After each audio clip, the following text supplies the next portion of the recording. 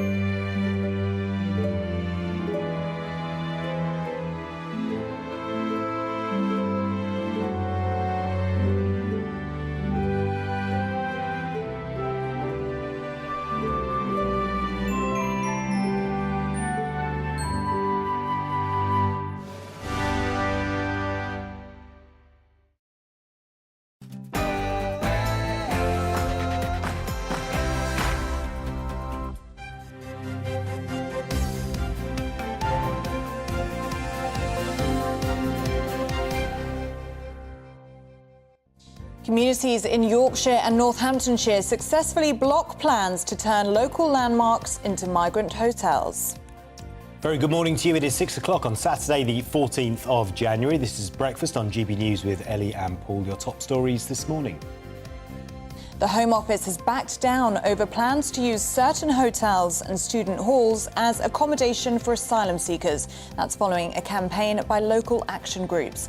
But further protests are planned as the migrant crisis continues to divide communities. Rishi Sunak may have been all smiles when he met Nicola Sturgeon earlier this week, but the PM is preparing to block Scottish legislation over gender recognition.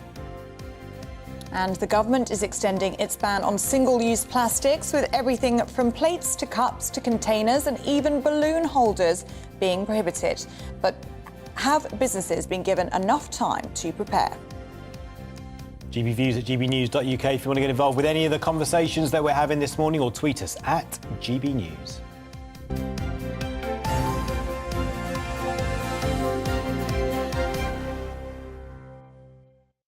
Now to our top story, and a protest is being held in Hull today over concerns that unsuitable sites are being used by the government to house migrants.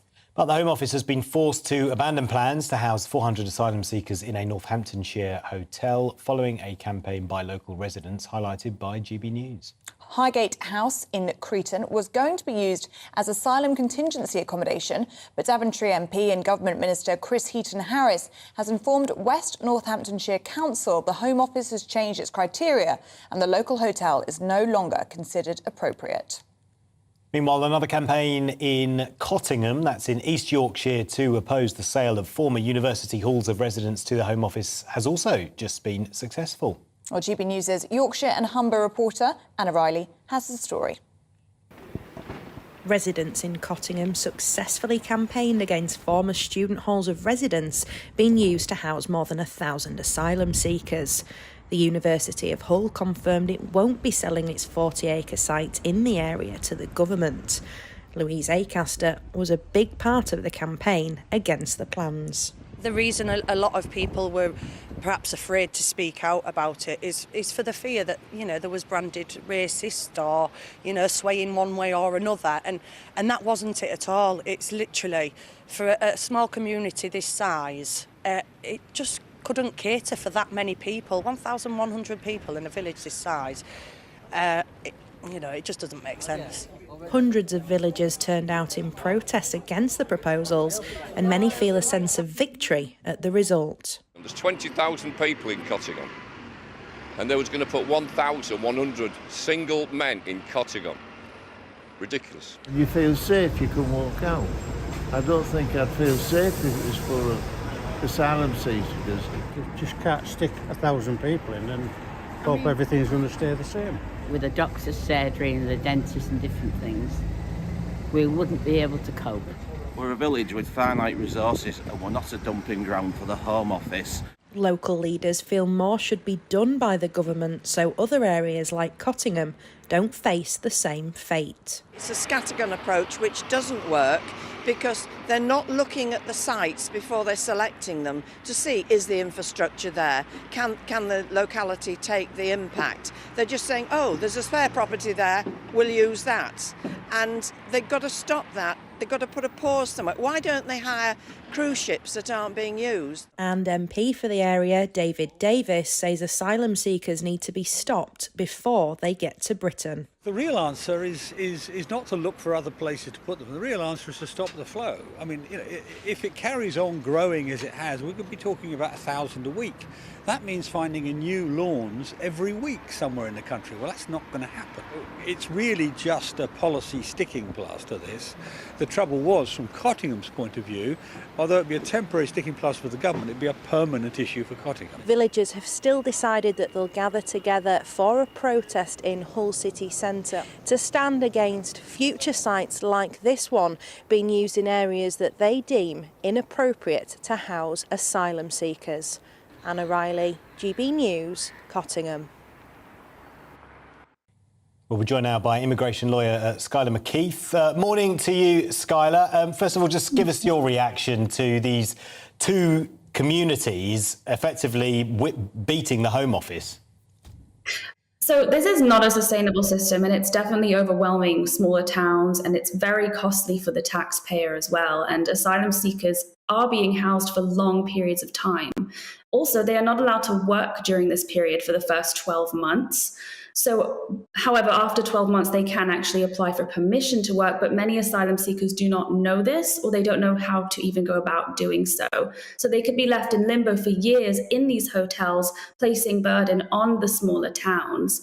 And there are many being housed in business-type hotels as well, which is very costly and completely inappropriate, to be honest. The Prime Minister does plan to increase the number of Home Office caseworkers to process these claims, but there are currently not enough caseworkers to process the claims in a timely manner, which is why it's taking so long. So that results in a very high cost for the taxpayers. I mean, the whole system is... Sorry, Skylar, to interrupt you. The whole system is a bit of a mess, quite frankly. And as we just heard from Anna Riley there, the problem is that many of these migrant hotels, as you just alluded to as well, they're just not suitable, are they? What are the specific requirements that need to be met or should be met? So there are actually some hotels that are not even up to par with fire regulations. And asylum seekers, the laws to house the asylum seekers is asylum seekers who urgently need accommodation before their support applications have been assessed are housed in initial accommodation for 3 to 4 weeks. Now, destitute asylum applicants who have been accepted as eligible for support from the Home Office are housed in regions throughout the UK on a no-choice basis as to where they go. Now, there are some exceptions to that, where an asylum seeker can establish that it's not reasonable to disperse them out of London, for example, and the southeast of England to other parts of the UK. For example, if they're too ill to travel due to pregnancy, or if it will interfere with the welfare of a child. Now, these dispersed asylum applicants also receive a weekly subsistence allowance. But the High Court actually recently ordered the Home Secretary to immediately increase the weekly support payments to asylum seekers. So it's a very costly system, and To claim asylum in the UK, a person must be physically in the UK and they must have left their country and be unable to go back because they fear persecution. Now, what asylum seekers will do is they'll register their claims at an initial screening at the UK border if they claim asylum as soon as they arrive. And the claim will be processed and assessed by the Home Office's Immigration and Protection Directorate. So the accommodation part of the system is overseen by a different part of the Home Office. And is there a long-term solution? Well, the government needs to either hire more Home Office workers, which they have stated that they intend to be able to fast-track these asylum applications, or they need to reduce the amount of asylum seekers coming in. And really that is what they need to do, because many of these hotels are full of asylum seekers, also from Albania, for example, which is known as a safe country. But we do not know the personal circumstances of each asylum seeker, but overall, it is a designated safe country, and there are many individuals from Albania, for example. The Home Office say that they've recruited 1,000 people to try and speed up the application process, which at the moment averages 15 months. Although I know, and I'm sure you've met asylum seekers that have been waiting for years to have their applications processed. Does that give you any hope that they're going to speed up the application process, given that they don't seem to be able to stop people coming into the country at the moment? Although, of course, we do have to see whether how the Rwanda migration plan will play out. Yeah, well, we will see. I have been in touch with people that have been in these hotels for a very long time, and they haven't even had their initial interviews. And they don't even know that they can apply for permission to work after 12 months. They don't have any information. The Home Office is not providing them with any information. So they're very confused. They don't know what to do. And it's just an unsustainable system. Just one more question. Often, we've been seeing pictures of the hotel that was intended to be used in Northamptonshire. It was a 17th century building, 87 ensuite bedrooms. Often the media couches these hotels in terms of being luxurious. Do the migrants or the asylum seekers that you speak to, your clients, do they feel like they're being housed in great accommodation? How do they perceive it to be luxurious?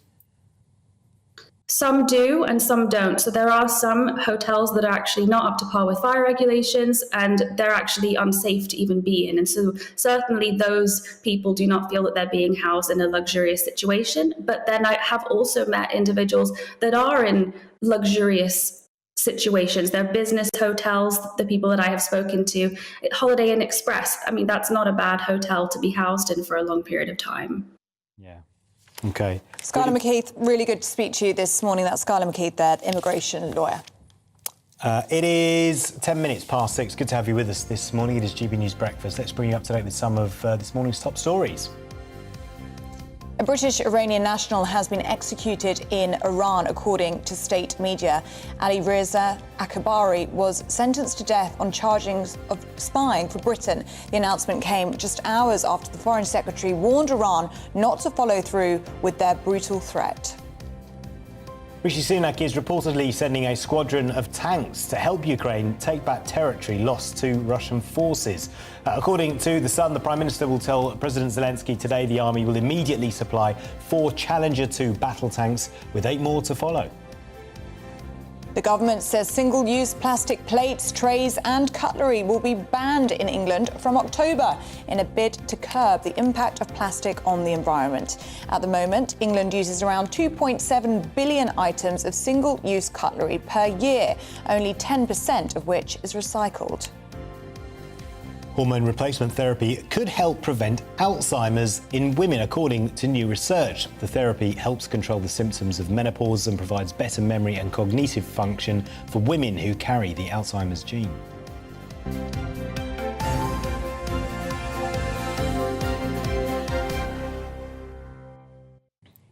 Ambulance workers have written to Rishi Sunak accusing his government of demonising them in order to justify new anti-strike legislation. This follows on from Wednesday's strike by 10,000 staff from 9 ambulance services across England and Wales. Well, the letter stated that workers were appalled at some of the statements by ministers, painting them as uncaring, which could be nothing further from the truth, they say. in addition to this, number 10 said any money spent on NHS pay rises would have to come from the existing health budget. Well, let's get some reaction now from political commentator Lettice Bromowski. Really good to have you in the studio with us. Good morning. So first of all, your reaction to this letter, because it comes off the back of those comments from Grant Shapps, which were widely condemned earlier on this week. Also comments from Health Secretary Steve Barclay. Do they have a point? So I think to use the term demonising is a bit of hyperbole here. If we look particularly in the public, the health workers who are going on strike have such greater sympathy amongst the public than any other industry that we're seeing at the moment. But there is a sort of harsh reality here whereby if you are going to go on strike, those services that are already so stretched when they're potentially at full capacity, now you cut them down by about 2/3 and try and still say that this is the minimum service requirement, things are going to go wrong and people's lives are potentially going to be lost from that. And so when we have ambulance strikes happening on the 23rd of January this month, we've got nurses going out for 2 days this coming week, there does have to be a bit of reality check. And although Grant Shapps 100% was clearly ill-advised in the comments that he made directly comparing nurses and ambulance staff, because there in no way is this a blame game that we should be getting ourselves into. There is the harsh reality that striking may lead to excess deaths. Yeah, that's the key word, isn't it? May. It may do. It may happen, but it hasn't happened yet. And there were pictures that we saw during the week. I don't know where the picket line was, but ambulance workers were on the picket line and they abandoned it to jump in an ambulance and then drive to help a child. Exactly, which is so important that we are seeing these things. And quite frankly, ambulance staff, medics, as Steve Barclay, the Health Secretary, came out and said that they do deserve a bit of a higher pay rise than what they've been given so far. So far for 2022-23, it was £1,400. And think about the emotional turmoil that they must go through every day in the backs of those ambulances, saving people's lives, constantly back and forth, shuttling people to hospital. It must be incredibly draining, and we do put a lot of pressure on them, and they do deserve a better pay rise than what they've been given. Yeah. Do you think one of the motivations for writing this letter is, we've seen it with the nurses' strike, we've seen it with the ambulance strikes as well. A lot of it is this moral dilemma, I think, that some of them, speaking to nurses, they certainly feel it, where it is a vocation, where they know they haven't entered into it for money, and their job is to care for people. So for them to strike in itself feels like they're almost going against what they're there to do. Yeah, exactly. And I think the letter definitely comes from a place of anger of, how can the nurses be saying that they've done it so right just because we potentially did it in a different way, to try and turn these two sectors working in the same tough industry against each other is a bit of a shift. But one thing I thought was particularly interesting, we saw on the front page of the iPaper today that Wes Streeting actually has come out and said, essentially the NHS needs reform. Yes, he's talking much more about GP practices and how we operate in getting appointments there, but I think we're now having a double-pronged approach, if you may, from Conservatives and Labour, that something's not working. These strikes are ongoing and pay rises may be coming down the line, the negotiations may be going on, but something's clearly not working. We have 1.7 million people on waiting lists. We're hemorrhaging nurses, 40,000 nurses left in 2021. And if now both Labour and Conservatives are seeing this, hopefully we might actually be able to see some change. Yeah, and speaking of Labour, just to change topics, but kind of related, Sir Keir Starmer has been in Belfast. Essentially, he gave a speech in which he was talking pretty much to the government, let's be honest, and saying to Rishi Sunak, look, you need to take on the ERG in your own party when it comes to resolving the Northern Ireland Protocol. Yes, no, exactly. I watched that speech, actually, and it was, it was a very politician speech, I'll say. He said a lot about wanting a solution for the Northern Ireland Protocol, but he didn't say much about what they were going to do. He sort of put the pressure on Rishi and said, I'll support you. If you get a legislation that you want to put through, a new bill, I'll support you. But I don't think that Rishi would turn his back on his own MPs right now. I don't think that's the move that he wants to be making as we head into local elections this year and a general election coming up very soon.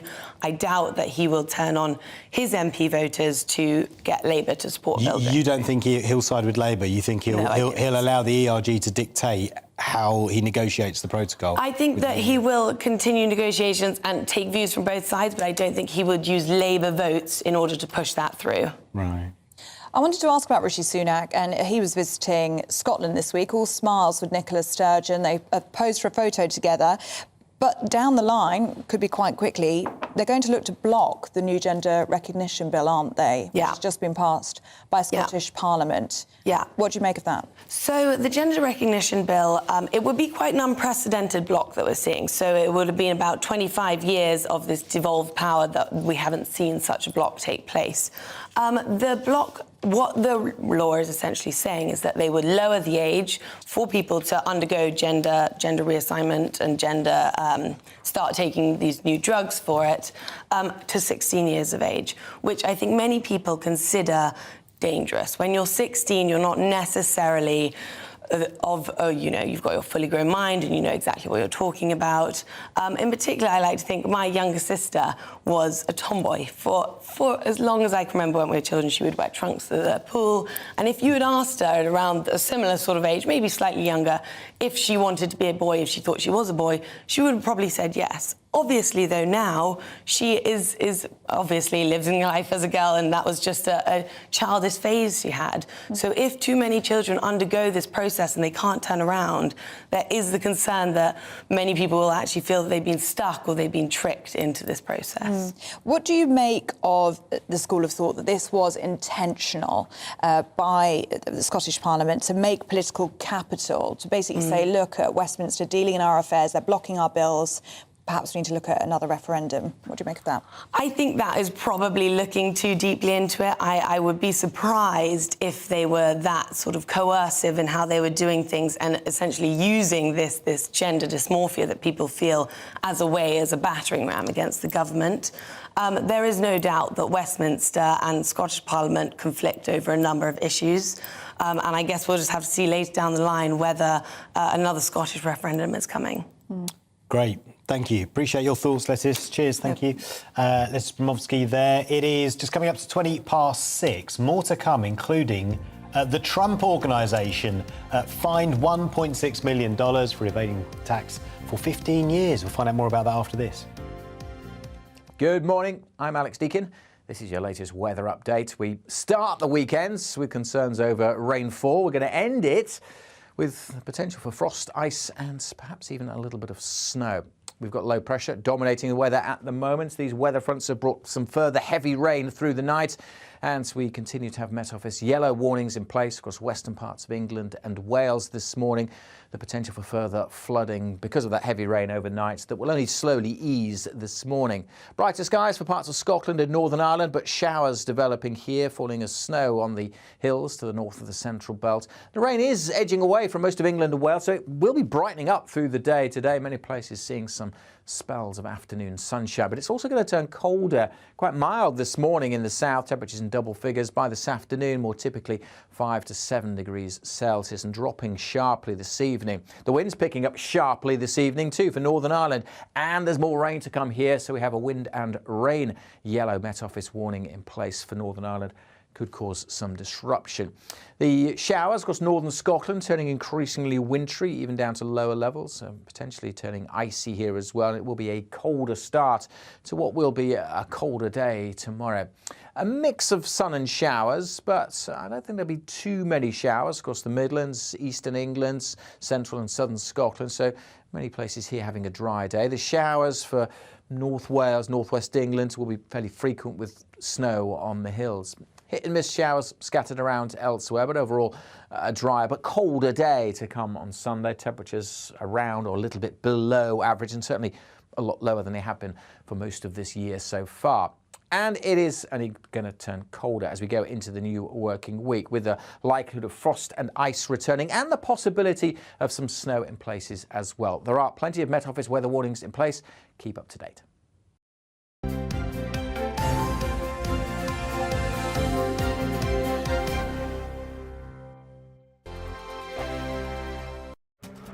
This year on GB News, we've got brand new members in the family. Join us. Across the entire United Kingdom, we cover the issues that matter to you. GB News will always stay honest, balanced and fair. We want to hear whatever is on your mind. And we don't talk down to you. The establishment had their chance. Now we're here to represent you. Britain's watching. Come join us on GB News, the People's Channel. Britain's news channel. Monday to Thursday, 9 p.m. till 11 p.m. Join me, Dan Wootton. I'll bring you the sharpest takes and hottest debates. Do you not believe in prison? I don't believe in prisons. I'm completely stunned. I guarantee you there'll be no spin, no bias, no censorship. I actually was personally quite offended by it. And no reason to go to bed. So I guess they've always been quite woke. That's Dan Wootton tonight on TV, radio and online. Monday to Thursday from 9 p.m. till 11 p.m. on GB News. The People's Channel, Britain's news channel. We are GB News, and we'd like to say thank you to each and every one of you for bringing us your conversations, for helping our great nation find its voice. We are here for you on radio, television, and online, across England, Scotland, Wales, and Northern Ireland. It's not the BBC, you actually get your facts right. We are proud to be GB News, the People's Channel, Britain's news channel. I'm Mark White. As GB News Home and Security Editor, I cover those key issues that are so important to you. Our authorities, our communities doing all they can to combat violent crime. With the public services under unbearable strain, why are we still failing to control our borders? Defence, the first priority of any government, has been continually hollowed out. Can we trust our politicians to protect the armed forces? Join me, Mark White, on GB News.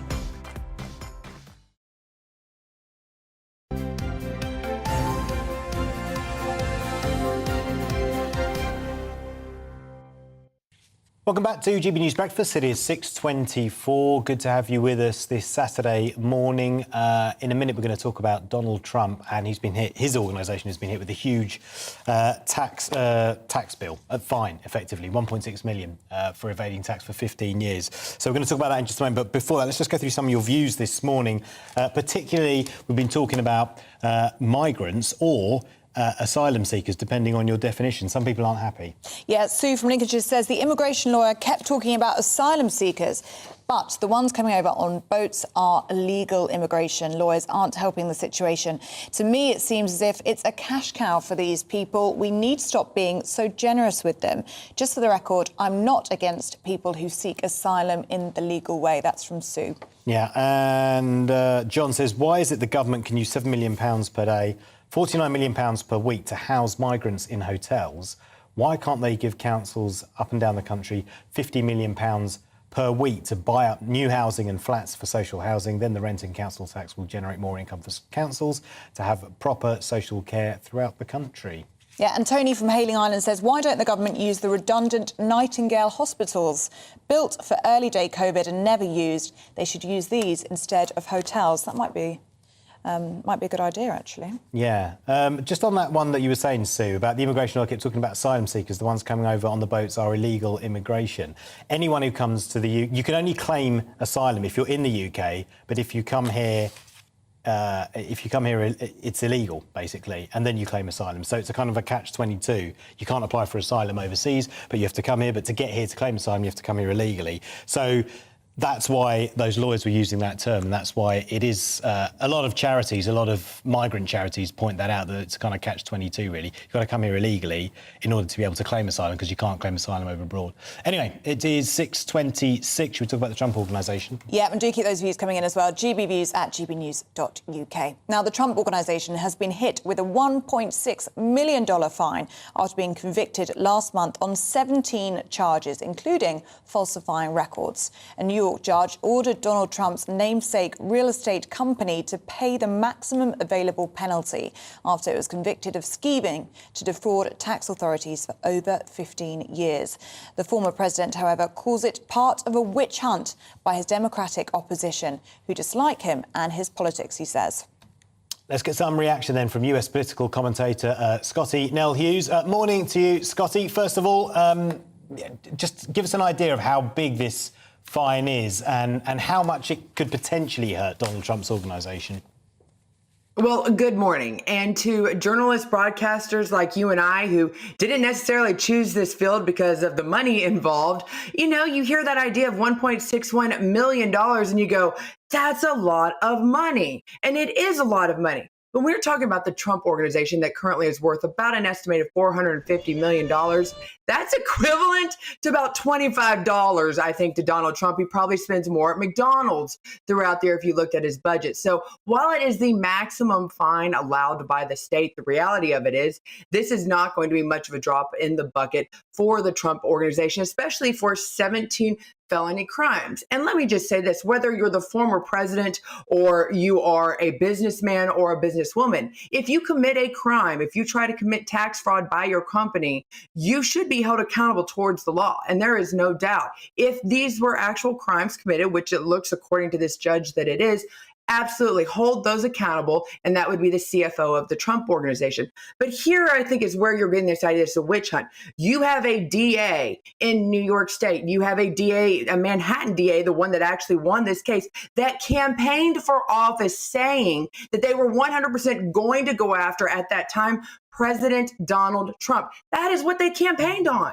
That was their whole campaign. And because of the liberal state that New York is, they got elected for it. So if that makes it look a little bit more suspicious and what gives a little bit more gravitas to this idea that this was targeted at the Trump organization and this is targeted to go through. And even though Donald Trump was named multiple times in the cases, he himself was never actually cited, sourced, or actually brought up for conviction himself, which shows that while their goal is to put him in handcuffs, their ultimate goal, they didn't win with it this time.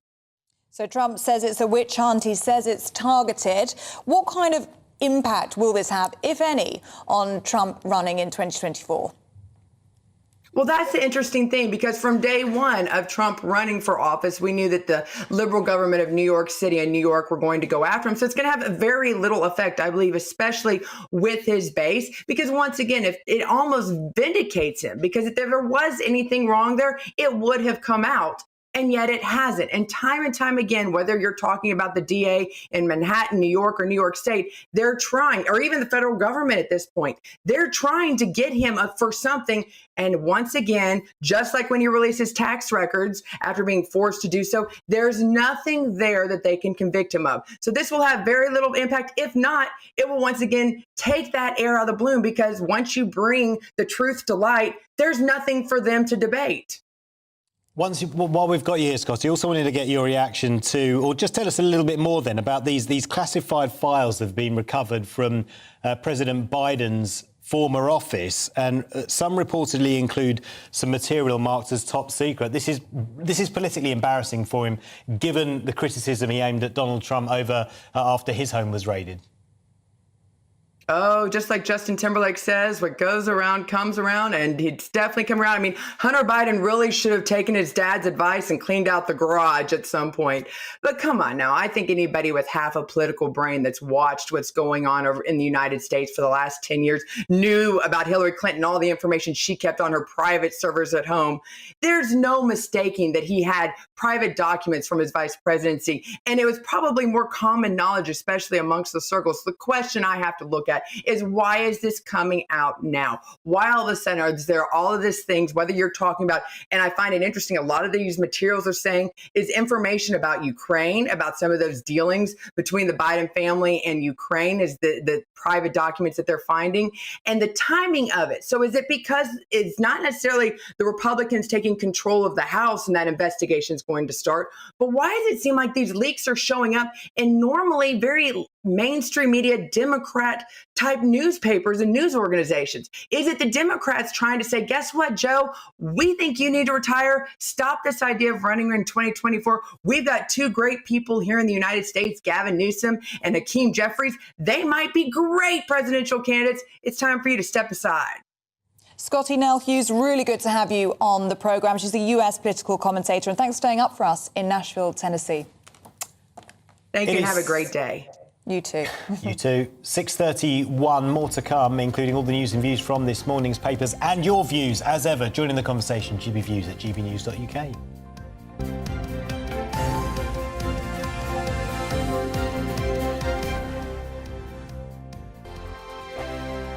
Monday to Thursday nights on GB News. At 6, it's Deebs & Co. 7 o'clock, Farage. At 8, join Mark Stein. And at 9, Dan Wootton Tonight, followed by Headliners. On TV, radio and online. This is GB News. We are GB News, the People's Channel. Why not take us home with you by visiting the GB News shop at gbnews.store. You'll find all the official merchandise, a really good present actually for yourself, your friends or your family. We ship across the UK mainland at no extra cost. GB News, the People's Channel.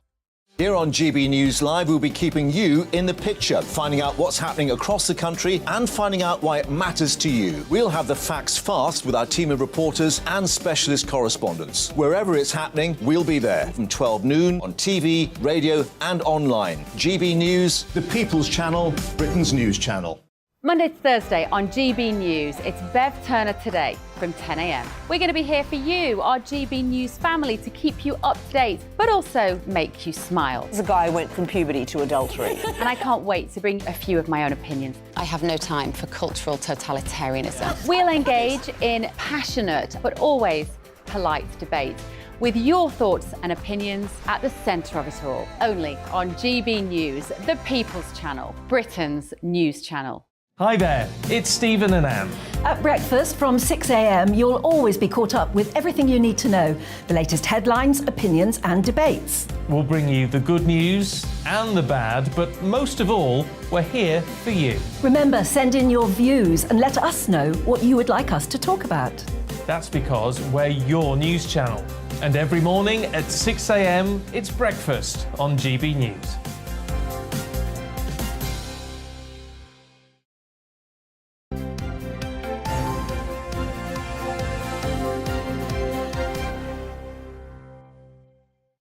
Welcome back. The time has just gone 6:34. You are watching and listening to Breakfast with Ellie and Paul.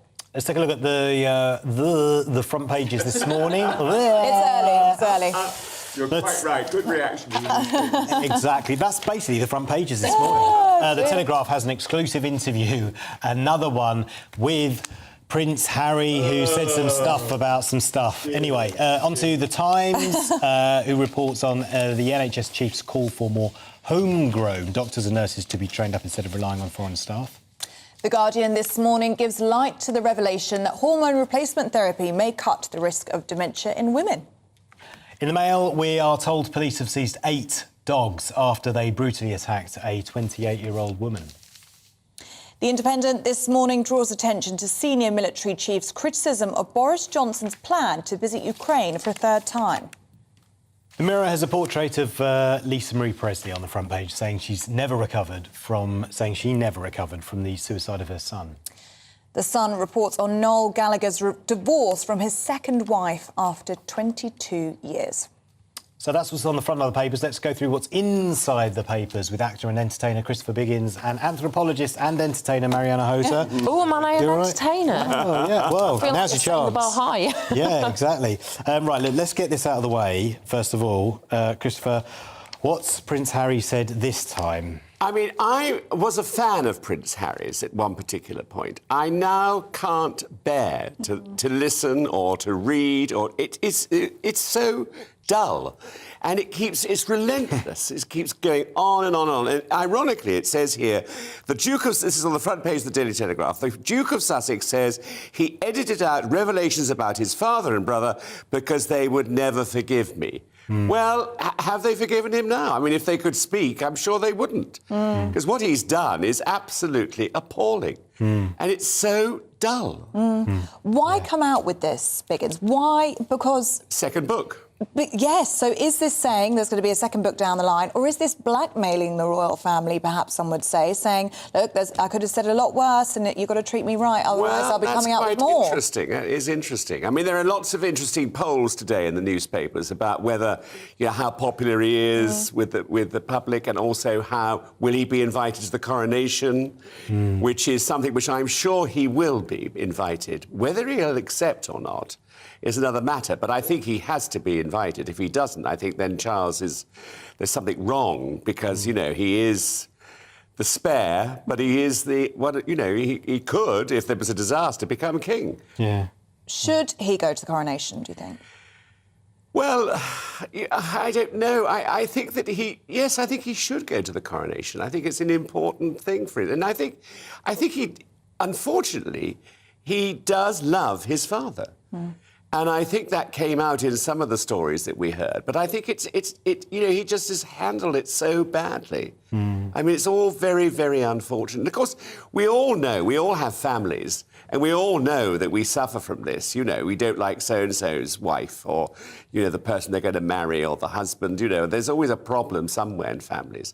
But I think none of us, well, of course, we're not in the position to air our dirty laundry in public. No one's interested. I've luckily managed to avoid some of this because I was at the World Cup in Qatar, which was great, if only for that reason. Yes. But have the tabloids actually had the headline "Dirty Harry, Prince, Badmouth Family"? Have they missed that one? Oh, I'm sure they have. They have. There must have been a Dirty Harry headline. There must be. Marianne, do you want to talk about Prince Harry or not? Do you know what? The Or are only you thing tired I'd of it all? say is, well, I'm tired of...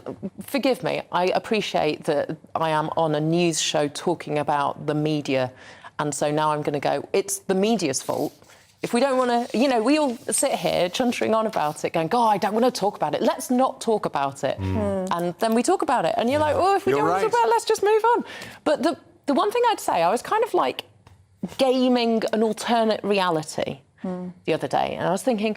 There's an alternate universe in which this was celebrated as a fresh start for the monarchy, as an opportunity. Finally, he's been sort of unbridled. He can tell the truth. He can tell those stories about a family that we've always been fascinated by, who have all the same dramas that all our families have, but they're normally kept behind closed doors. And actually, what a breath of fresh air that this normalises them as a family. This gives us all an opportunity to perhaps be a bit more understanding and go, God, they are massively rich, they're massively privileged, but they have additional and very odd circumstances that are hard to live with because they are so constrained about what they can and can't do. They can't be themselves. They can't be free. But would you like it if someone in the Ahota family gave an interview and kind of aired all your family linen in public? No, of course not. And you have to compare it as well with the kind of the debacle around Meghan and her family and her dad and sister coming out with all those scurrilous sort of press interviews and all that stuff, making money and causing incredible suffering to a member of their family. And not going to the wedding, like her father didn't. And I think it's probably a bit disingenuous to say he's just doing it for money, because there's lots of other ways that Harry and Meghan can make money. He doesn't have to flog a book. He's not kind of on his last, penny, loaf or whatever. This will have made a lot of money. I think it sold 2 million copies on the first day. I think he made 20 like million or something. 20 million for the 4 books, yes. 4 books, yeah. Yes, so we've had one to... Yeah, exactly, yes. So, I don't know.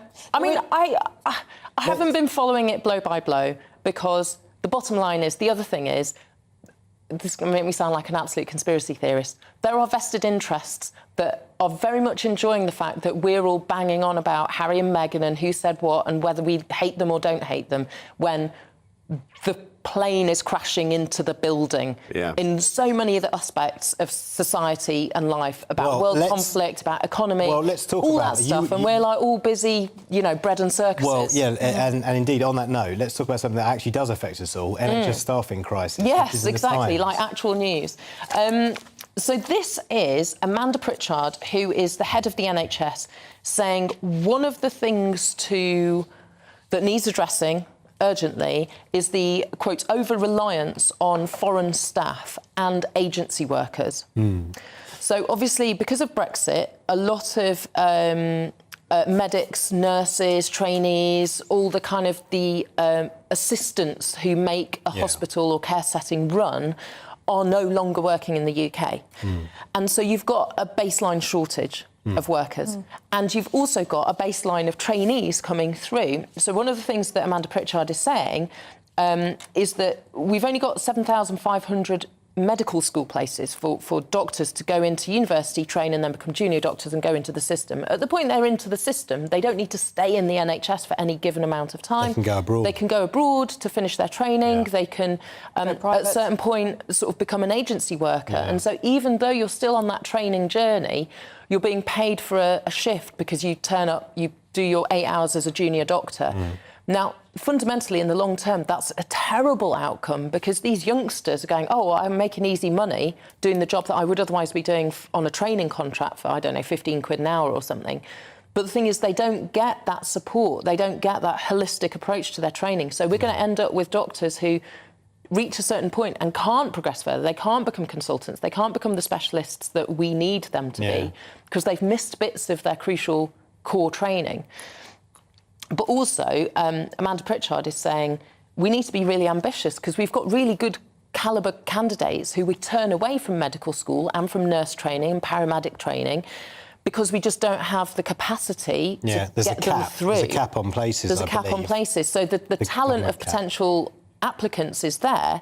We just don't have the training capacity. And if we actually invest in that, then we follow through the system and we get more capacity within the NHS as a whole.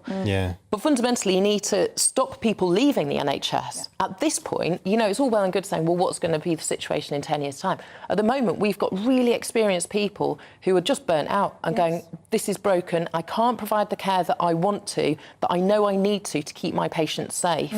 So I'm out. I'm going to go and run a cafe. And that's an immediate thing to resolve. And you can't blame them. Yeah, and many people can't blame them. It's horrific. It's horrific. It is. But obviously, that's part of a long-term plan. 5 years till you qualify as a junior, 7 years till you're fully qualified, and then you're still not completely experienced. It's not going to sort things out now, is it? No, it's not. That's the problem. I mean, you've got to look to the future. And I think this is the problem with the NHS, is the administration. You know, there are sides to that just aren't working. And I think that's where we're wasting a lot of money. Yeah. Christopher, let's go to you, shall we? In the Mirror, very sad news, isn't it? Lisa Marie Presley dying at just 54 years old. She's on the front of the Mirror. Tragic, absolutely tragic. I have to say, you know, everyone knows her mother somehow. That's because perhaps that's my generation. I'm not really too familiar with her, and I was appalled today to read that she was a mother of 4 and her, of course, son committed suicide at the age of 27, and I think she's never really recovered from that 2 years ago. And she was at the Golden Globes the other day with her mother, looking fantastic. Tuesday, yes, exactly. And she looked fantastic. And, you know, you never know, of course, what's happening to people. But I think she was heartbroken by the death of her son, and I think that's a lot to do with it. As it turns out, and it is awful. And it's that the old adage too, of she has so much money.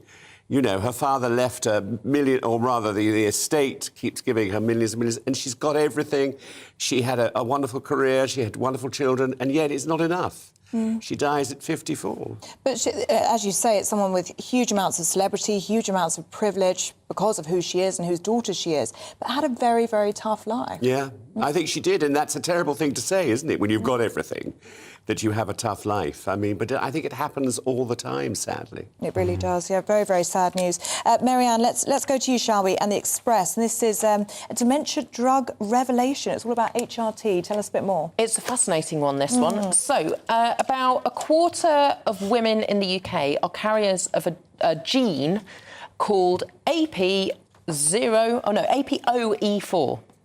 Doesn't really matter. That's just the name of the gene for researchers.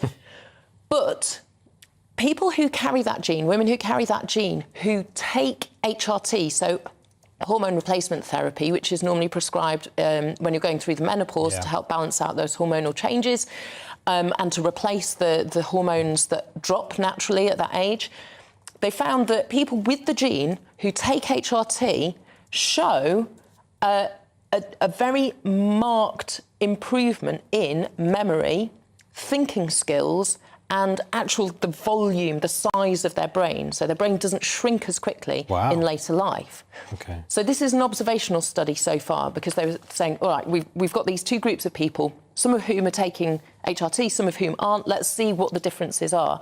And they've gone, whoa, the differences are pretty staggering. So now the question is, should we start prescribing HRT to women as a dementia-preventing drug rather than just as a side effect of HRT for menopause symptoms? Right. So please... Give it to them anyway, even if they don't need it, possibly. Well, because they need it to prevent dementia. Sorry, for dementia, but not for the menopause. Even if they're dealing with the menopause symptoms perfectly well, or they've gone through those. Right. So a plea, obviously, to people listening to this, don't go off and suddenly take HRT thinking that it's going to save your brain. This applies only at the moment to people who carry this gene, which you wouldn't necessarily know that you carry, and also this is an observational study. It's like the early stages of the research, but it has a great level of promise because we don't have that many drugs that effectively prevent Alzheimer's or dementia, and lots of people have very personal experience, direct experience of how tragic that disease and the course of that disease can be for individuals and for their whole families. So, yeah, it's exciting. Is that just for women, though? That's... Yes. Not men? No. At the moment, although obviously this is just one gene study looking for connections, there's lots of other genes being researched. I think this is going to be the basis for lots more potential research, lots more leads, lots more hope. It's quite exciting. In the future, yeah. No, like you say, Marianne, I think any good news on dementia or Alzheimer's is just wonderful. It's just especially with worst. the ageing population. Yeah, it's just the worst And we're all disease. getting there. I mean, the Times one explains through, she was married to so-and-so. She lived in that house on the corner of the road. We to get to a name. I mean, the games are extraordinary. Do you play? No, you're too young to play those games. I play them all the time. What's this? What game is this? Well, you're trying to play it, but I don't know. Well, you're trying to find someone's name, and you say she was married to so-and-so. And then she you're trying to use the scaffolding of other things to remember. Exactly, yes. Oh, yeah. And eventually, 4 or 5 hours later, you get it. Well, to be fair, though, Christopher, that's actually a really good technique because we all use those techniques to retrieve memories. So the more you do that, the more you're actually helping your brain stay plastic and find different ways of retrieving the information you want. So don't feel bad about it. Oh, right. Be like, yes, I'm solution-orientated. I'm connecting the dots. With what's his face? Exactly. The thingy with the... He reads the news with that the one pretty whose girl. daughter got married at the hall, 7 years ago. Yeah, exactly. He had a sherry. That's it. Marianne, Christopher, that's it, I'm afraid. You're with us throughout the programme, aren't you? So yes, we'll get you back on. Yeah, brilliant. Thank you so much. It is 6:49. Let's talk about those like little plastic knives and forks and things like that, and little bowls and plates that you get when you're out and you're having picnics and stuff, because a host of those sorts of things and other items are set to be banned in England from October, the government has said. Yes, department officials said that England uses around 2.7 billion items of single-use cutlery per year, with only 10% being recycled. Well, here with his view on the proposed legislation is Senior Lecturer in Natural Sciences at Bangor University, Dr Christian Dunn, and friend of the programme, may I add. And Dr Christian Dunn, your reaction then to this ban? It's fantastic. Absolutely fantastic. Brilliant step forward. Of course, we could have done this years ago, and perhaps we should have done it years ago. And moving forward, perhaps we should be doing a lot more. But let's take stock and just give ourselves thanks for all the work that loads of individuals, loads of campaigners have done to keep this single-use plastic issue at the heart of so much political debate and public debate as well. And I think that everybody that has been involved in such campaigns should see this as a huge success. So well done. It's great. Yeah, it does sound great. I've just got one slight niggly thing, though. I mean, at the moment, you don't get plastic straws, do you, anymore? You tend to get paper and cardboard straws, but they're not very good, especially when you're trying to put them into a little cardboard, like a cardboard orange juice or something for your child, and you're trying to get it in, but it won't go. Just can they sort that out, please? I don't have one niggly thing. I have many niggly things when it comes to this legislation. As I said, it's great, but there's loads of caveats. For example, it doesn't include food that is already made. So, for example, you'll still be able to go into a supermarket and your sandwich that you might buy will still be in a plastic container. That's still allowed. There's so many things which aren't right about this legislation, which need improving. And also we have to, as you've mentioned there, as a classic example there, what we must be careful we don't do is throw the baby out with the bathwater. Single-use plastic for various items such as plastic for food packaging can be bad. But what we don't want to do is instantly and quickly replace it with something which is also has negative effects on the environment or people's health as well. So we do have to be careful. So there's lots of niggly things with this, but it is still a good step forward. Christian, take us through the science then, will you? So why is this so important that this ban comes into place? It does take so long for plastic to break down, doesn't it? Indeed, yeah. I mean, I think the figures which the government are using at the present time are something like 200 years for a plastic fork to break down.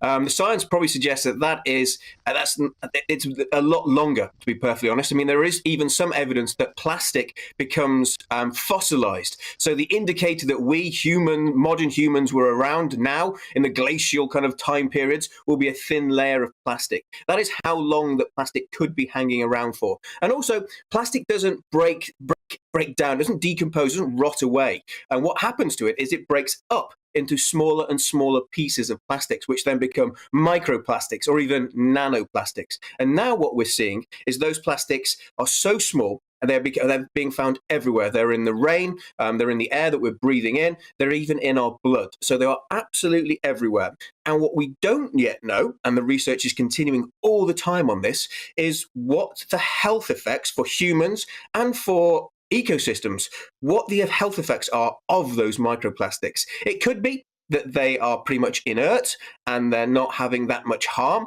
But it could be that plastic turns out to be the tobacco or the lead of the 21st century. And actually a product which we thought was fantastic is actually doing us harm. We don't yet know that, and more research needs to be done. But we do know certain factors, such as bits of plastic floating around in the ocean act as a vector or a kind of like a mobile home for viruses and bacteria. And those viruses and bacteria can be harmful in certain situations.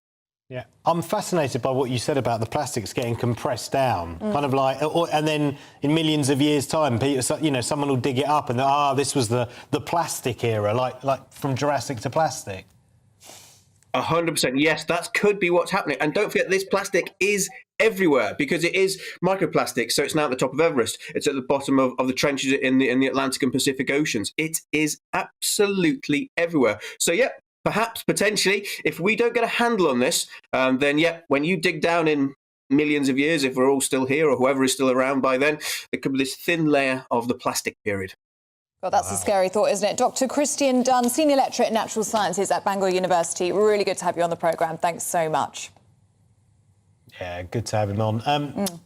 So that would be a film like Jurassic Park, Plastic Park. It wouldn't. I don't know how that would work. Let's think about that. Do something with that for sure. Yes. Do let us know what you make of that story. Any of the stories we're talking about today. gbviews@gbnews.uk. We are talking about neighbours later. So tell us, do you have good relations with your neighbours?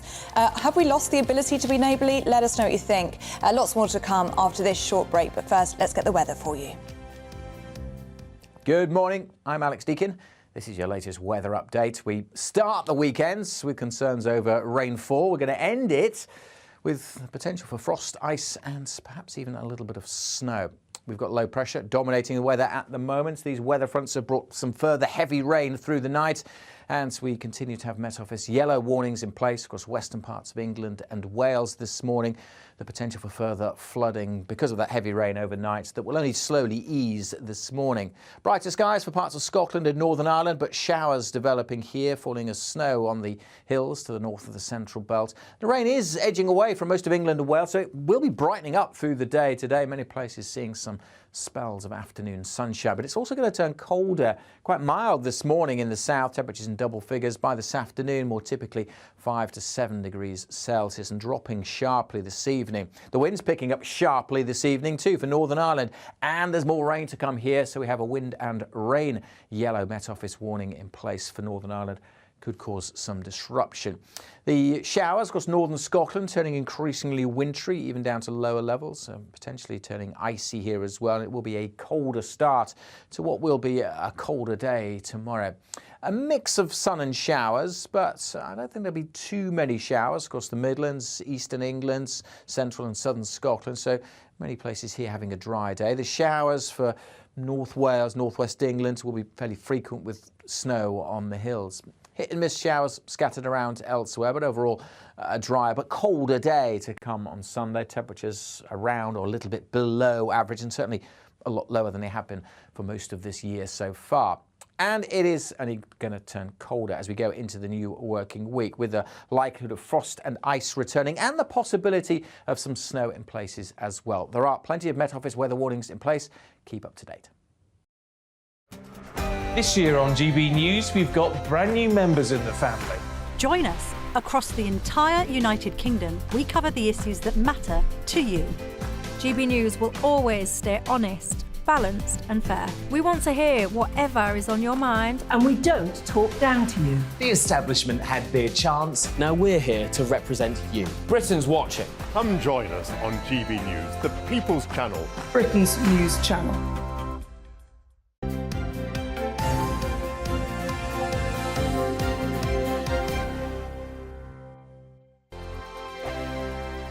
Every morning from 6 o'clock, we'll wake you up with GB News Breakfast with all the stories you didn't know from the night before. So whether it's serious news, entertainment, or your own views from all over our great nation, we're here to kick off your day with a smile. The national media should be reflecting and reporting what's happening here. You will notice the northwestern accents. Whether you're with us on TV, radio, or online, every morning, it's breakfast from 6 a.m. Hope you can join us. We are GB News, right across the nation. You can get us on television, on radio, on digital. We're absolutely everywhere. Amazing! You see, amazing! You remind me of me in the European Parliament. But here's the most important bit. We are not part of the mainstream establishment. We think and speak just like you do. We are the People's Channel. Magnificent. That's really, really thoughtful. Come and join us on GB News, the People's News Channel. My name's Tom Harwood, and join me 9:30 a.m. every weekday for The Briefing, your one-stop shop for everything you need to know about what's going on in politics today. I wonder if this is a deal that might need to be like the biscuits in this factory, twice baked. Is there not an opportunity here to win out against the extremes? Tom Harwood, GB News. What are you going to do about it? Things should have been done differently, and they certainly are being done differently. Don't miss it. The Briefing with me, Tom Harwood, 9:30 Monday to Friday on GB News. Join me, Nana Akue, Saturday and Sunday afternoons on GB News. Expect fiery debate and passionate discussion as me and my panel tackle some of the biggest topics hitting the headlines. It's a place for everyone's opinion. No one gets cancelled, but no one gets an easy ride. Oh, she's on it today! Be ready for conversations that are fierce, frank, and of course, fun. Every Saturday and Sunday afternoon from 4 p.m. on GB News, the People's Channel.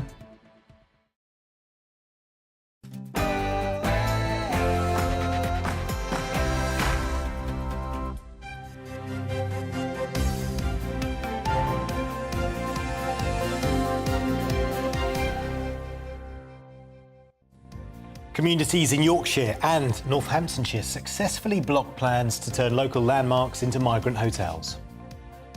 Good morning, it's 7 o'clock on Saturday, the 14th of January. This is Breakfast on GB News with Ellie Costello and Paul Hawkins. Here are your top stories this morning.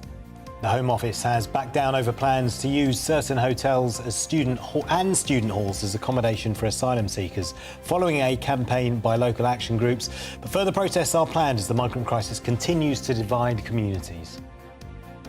Rishi Sunak may have been all smiles when he met Nicola Sturgeon earlier this week, but the Prime Minister is preparing to block Scottish legislation over gender recognition. And the government is extending its ban on single-use plastics, with everything from plates and cups to containers and even balloon holders being banned. But have businesses been given enough time to prepare?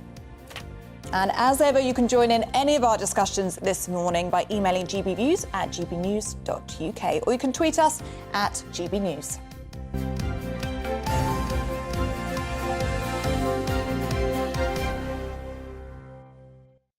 Now, a protest is being held in Hull today over concerns that unsuitable sites are being used by the government to house migrants. But the Home Office has been forced to abandon plans to house 400 asylum seekers in a Northamptonshire hotel following a campaign by local residents highlighted by GB News. Yes, Highgate House in Cretan was going to be used as asylum contingency accommodation, but Daventry MP and Government Minister Chris Heaton-Harris has informed West Northamptonshire Council that the Home Office has changed its criteria and the local hotel is no longer considered appropriate. Another campaign in Cottingham in East Yorkshire to oppose the sale of former university halls of residence to the Home Office has also been successful. Well, GB News' Yorkshire and Humber reporter Anna Riley has the story. Residents in Cottingham successfully campaigned against former student halls of residence being used to house more than 1,000 asylum seekers. The University of Hull confirmed it won't be selling its 40-acre site in the area to the government. Louise Acaster was a big part of the campaign against the plans. The reason a lot of people were perhaps afraid to speak out about it is for the fear that, there was branded racist or, swaying one way or another. And that wasn't it at all. It's literally, for a small community this size, it just couldn't cater for that many people. 1,100 people in a village this size, it just doesn't make sense. Hundreds of villagers turned out in protest against the proposals, and many feel a sense of victory at the result. There's 20,000 people in Cottingham, and they was going to put 1,100 single men in Cottingham. Ridiculous. You feel safe, you can walk out. I don't think I'd feel safe if it was full of asylum seekers. You just can't stick 1,000 people in and hope everything's going to stay the same. With the doctor's surgery and the dentist and different things, we wouldn't be able to cope. We're a village with finite resources and we're not a dumping ground for the Home Office. Local leaders feel more should be done by the government so other areas like Cottingham don't face the same fate. It's a scattergun approach which doesn't work because they're not looking at the sites before they're selecting them to see, is the infrastructure there? Can the locality take the impact? They're just saying, oh, there's a spare property there, we'll use that. And they've got to stop that. They've got to put a pause somewhere. Why don't they hire cruise ships that aren't being used? And MP for the area, David Davis, says asylum seekers need to be stopped before they get to Britain. The real answer is not to look for other places to put them. The real answer is to stop the flow. I mean, if it carries on growing as it has, we could be talking about 1,000 a week. That means finding a new lawns every week somewhere in the country. Well, that's not going to happen. It's really just a policy sticking plaster, this. The trouble was, from Cottingham's point of view, although it'd be a temporary sticking plaster for the government, it'd be a permanent issue for Cottingham. Villagers have still decided that they'll gather together for a protest in Hull city centre to stand against future sites like this one being used in areas that they deem inappropriate to house asylum seekers. Anna Riley, GB News, Cottingham. Well, we're joined now by former Chief Immigration Officer for the UK Border Force at Calais, Kevin Saunders. Morning to you, Kevin. First of all, your reaction to these two communities effectively telling the Home Office where to go. Good morning. Well, I mean, this is not good news for the Home Office. The Lords would have been an ideal site to put these illegal migrants. 1,000 people there. It would mean that we can put in our caseworking officers into a 1,000-bed unit and deal with the asylum claims much quicker than hotels with 20 or 30 people in. So this is not a good move for the Home Office. However, on the other hand, I can completely understand that the local people don't want the asylum seekers there. And of course, they've got a very powerful Conservative MP who doesn't want them there either. So there you go. I mean, it's politics, isn't it? Just to clarify, Kevin, you're saying that essentially that because they've got nowhere to put these asylum seekers now, it's going to slow down the application process even more. It would actually speed up the application process if they were able to house them in these facilities. Oh yes. If you can put a lot of people together in one unit, it is much easier for the caseworkers. The caseworkers can go to the unit rather than have the people go to the caseworkers. So this would have been an absolutely ideal place to put them. I mean, Kevin, as we just heard in that report from Ala Riley there, the problem is many of these migrant hotels simply aren't suitable, are they? What do you think should be the specific requirements that should be met for migrant hotels, for migrant accommodation? Well, I'm not quite sure what is meant by unsuitable. The local residents, and I would be the same. I mean, if I had 1,000 people coming into my village, I think I would probably be not happy. But the people have got to understand that we've got to be placing these illegal migrants somewhere until the government can sort out the channel. So these places are absolutely ideal. I mean, goodness, 1,000 people in one place, fantastic. We're seeing pictures now. I think it's a 17th century hotel. It looks quite nice. There's in that report as well, there were suggestions about using cruise ships in order to house migrants. Also, one of our viewers this morning suggested the Nightingale hospitals that were supposed to be used, obviously, during the COVID pandemic, not being used currently, saying it could be used to house migrants. What do you think the solution should be? Well, cruise ships is an option. I mean, the Scottish government are using cruise ships to house Ukrainian refugees, so that would work. I mean, I would go further. I would put the cruise ships in international waters in the Channel and not allow the asylum claims, which is a further step forward. But cruise ships would be an option, yes. And that would help with, you know, what you're saying about processing them quickly, having everybody in one place. That would be feasible on a cruise ship, wouldn't it? Oh yes, very feasible, very feasible. Yeah. Well, Kevin Saunders, really good to have you on the programme this morning. Thank you so much for your thoughts. It is 8 minutes past 7. Let's bring you up to date with some of this morning's other top stories. Then a British Iranian national has been executed in Iran, according to state media. Ali Reza Akbari was sentenced to death on charges of spying for Britain. The announcement came just hours after the Foreign Secretary warned Iran not to follow through with their brutal threat. Rishi Sunak is reportedly sending a squadron of tanks to help Ukraine take back territory lost to Russian forces. According to the Sun newspaper, the Prime Minister will tell President Zelensky today that the army will immediately supply 4 Challenger 2 battle tanks, with 8 more to follow. The government says single-use plastic plates, trays and cutlery will be banned in England from October in a bid to curb the impact of plastic on the environment.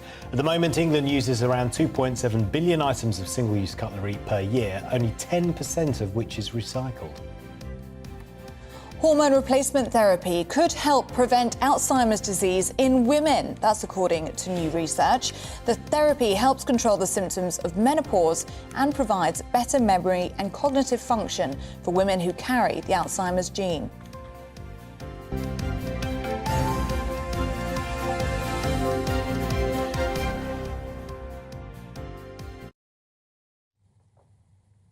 Got lots of your views coming in this morning. I'm just going to share some on the NHS because that's what we'll be talking about shortly. John's been in touch. Good morning to you, John. We have so many young people with the grades needed to become doctors and nurses, but not enough investment in training places. Why don't we give them free training places? They're not in debt when they qualify, and then make them sign a 10-year NHS contract so they can't just immigrate straight away once they qualify. Yeah, Steve from Bradford says the real barrier to training more is the lack of placements for student health workers. Universities can take more, but if there are no placements, that teaching cannot be delivered. And we've also, if you just joined us, we've been talking about migrants this morning after 2 communities, one in Yorkshire, was it Nottinghamshire? I can't remember. Nottinghamshire and Northamptonshire, 2 local communities effectively protested against the relocation of a number of asylum seekers to hotels near them, and the Home Office has backed down. Richard says the government could stop the Channel crisis by saying to the French, either you stop them heading for the UK or we stop your boats fishing in our waters. And Patricia's been in touch. They say they are illegal immigrants and should be treated the same as anyone else who breaks the law. They shouldn't be housed in luxury accommodation. We have many homeless people in this country who are not housed in this way. If anything, they are treated as a nuisance and not provided with an allowance for placing them in central London. Yeah, keep them coming in. GBviews at gbnews.uk. Let's talk about ambulance workers now, because they've written to Rishi Sunak accusing his government of demonising them in order to justify new anti-strike legislation. Well, this follows on from Wednesday's strike by 10,000 staff from 9 ambulance services across England and Wales. The letter stated that workers were appalled at some of the statements by ministers, painting them as uncaring, which they say could be nothing further from the truth. In addition to this, Number 10 said any money spent on NHS pay rises would have to come from the existing health budget. Well, let's get some reaction now from our political reporter, Catherine Forster. Catherine, outline what this letter was about then. So basically, the government is introducing, finally, they've been talking about it for a long time, this minimum safety level, as they call it, legislation to guarantee that there would be a minimum level of cover on strike days so that people feel that they have the certainty that they will be kept safe. Now, the unions are incredibly upset about this. The government's going to have a huge battle to get this through, even though there is similar legislation in countries like France, in Spain, in Italy. So in some ways you would think it wouldn't be controversial, but it really is here. Specifically, the unions are saying they feel that workers are being demonised, that paramedics were coming off the picket lines, that they had agreed minimum levels of cover to try to keep people safe. But the Prime Minister on Wednesday in PMQs said it's terrifying that people on strike days don't know in a critical emergency if an ambulance will be there for them. But Keir Starmer, leader of the Labour Party, came back and said they don't know that on normal days because the system is fundamentally broken. Of course, we had the figures on Thursday that ambulance wait times are at record highs, and category 2, so suspected heart attack or strokes, I think the target's 17 minutes, taking an average of an hour and a half. So really, ambulance critical care is in a terrible situation on strike days and on normal days at the moment. In terms of the politics of it, would Rishi Sunak, he surely has enough votes to get this legislation through the Commons? Yes, I think so, because this was in the manifesto. I mean, it has been broadened now because originally it was talked about for rail workers specifically, and it has been broadened. But by and large, despite the many divisions in the Conservative Party, most Conservative MPs are behind the government on this. Where it will run into trouble will be in the House of Lords, I would imagine, and also the unions are going to take legal action because they think this is fundamentally illegal. Do the ambulance workers have a point, though? Because if we're looking at the rhetoric of the past week alone, Grant Shapps on Tuesday widely condemned comments, actually, saying that ambulance staff were putting lives at risk. And then the Health Secretary, Steve Barclay, saying ambulance workers have made a conscious choice to harm patients. I mean, the ambulance workers are saying they're being demonised. If you look at that rhetoric, it is a blame game, isn't it? There's a lot of pointing fingers there. There is a real war of words, and that, consciously taking a decision to harm patients, I think, will be very offensive to... These people have gone in, haven't they, to help to do the right thing, to care for people. Yes, it does seem horrendous that they are on strike, but they are saying that every day they go to work, they cannot provide the care that they want to. They can't get to people in time. They're stuck outside hospitals. They can't discharge patients. The system is fundamentally broken, and they're putting the blame for that firmly at the feet of the government. Now, of course, the government are putting more money into the NHS than ever, but the demand is greater than ever. The pandemic backlog is huge, coming down, but only marginally. And we've got the COVID cases still, flu cases through the roof compared to last year. So it's incredibly difficult. And Steve Barclay, the Health Secretary, the government are stressing, although privately Steve Barclay's said to accept that they are going to have to find some more money for nurses and paramedics, that it will have to come from existing budgets, that they simply can't find more money for these pay rises, so it will come out of some other area of the NHS. Yeah, and just sticking with Rishi Sunak, two really interesting areas. In Northern Ireland, Rishi Sunak may have to rely on Labour votes to get the Northern Ireland Protocol deal done if he does want to take on the ERG. And in Scotland, conversely, he's saying that Westminster will intervene to override the Scottish Government when it comes to passing gender recognition. Yes, Keir Starmer was in Belfast yesterday, wasn't he, speaking and saying, we will back you if necessary. Of course, that's not a good look for Rishi Sunak, and there's no certainty that there will be a deal, but certainly it does seem like momentum is building. But there are softer noises. I mean, Steve Baker, who is one of the sort of hardline Brexiteers, is now a Northern Ireland minister, and he's actually apologised for behaviour in the past. Leah Varadkar, the Irish PM, has also said maybe it's been a bit too strict. So I'm not sure. It may be a great opportunity for the ERG and potentially Boris Johnson supporters to create trouble if it does come to Parliament. We will wait and see. But in Scotland, meanwhile, very friendly with Nicola Sturgeon, Rishi Sunak, and the free ports. But problems coming down the line. They had a robust discussion about independence, and specifically the gender reform bill is very controversial, even in Scotland. I think it's opposed by about double the number of people that support it. But the government are very concerned of the knock-on impact to England, potentially, and Wales.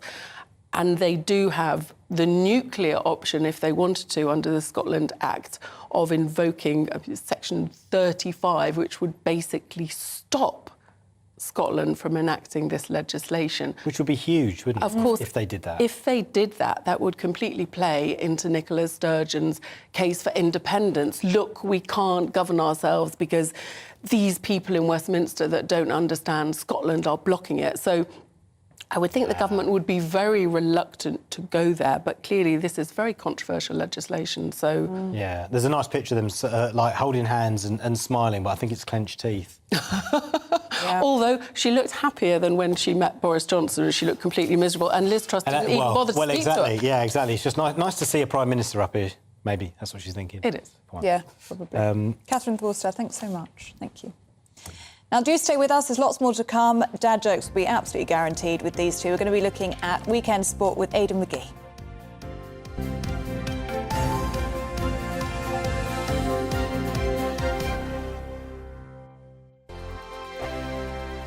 Monday to Thursday nights on GB News. At 6, it's Deebs & Co. 7 o'clock, Farage. At 8, join Mark Stein. And at 9, Dan Wootton Tonight, followed by Headliners. On TV, radio and online. This is GB News. Here on GB News Live, we'll be keeping you in the picture, finding out what's happening across the country and finding out why it matters to you. We'll have the facts fast with our team of reporters and specialist correspondents. Wherever it's happening, we'll be there from 12 noon on TV, radio and online. GB News, the People's Channel, Britain's news channel. We are GB News, the People's Channel. Why not take us home with you by visiting the GB News shop at gbnews.store. You'll find all the official merchandise, a really good present actually for yourself, your friends or your family. We ship across the UK mainland at no extra cost. GB News, the People's Channel. Join my show Farage, 7 p.m. till 8 p.m. Monday through Thursday. And there you will get opinion, analysis, debate, and I'll cover stories that nobody else dares to touch. You've been cancelled. Join the club. Oh, my goodness, brilliant. And then for the last 15 minutes, talking pints. We're over a drink. We have a civilised conversation with someone. We very often disagree, but we do it in a grown-up way. Come and join me on Farage. Monday to Thursday on GB News, it's Bev Turner Today from 10 a.m. We're going to be here for you, our GB News family, to keep you up to date, but also make you smile. The guy went from puberty to adultery. And I can't wait to bring a few of my own opinions. I have no time for cultural totalitarianism. We'll engage in passionate, but always polite debate. with your thoughts and opinions at the centre of it all. Only on GB News, the People's Channel, Britain's news channel. Hi there, it's Stephen and Anne. At breakfast from 6 a.m, you'll always be caught up with everything you need to know, the latest headlines, opinions and debates. We'll bring you the good news and the bad, but most of all, we're here for you. Remember, send in your views and let us know what you would like us to talk about. That's because we're your news channel. And every morning at 6 a.m, it's breakfast on GB News. Join me every Sunday at 6 p.m. for Gloria Meets. In exclusive interviews, I'll be finding out who our politicians really are and what they really think. It's something that you would never want anyone to suffer. I didn't know what channels there were. I didn't think I'd be believed. I must have weighed about 7 stone and I'm 5'8". My instincts was to sort of cover this up. I mean, clearly that was a mistake. Join me every Sunday at 6 p.m. on GB News, the People's Channel, Britain's news channel.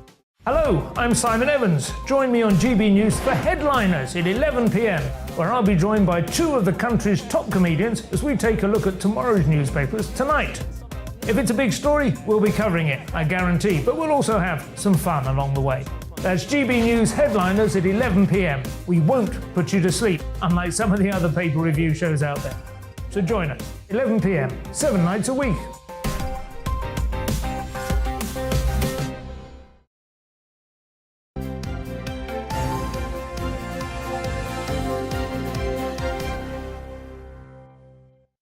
Welcome back. You are watching and listening to Breakfast with Ellie and Paul. Let's look back at last night's Premier League action, also look ahead to today in the Premier League and some tennis as well. Joining us is sports broadcaster Aidan McGee. Aidan, you all right? Yeah, good, thanks. What about yourself? All right, thanks. Good. But Villa are even better.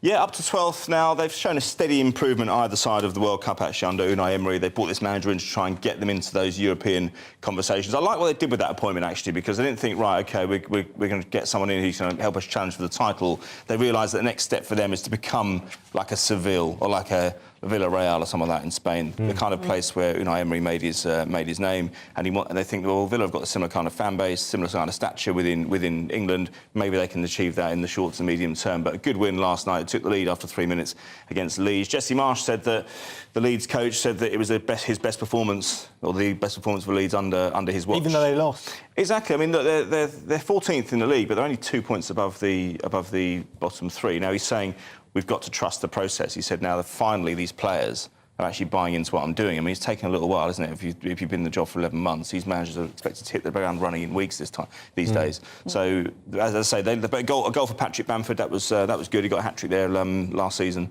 But a goal this time. He's been out injured for such a long time. Yeah. And so he could be pivotal to what they do going forward. And that leads us in nicely to today's action. Yes, yeah. Manchester derby. Should we start with that? Yeah, I think it's the closest derby in years. You have to be mindful that City are a little bit off the boil. I think you might have an opinion on this because you're at the World Cup, but Man City have more players at the World Cup than any other club in the Premier League, and I think it's beginning to show. Having said that, they did lose at home to Brentford. No, seriously, I think that because of the rigours of the heat, because of the pressure these players face being under the microscope for such a long period of time for their countries to have to perform, and then suddenly have to come back and just drop seamlessly back into the Premier League. I remember back in 1998, Arsenal won the double, and they came back. Sorry, Arsenal won the double. A couple of their players went to France, won the World Cup. They didn't start well the following season. It probably cost them the league the year May United won the treble, actually, because the players just didn't hit the ground running because of the World Cup. So I think that's even worse when it's in the middle of a season. Yeah. And I think that could be the fact. So there was a surprise result the other day against Southampton in the Carabao Cup. United one defeat in 18 games since they lost that game 6-3 against City. They're very much in the title race. They're 9 points off the lead. They win today. That's a huge shot in the arm. That would be, wouldn't it? No, I was laughing because you said that Man City had, it was the club with the most players at the World Cup. Yeah, I just think that Erling Haaland, who's their star, one of them, if not these, didn't go there. And there was that. I just remember that video that went out on social media of him sitting on the lawnmower and then with cardboard cutouts of his teammates and just looking a bit glum and like... Yeah, I know. Well, lonely. Actually, I get interesting stat on him. He's got 21 goals in 16 Premier League games. If he scores 2 more, which could happen tomorrow, could happen today even, at Old Trafford, I mean, that's the same number of goals that was enough to win the Golden Boot in the last 2 years. He's a machine. He is a machine, yeah, exactly. But they're not firing. The team is not firing. There's a little bit of complacency creeping in. Pep Guardiola says, look, that's what happens sometimes when you win 4 Premier League titles in 5 years. You do kind of take things for granted a little bit, and that's not the fixture you want to go into today. But having said that, they've not lost at Old Trafford since 2016. One of the big things that City did when the big money came in, they addressed that problem of going to Old Trafford and winning. They won there once since 1974 in all that time. Suddenly the big money comes in, they get better players, and I think they've won there about 8 or 9 times now, and it's a big psychological barrier to overcome. Yeah. What other action are we seeing today, Aidan? Today, some decent games today. Everton-Southampton at the bottom was a huge game. I mean, you know, Frank Lampard said last week he didn't need a vote of confidence.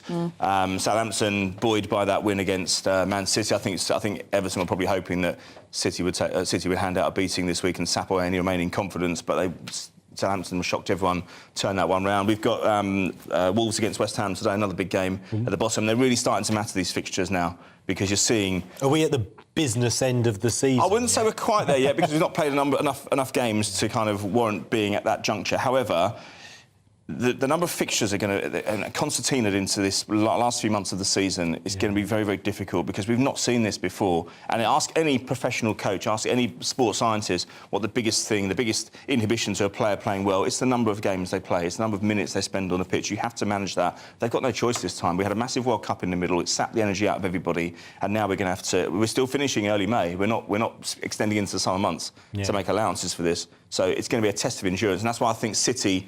For all their problems at the moment, the squad will see them in standing in good stead going on in the next few months. Is that 2 derbies this weekend? North London derby I tomorrow? think the scheduling's got a little bit like that. They like to have one weekend where you have all the best derbies. I like them spread out, you know, because they've got something to talk about. Keeps you in work, doesn't it? But And don't forget the big Essex derby today. Chelmsford City playing Concord Rangers. Concord Rangers? Who are you supporting in that? Yeah, Chelmsford. Oh, yeah. OK, fine. Well, I'm off to Reading. Oh. To watch QPR. The governor, my mate, the governor, Paul Ince, has sorted me out a couple of tickets. My mate, Paul Ince. Yeah, well, we go back a long way. I used to write his column for the News of the World. Oh, did you? Yeah, I did, yeah. When you say you write it, so what, did he sit there next to you and he'd be talking and you'd be going like this and writing it, or going... Yeah, effectively, yeah. Well, I was a ghostwriter, so I was known as a Casper. That's what we're known as, the friendly ghost. I was the friendly ghost, ooh, that kind of stuff. And so I didn't do Paul's very often, but I did Sam Allardyce's quite often. I was his friendly ghost. Do that again. That's the spirit. Yeah, exactly, yeah. Oh, I like that, yeah. Should we have a word on the tennis? Djokovic, yeah, why not? Back in action. Djokovic back in action, yeah. The deportation last year, I spoke about it on here at length. I didn't think he was going to line up in that tournament. They were steadfast in the national sense, if you like. If they consider it the national interest, he didn't get to play the Australian Open, a tournament he's dominated. He's going for could get his 10th title this year, the Decima. And I admire his standpoint, really, because I think he would have won that tournament last year, and that winning that at the expense of Nadal would have put him ahead in the overall Grand Slam race. But he stuck to his guns. I think he's going to go and win it this year. I think he's in good. He played an exhibition match yesterday. He wasn't 100% sure of the reception he'd get from the Melbourne public, but I think they love him. And I think it's very much... It's his tournament in the way that the French has always been dominated by Nadal, Wimbledon dominated by Federer for many years, and latterly Djokovic as well. I mean, they all win, all of them, because they're all superb players. I think Cam Norrie is a British hope as well. Went to the semis in Wimbledon last summer, and he's lost his final in Auckland overnight. Emma Raducanu, she's shaken off an ankle problem. She rolled her ankle in Auckland 9 days ago, but she says she fully trusts it. She's not going to be inhibited in any way. Now, I think you have to consider she's had a lot of stick in the last 18 months since she won that US Open. She won it as a qualifier. You have to remember, she's a young girl and her body is growing. She's going to get injuries, and she's had a full range of injuries. She had COVID, she had knee problems, ankle problems, she had freak accidents. She left the court in tears a few months ago. So I remember Pete Sampras won the US Open in 1990, right? Everyone thought he's going to dominate forever. He didn't win another slam for another 3 years because his body was growing. He had to adapt his play. Is that true? After his first Grand Slam, he spent 3 years, didn't win anything? Didn't win anything, no. He won Wimbledon in 93. And so, you know, that was after Mikhail Stich won it in 91, Agassi won it in 92, and then he won it in 93. Quite unexpectedly, but sometimes you get a breakthrough act, can surprise everybody.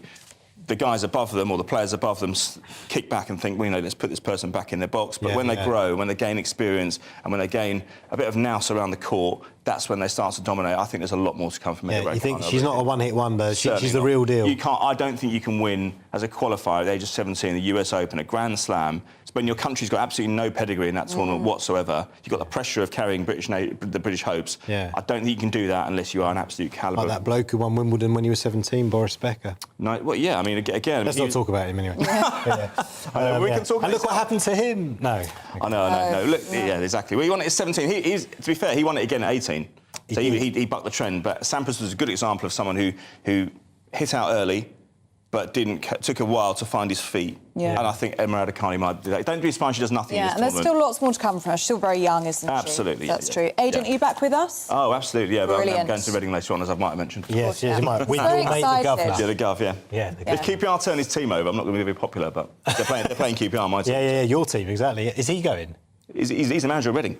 Is he? Oh, I didn't know that. He might be there then. Yeah. He might be He's there. going to be there. That's why I've mentioned it a few times. If he's not there, that'd be quite worrying. Yeah, well, he's the governor to you, by the way, not Yeah, exactly. Dear. Right, Aidan will be back, and you stay with us because there's lots more to come, including another look at all of Saturday's front pages.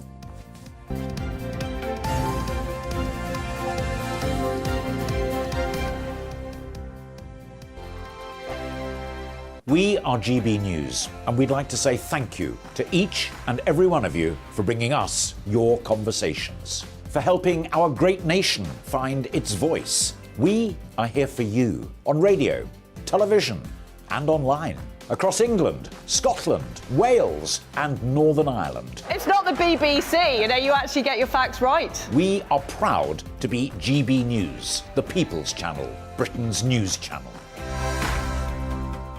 Monday to Thursday, 9 p.m. till 11 p.m. Join me, Dan Wootton. I'll bring you the sharpest takes and hottest debates. Do you not believe in prisons? I don't believe in prisons. I'm completely stunned. I guarantee you there'll be no spin, no bias, no censorship. I actually was personally quite offended by it.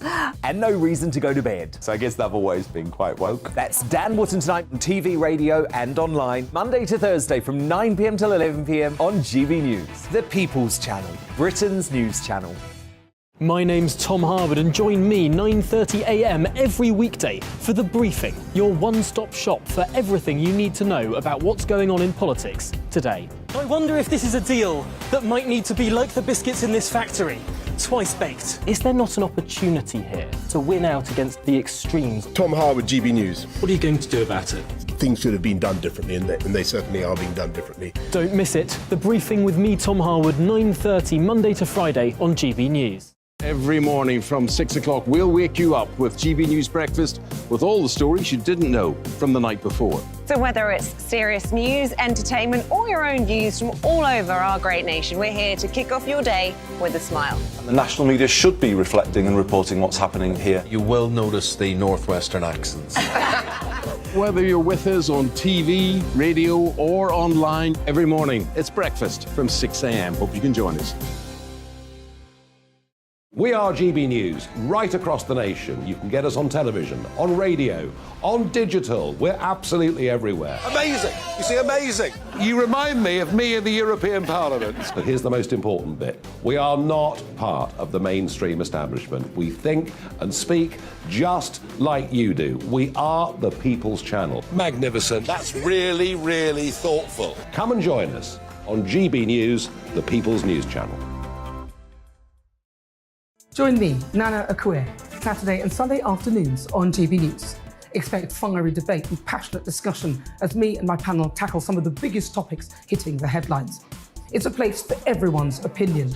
No one gets cancelled, but no one gets an easy ride. Oh, she's on it today! Be ready for conversations that are fierce, frank, and of course, fun. Every Saturday and Sunday afternoon from 4 p.m. on GB News, the People's Channel. We are GB News, the People's Channel. And right across the United Kingdom. You can find us on Sky Channel 512. Virgin Media Channel 604. Freesat Channel 216. Freeview Channel 236. And YouView Channel 236. You can also take us with you on DAB+ radio. With the GB News app and at the website gbnews.uk. We're absolutely everywhere. Come join us on GB News, the People's Channel, Britain's news channel.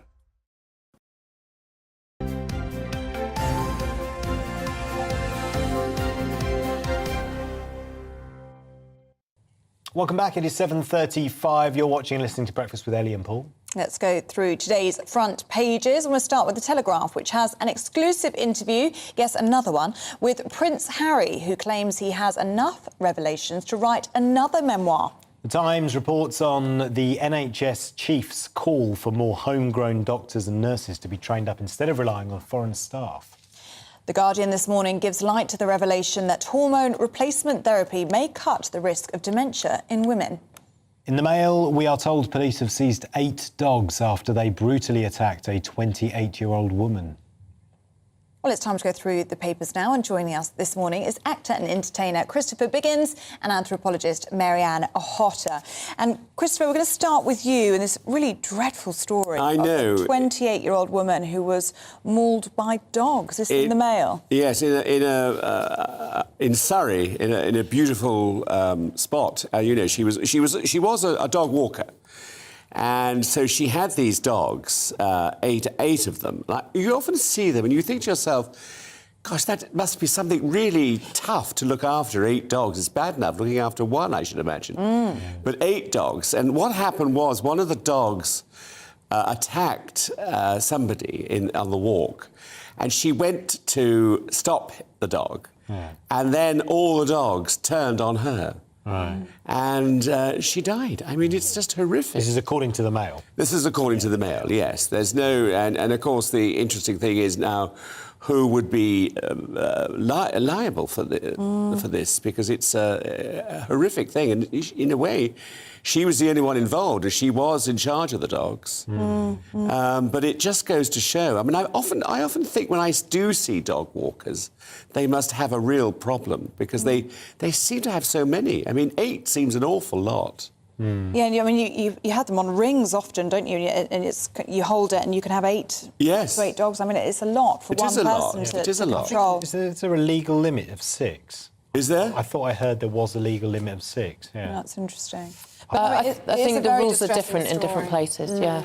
But one of the things that some of the papers who are covering this story, some of the papers reference is that obviously lots of people got dogs done during lockdown. Because of that, prices went up, and so lots of unscrupulous people went, OK, well, we're going to breed dogs then and make a shed load of money. And so you've got dogs who were in poor condition, in anxious situations, having puppies. The puppies weren't socialised. They were separated from their mother very early in order to maximise sales of families desperate for puppies. Families who weren't necessarily in the right mindset, had the right set of skills to look after puppies, suddenly got a dog for the family. And then those dogs haven't been socialised with other dogs or with people, and it's never really about the breed. It's about how the dog is handled, how the dog is trained, how the dog has been socialised, what the skills and confidence you have as a handler of an animal with sharp teeth. I mean, whether it's a fluffy dog or a massive husky or a kind of a bull breed, that's not as relevant as whether the dog knows how to behave and has that sort of deeply embedded in kind of, if something comes towards me, what do I do? Do I bite back? Do I run away? Do I wag my tail?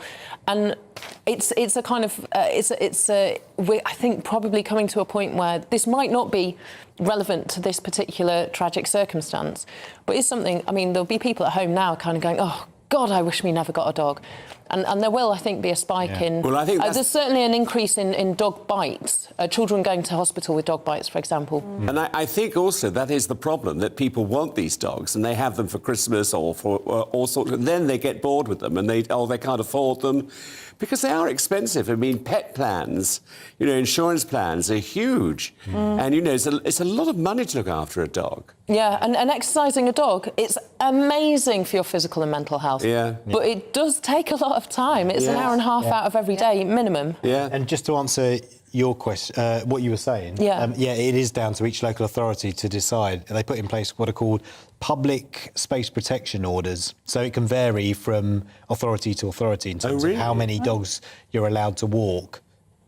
Yeah.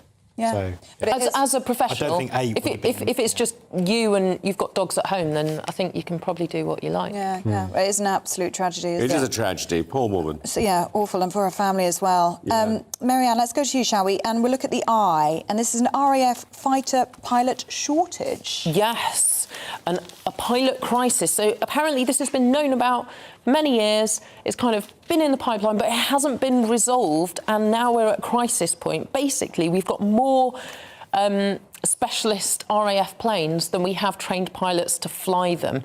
And that is obviously a concern because unlike even the NHS, where you could potentially get, someone from overseas to come and be a doctor for a bit or kind of hire in agency workers, you can't really do that when you're flying a fighter jet or a spy plane, for example, in the defence of the realm. So apparently one of the problems is training, because there's loads of people applying to be RAF pilots between 2013 and 2014. 2013-14 that year and 2019-20, which is the latest year that we have figures released for, applications went from 1,400 people to 2,800 people. Wow. Now, let's assume some of those people aren't qualified or, I don't know, haven't got the eyesight they need or what have you.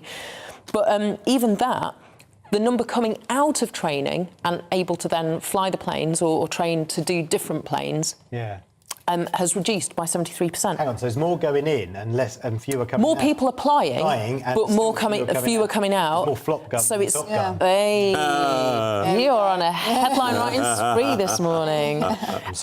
So there you go. So you massively understaffed. Yeah, so understaffed, underfunded. Does this come down to money? Probably. Yeah. It always does, doesn't it? And some pilots are waiting to, for example, train to be a spy plane pilot. They have to wait 3.5 years. Tom Cruise didn't have to do that, did they? No. In what, 2 hours? They were like, straight in, off they go, yeah. I wonder what criteria you need to meet as an individual in order to fly an RAF. That would be courage. Good. I don't know. Well, courage, good eyesight, I'd imagine. You've got to have a need, speed. Yes. Oh dear. You've invited them into it now. He's in a funny old mood today. Is Paul. I think you have to kind of do all the basic cadet training first. Yeah. And then you get to specialise in spy planes or tornadoes or typhoons or what have you. I bet for many people it's their dream job, isn't it? Well, it's the kind of thing that you say you want to do when you're like 7 years old, and then you grow up and perhaps you end up becoming a plumber. But actually, more people should probably stick with that dream. Stick with the plan. We need you to fly very, very fast planes, please. Yes. That would have been good. Oh, dear. Christopher, you wanted to talk about Amy Winehouse. Yes, in the Times, a biopic. They're doing a biopic, and they've got a wonderful actress, Marissa Abella, who we've seen many times. She's a really good actress. And they start filming on Monday. And I think it's going to be a really good series, because I think, Amy Winehouse was the most extraordinary woman. I had the privilege of knowing her and her parents. And she was, I think, that voice was extraordinary. I mean, it's so evocative of that period and about her. And it was tragic that she left us so early. I mean, because she was so talented. And it often happens, of course. If you look back in the history of pop people, they sort of, can't follow it through for all sorts of reasons. And but she was exceptional, and I think this story will be fascinating. As a friend, though, and her family as well, how do you think they feel? How do you feel about it being treated like entertainment after her death? So the biopics, the documentaries, there is this fascination with Amy Winehouse, isn't there? There is. A legend, certainly iconic. I know we use that word a lot, but her voice really, truly was. It really But how do you feel as a friend to see it being used in that way? Well, I think it's good, because I think it puts its place in history, because I think then the future audience, young people, know exactly, or can find out, if it's done well, what that person was like and why she was an iconic singer.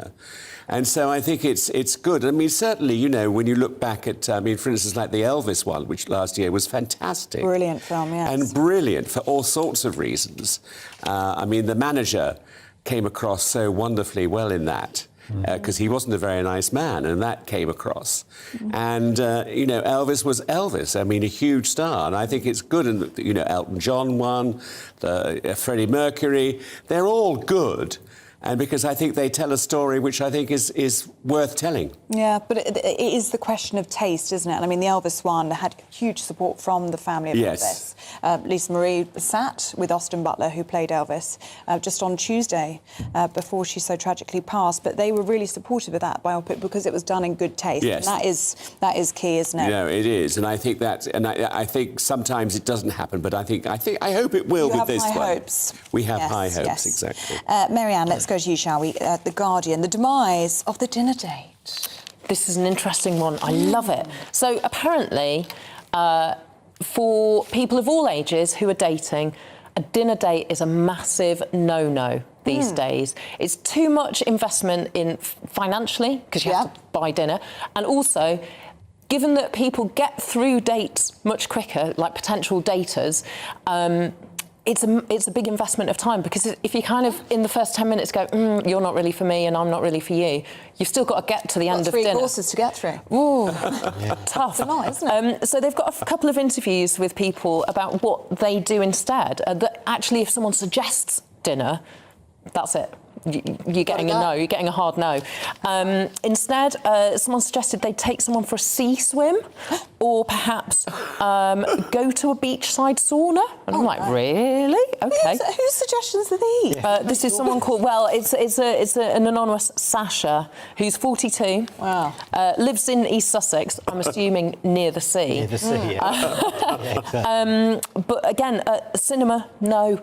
And I do wonder whether it's actually partly a function of, you know, swipe left, swipe right, TikTok, Instagram. It's a speed thing. Yeah. A dinner date is like reading a novel. It's long form, isn't it? And you've got to think of things that you want to say. You've got to keep that conversation going. You can't get out of it after 45 seconds and, like, you know, scroll up and go, all right, you've bored me now. It's an investment. You're so right. It is an investment. And so the question is, I mean, do couples or potential daters ever get round to having dinner because they go, actually, I do like you and it's cool for us to now spend 2 hours chatting whilst eating some food, or whether just dinner dating is just really 20th century. And who pays for it? Oh, well, that's the other question, particularly if you're straight, because you've got to navigate the gender politics of it. Yeah. I would always go Dutch, pay half. Would you offer to pay half on the first date? Absolutely. I would insist, I'd be that annoying person going, no, let me in. I was like, no. If we're doing this, we're splitting the bill. Although, to be fair, I've been with my husband since I was like 18. And did you go Dutch on the first date? Oh, God, that was a good question. I think we probably cooked, like, really cheap, like pasta and pesto in student hall. That's cute. Yeah, so maybe he brought the pesto. That is possible. Yeah. And I brought the economy spiral twirls from Sainsbury's or wherever. Yeah, it was really classy. Do the Dutch go Dutch? Is that what they call it? That is a good question. I mean, even that is like a really 20th century thing. Dutch go Biggins, what do you think, dinner on a first date? Do you think it's in demise? Well, I think it's sad if it is, because I'm older than all of you, and I think it's a lovely old-fashioned thing to do, is to go out. Intense with a stranger, though. It's like a first date. Well, I mean, yes, but I mean, it's quite nice to actually talk and find out. And if you can't spend 2.5, 3 hours with someone in order to find love, perhaps, then you're on the first date. Well, you never know. I mean, these things happen, don't they? But how do you know if you don't do that date? I feel like I'd do something where you're both doing a thing. There's a lot of psychological evidence. Yeah, I think there's a lot of psychological evidence where it's much less intense if you're not facing someone and you're actually alongside, because then you find common ground together. So maybe go for a walk together, because then you're both walking in the same direction. And rather dull, though, isn't it? Well, no, because you can still chat to each other. You don't have to do it in silence. But I mean, no, I don't know whether I like that idea. I mean, you know, you can walk much later in life. Yeah, well, I think coffee is the trick, people, because you can go for a coffee, that could be 20 minutes, but then coffee could extend. Oh, nice. Potential. But yeah, I do think a meal is quite intense. Just, strange. But anyway, those are just my thoughts. Guys, Marianne, thanks for joining. Christopher, thank Is you that very it? much. Yeah, you're back. That's though. it. We're back. You're coming back in a bit, aren't you? Yeah, I suppose we are. Yeah, next hour. Go have a coffee, get to know each other. Well, that's it. We'll chat. Yeah, chat and definitely not go for a walk. That's normally what they say to me. Right, it is 10 to 8. Let's talk about holidays now, because with costs increasing in all areas, it's perhaps not surprising that there's been a shift in where people take their holiday. Yes, so what's changing? Well, people are opting for longer, more unique, once-in-a-lifetime trips than before, and they're avoiding package holidays. Here with his view is on-board planning manager for cruising company Fred Olsen, Tim Spicer. Tim, good to see you. First of all, are you seeing this kind of shift in preferences for holidays, how long they take them and where they take them and when they take them? Absolutely. Yes, we are. We're absolutely seeing a shift in the industry as we see it. I think the first thing to do is to quantify what we actually mean when we say take a holiday, especially if you look at a lot of the TV advertising that's out currently. It is, of course, deemed for that package holiday for a young family. And of course, that is always going to be the best option if you've got mum, dad, couple of kids, or similar family dynamic to that. But of course, there's a huge amount of other people that do take holidays. We're talking young adults, single adults, we're talking people that families, maybe your kids have grown up and moved on, maybe you're close to retirement, and that's where we're starting to see a huge shift. We're starting to see people wanting something more genuine, something more experience-led, and also something that could be considered once in a lifetime style of experience, simply taking that standard once a year, 2 weeks by the pool in a resort. And how much has the COVID pandemic played into all of this? Because a lot of it will be psychological for people who were sat at home for the best part of 2 years and thinking about where they'd love to be right now, that trip they've always wanted to make, and now is the chance that they can finally do it. Absolutely. I think the first thing to recognise is that this shift has not been caused by the pandemic. I think it goes back to the shift in the way that we shopped. If you look at the more demand for online shopping and less going to the high street wasn't caused by the pandemic. That was happening before. Simply our lockdown accelerated our need for online buying. The same sort of thing has been seen here in the holiday industry. In the 5 to 10 years leading up to the pandemic, we were starting to see more and more inquiries into that. However, coming out of the pandemic, people hadn't been able to go on holiday for 2, maybe even 3 years. Maybe even the fact the first holiday they got to take was a staycation here in the UK. So when finally international travel was opened up, people maybe had some more resources at hand, or they'd seen that they could actually take a much cheaper holiday closer to home, giving them more resources to potentially take that once in a lifetime trip. Many, many people did that. And then, of course, it's really hard to go back to something considered quite standard when you've now got some incredible memories under your belt for one go. Really good to talk to you this morning. Thank you, Tim. Really appreciate that. That is Tim Spicer, journey planner and travel expert. It is 7:53. Coming up this weekend on GB News, Gloria De Piero has an exclusive interview with Labour MP Kim Ledbetter. She opens up about the murder of her sister Jo Cox, how much more needs to be done to protect politicians, and why she will never hold open surgeries with voters in the wake of her sister's murder. I think grief's really funny, isn't it? Loss is very strange. Grief is very strange. And at the centre of any loss, it's a bit like an onion, isn't it? You've got losing that person, and then you've got the circumstances around that loss. And like I lost my grandparents at ripe old ages of 90s, and that was sad, but it wasn't tragic. And we were all upset, but we weren't devastated. You've then got losing people through illness. You've got losing people through, all sorts of different circumstances. I think murder just gives everything a whole new dimension.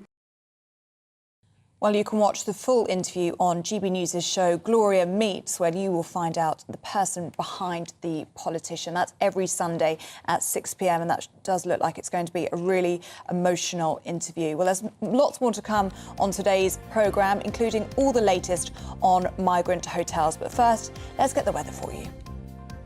Good morning, I'm Alex Deakin. This is your latest weather update. We start the weekends with concerns over rainfall. We're going to end it with potential for frost, ice and perhaps even a little bit of snow. We've got low pressure dominating the weather at the moment. These weather fronts have brought some further heavy rain through the night. And we continue to have Met Office yellow warnings in place across western parts of England and Wales this morning. The potential for further flooding because of that heavy rain overnight that will only slowly ease this morning. Brighter skies for parts of Scotland and Northern Ireland, but showers developing here, falling as snow on the hills to the north of the central belt. The rain is edging away from most of England and Wales, so it will be brightening up through the day today. Many places seeing some spells of afternoon sunshine, but it's also going to turn colder, quite mild this morning in the south, temperatures in double figures. By this afternoon, more typically 5 to 7 degrees Celsius, and dropping sharply this evening. The wind's picking up sharply this evening too for Northern Ireland, and there's more rain to come here, so we have a wind and rain yellow Met Office warning in place for Northern Ireland. Could cause some disruption. The showers across northern Scotland turning increasingly wintry, even down to lower levels, potentially turning icy here as well. It will be a colder start to what will be a colder day tomorrow.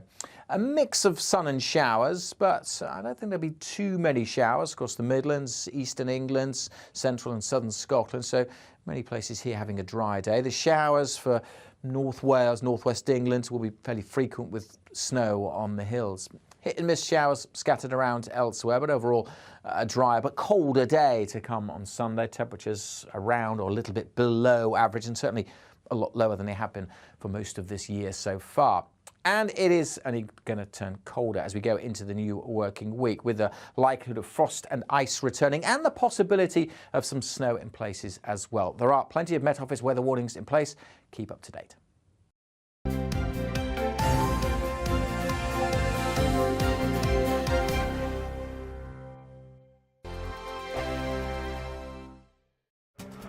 This year on GB News, we've got brand new members in the family. Join us. Across the entire United Kingdom, we cover the issues that matter to you. GB News will always stay honest, balanced and fair. We want to hear whatever is on your mind, and we don't talk down to you. The establishment had their chance. Now we're here to represent you. Britain's watching. Come join us on GB News, the People's Channel. Britain's news channel. Monday to Thursday nights on GB News. At 6, it's Dubes & Co. 7 o'clock, Farage. At 8, join Mark Stein. And at 9, Dan Wootton Tonight, followed by Headliners. On TV, radio and online. This is GB News. Join me, Lawrence Fox, on GB News. Frank, fun, fearless and sometimes serious. Much as I love a Friday night punch-up, what I really want is a battle of ideas. I want to look at things differently. I want to hear different voices and engage with your unique experiences. Every Friday at 7 p.m. on GB News. I'm Michael Portillo. Join me on GB News on a Sunday morning for topical discussion, debate, arts and culture, and sometimes even ethical dilemmas. I don't always agree with you, Michael. Michael Portillo, Sundays on GB News, the People's Channel, Britain's news channel. Hello, I'm Michelle Dewberry, and you can join me every weekday 6 till 7 on Dubes & Co. Me and my panel will get stuck right into the day's events, and I can tell you, in fact, I can warn you, expect some robust debate, some strong opinions and perspectives from both sides of the fence. It's about you at home as well. I love to read out all of your comments, or at least as many as I can. So join me, Michelle Dewberry, Monday to Friday, 6 till 7 on Dubes & Co. Hello there, it's Eamon Holmes here from Breakfast on GB News. We're not just on your television and your screens, you know. We're on DAB plus digital radio, so you can listen to your favourite shows on the move. If you've not yet listened to GB News Radio, it's very simple. We're on your radio player and TuneIn apps, on your smart speaker, phone or tablet, or online at gbnews.uk. Take us with you wherever you go. GB News Radio. You never have to miss a moment of the People's Channel.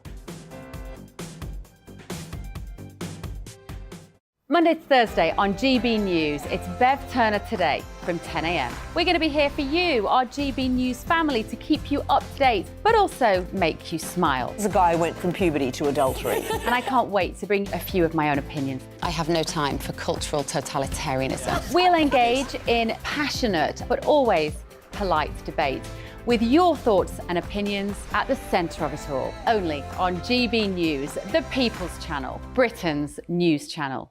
I'm Mark White. As GB News Home and Security Editor, I cover those key issues that are so important to you. Are authorities, our communities doing all they can to combat violent crime? With the public services under unbearable strain, why are we still failing to control our borders? Defence, the first priority of any government, has been continually hollowed out. Can we trust our politicians to protect the armed forces? Join me, Mark White, on GB News.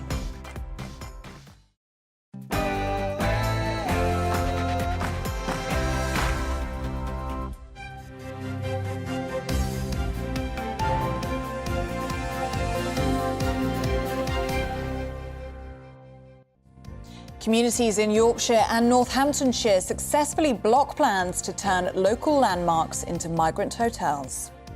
Good morning. It's 8 o'clock on Saturday, the 14th of January. This is Breakfast on GB News with Ellie Costello and Paul Hawkins. Your top stories this morning.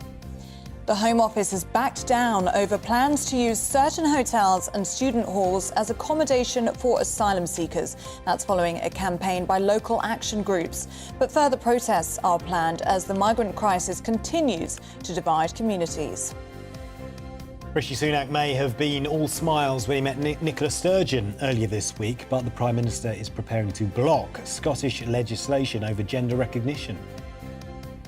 And the government is extending its ban on single-use plastics, with everything from plates and cups to containers and even balloon holders being banned. But have businesses been given enough time to prepare? gbviews@gbnews.uk if you want to feed back to us on that one. Lots of you getting in touch with us as well this morning about migrants. John says it's funny how it seems they back down in Tory-held seats like the RAF base and now the migrant hotel in Northamptonshire. Yeah, and Debbie's been in touch and says, does this mean villages can't have any migrants? Because that's not fair to everyone else. They have to go somewhere and not all in one place. They need to stop them, but everyone has to have their fair share wherever they live. Well, do keep those views coming in. gbviews@gbnews.uk. We do love to hear from you.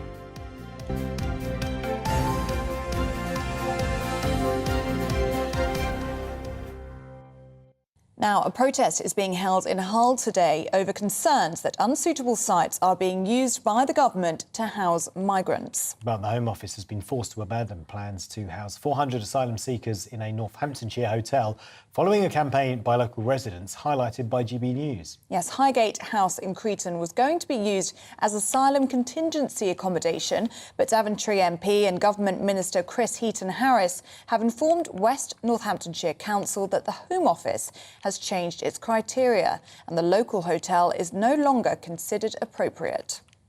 Another campaign in Cottingham in East Yorkshire to oppose the sale of former university halls of residence to the Home Office has also been successful.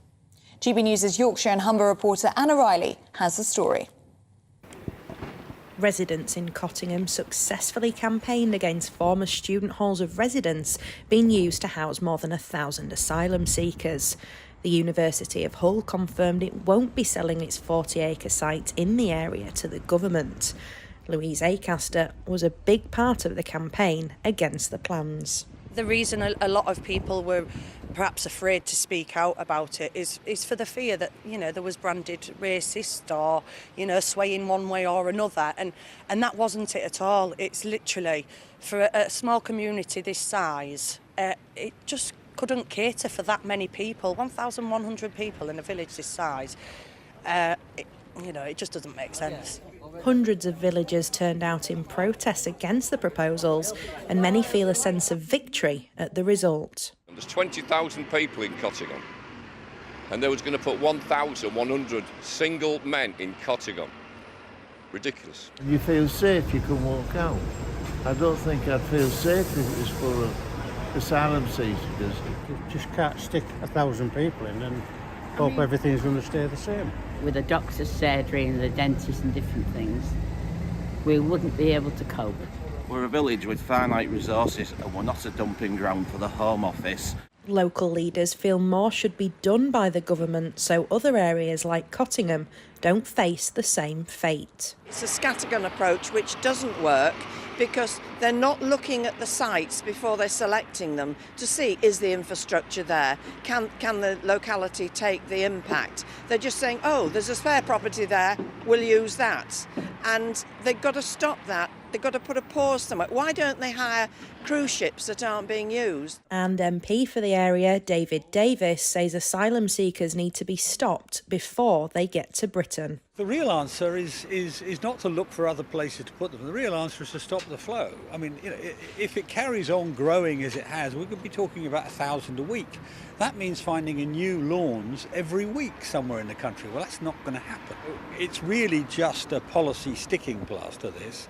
The trouble was, from Cottingham's point of view, although it'd be a temporary sticking plaster for the government, it'd be a permanent issue for Cottingham. Villagers have still decided that they'll gather together for a protest in Hull city centre to stand against future sites like this one being used in areas that they deem inappropriate to house asylum seekers. Anna Riley, GB News, Cottingham. Well, lots of you have been getting in touch on the migrant situation, so do keep us posted on that. GBViews at gbnews.uk. Lots of views on the NHS as well. John says the idea of relying on foreigners to keep the NHS afloat must end. It's completely immoral. Think about the countries from whom we have been poaching expensively trained staff. Brexit will have resulted in measurable improvements in the health services of countries such as Romania, Lithuania and Poland, as more medics will stay at home. Yeah, keep them coming in, GBViews at gbnews.uk. We're going to talk about the NHS in just a moment. But before that, let's bring you up to date with some of the other morning's top stories. A British Iranian national has been executed in Iran. That's according to state media there. Ali Reza Akbari was sentenced to death on charges of spying for Britain. The announcement came just hours after the Foreign Secretary warned Iran not to follow through with their brutal threat. The Prime Minister has called the actions callous and cowardly, carried out by a barbaric regime. Rishi Sunak is reportedly sending a squadron of tanks to help Ukraine take back territory lost to Russian forces. According to the Sun newspaper, the Prime Minister will tell President Zelensky today the army will immediately supply 4 Challenger 2 battle tanks with 8 more to follow. The government says single-use plastic plates, trays and cutlery will be banned in England from October. That's in a bid to curb the impact of plastic on the environment.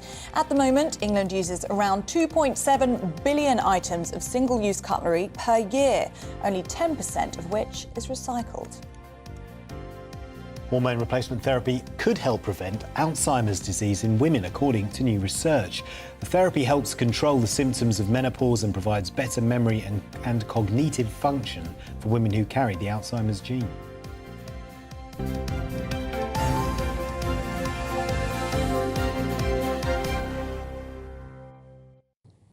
Ambulance workers have written to Rishi Sunak accusing his government of demonising them in order to justify new anti-strike legislation. This follows on from Wednesday's strike by 10,000 staff from 9 ambulance services across England and Wales. Well, the letter stated that workers were appalled at some of the statements by ministers painting them as uncaring, which they say could be nothing further from the truth. In addition to this, Number 10 said any money spent on NHS pay rises would have to come from the existing health budget. Well, let's get some reaction from broadcaster and Deputy Leader of UKIP, Rebecca Jane, who joins us in the studio now. Rebecca, do they have a point with this letter? Ambulance workers are saying they're being demonised. There have been comments that have been condemned this week from ministers. Grant Shapps, one of them, saying ambulance staff were putting lives at risk by going on strike. Health Secretary Steve Barclay saying strikers made a conscious choice to harm patients. Do ambulance workers have a point saying they're being demonised? Well, they have a point, but I agree with the point.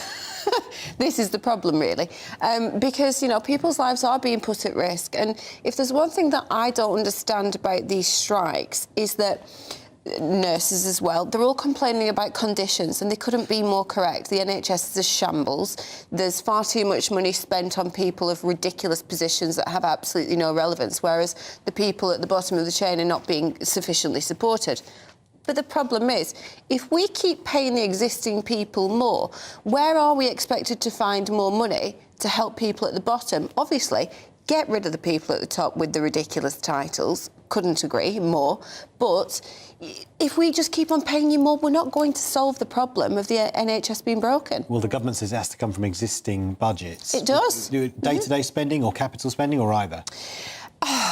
it has to come from a lot of different places. You have to look at every single which way. You know, if they were a private healthcare service, they'd have been shut down a long time ago, and they'd have been looking at stripping back the costs in every which way possible. So I don't care where it comes from within the NHS, if I'm perfectly honest, but they do have to relook again at what they do and actually put their hands up and go, our archaic system is absolutely broken and we need to do something about it. I wanted to ask you about this story on the front of the Times this morning. Got lots of people talking at home this morning. It's about training more of our own doctors, having more homegrown talent rather than relying on foreign workers. Darren's been in touch. Thank you for getting in touch, Darren, saying, I wanted to add a comment about homegrown doctors. My daughter's been trying to get a place in a medicine degree, but the places for home students in Scotland is roughly 10% of available places. To fix it, priority should be given to home students, maybe sponsored by the NHS, and lock in with a minimum work contract with the NHS. They can't immigrate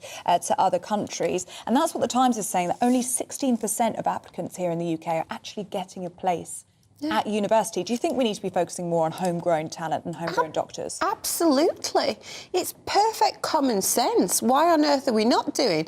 You know, and then from my perspective, as somebody who went through law school later on in life when fees are £9,000 per year, it's absolutely extortionate. It cost me £70,000 to do my training in law, and that is just ludicrous. We need to start addressing that as well.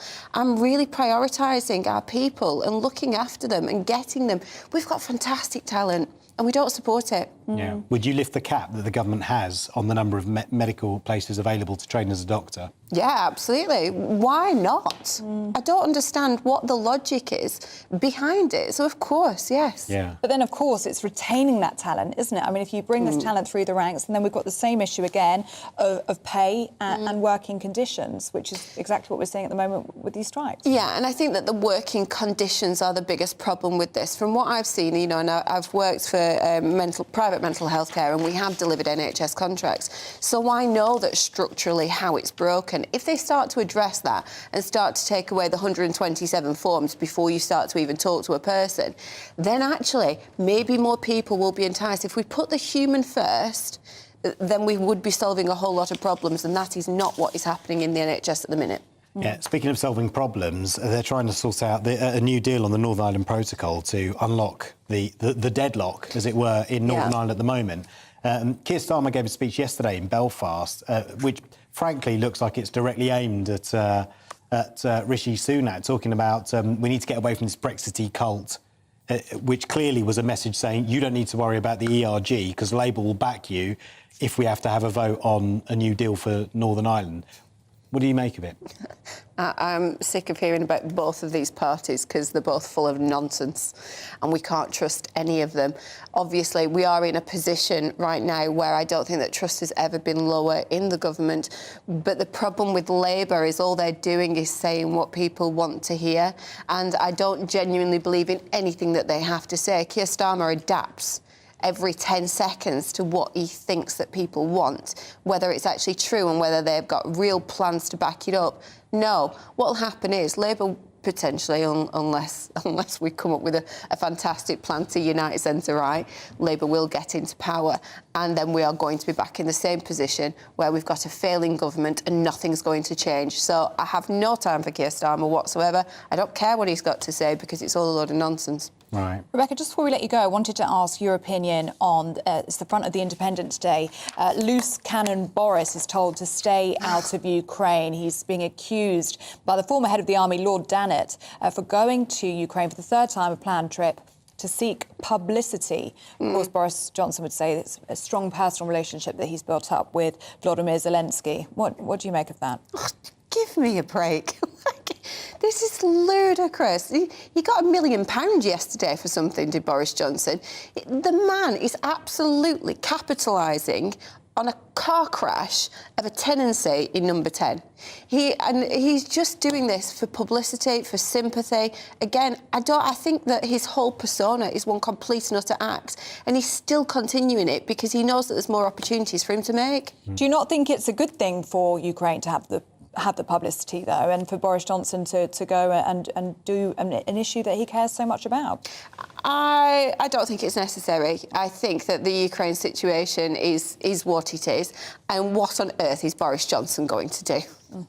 Rebecca Jane, thank you so much for your thoughts. That's Rebecca Jane, their broadcaster and deputy leader of UKIP. It is 8:14. We've got more to come, including... All right. I was waiting for something to come to fire in there. We've got loads of stuff coming up, frankly. We're going to be talking about migrant hotels and the NHS, and we're going to be talking about entertainment news, I'm being told, as well. So, yeah, lots more to come.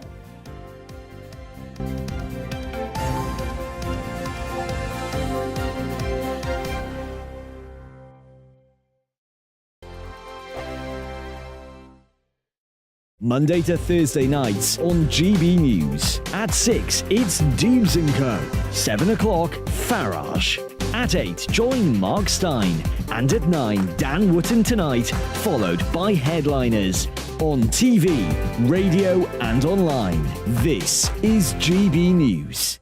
Here on GB News Live, we'll be keeping you in the picture, finding out what's happening across the country and finding out why it matters to you. We'll have the facts fast with our team of reporters and specialist correspondents. Wherever it's happening, we'll be there from 12 noon on TV, radio and online. GB News, the People's Channel, Britain's news channel. We are GB News, the People's Channel. Why not take us home with you by visiting the GB News shop at gbnews.store. You'll find all the official merchandise, a really good present actually for yourself, your friends or your family. We ship across the UK mainland at no extra cost. GB News, the People's Channel. Join my show Farage, 7 p.m. till 8 p.m. Monday through Thursday, and there you will get opinion, analysis, debate, and I'll cover stories that nobody else dares to touch. You've been cancelled. Join the club. Oh my goodness me! And then for the last 15 minutes, talking pints. We're over a drink. We have a civilised conversation with someone. We very often disagree, but we do it in a grown-up way. Come and join me on Farage. Monday to Thursday on GB News, it's Bev Turner Today from 10 a.m. We're going to be here for you, our GB News family, to keep you up to date, but also make you smile. The guy went from puberty to adultery. And I can't wait to bring a few of my own opinions. I have no time for cultural totalitarianism. We'll engage in passionate, but always polite debate, with your thoughts and opinions at the centre of it all. Only on GB News, the People's Channel, Britain's news channel. Hi there, it's Stephen and Anne. At breakfast from 6 a.m, you'll always be caught up with everything you need to know, the latest headlines, opinions and debates. We'll bring you the good news and the bad, but most of all, we're here for you. Remember, send in your views and let us know what you would like us to talk about. That's because we're your news channel. And every morning at 6 a.m, it's breakfast on GB News.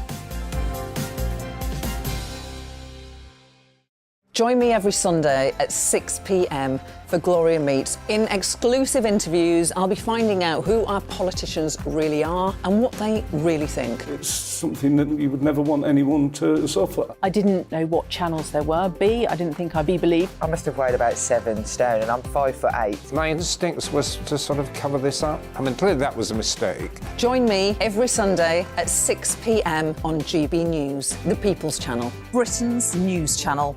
Hello, I'm Simon Evans. Join me on GB News for Headliners at 11 p.m, where I'll be joined by 2 of the country's top comedians as we take a look at tomorrow's newspapers tonight. If it's a big story, we'll be covering it, I guarantee, but we'll also have some fun along the way.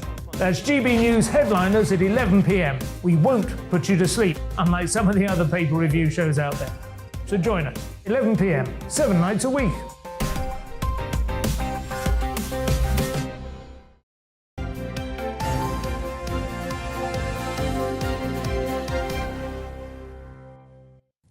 Good morning and welcome back. You are watching and listening to Breakfast with Ellie and Paul. Lots of you getting in touch on dinner dates. We're just saying dinner dates maybe in demise. People don't do them anymore, apparently. Christine's been in touch. She says dinner date is a good idea because you can see how they eat. Very important. They do not eat like a moose. Fantastic point, Christine. Well made. And Dennis has said, on my first date, we went to Blackpool Illuminations. We were our first girlfriend and boyfriend to each other, and we have now been married for 55 years. Wow, congratulations, Dennis. That is fabulous. Oh, and a quick shout out to Dawn as well in Leicester. Could you please wish my husband, Sean, a happy 45th wedding anniversary for today? We're still as much in love as we were then. Oh, that's so lovely. Well, congratulations, Dawn and Sean. Oh, it rhymes. It does rhyme. Yeah, it does. Happy anniversary. Happy 40, yeah. Yes. What an achievement. Amazing. GBNews@gbnews.uk. Did you go on a dinner date with your first date? Dawn, let us know. We're joined by Stephanie Tetchy now for all of our entertainment news today. Stephanie, what are your thoughts on a dinner date?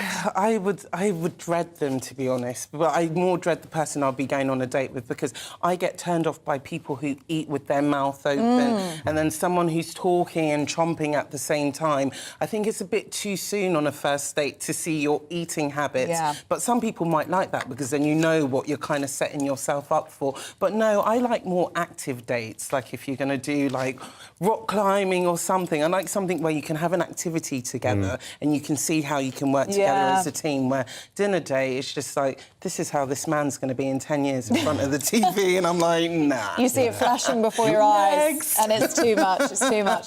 Oh, well, Stephanie, should we look at some entertainment news? Let's talk about Amy Winehouse, the new biopic oh my gosh. coming out. I had to do a double take yesterday, Ellie, when I saw the first picture of Marissa Abella, who's going to be playing Amy in the new biopic, which is going to be directed by Sam Taylor-Johnson. This is the first image we've seen, and she's got that traditional, iconic beehive, the gold earrings, and looks identical to Amy Winehouse. Uncanny, isn't it? It's very scary, and it's been 11 years since Amy passed away from alcohol poisoning. And in that time, there's been many Hollywood attempts to bring her story to life on camera, and it just hasn't worked out. We had the documentary in 2015, which was directed by Asif Kaspia, which was really good. It won an Oscar, but it didn't have the support of the estate of Amy Winehouse, where this film has the full backing of the family. So this film is going to include a lot of music and a lot of just seeing how Amy felt. It's going to chart her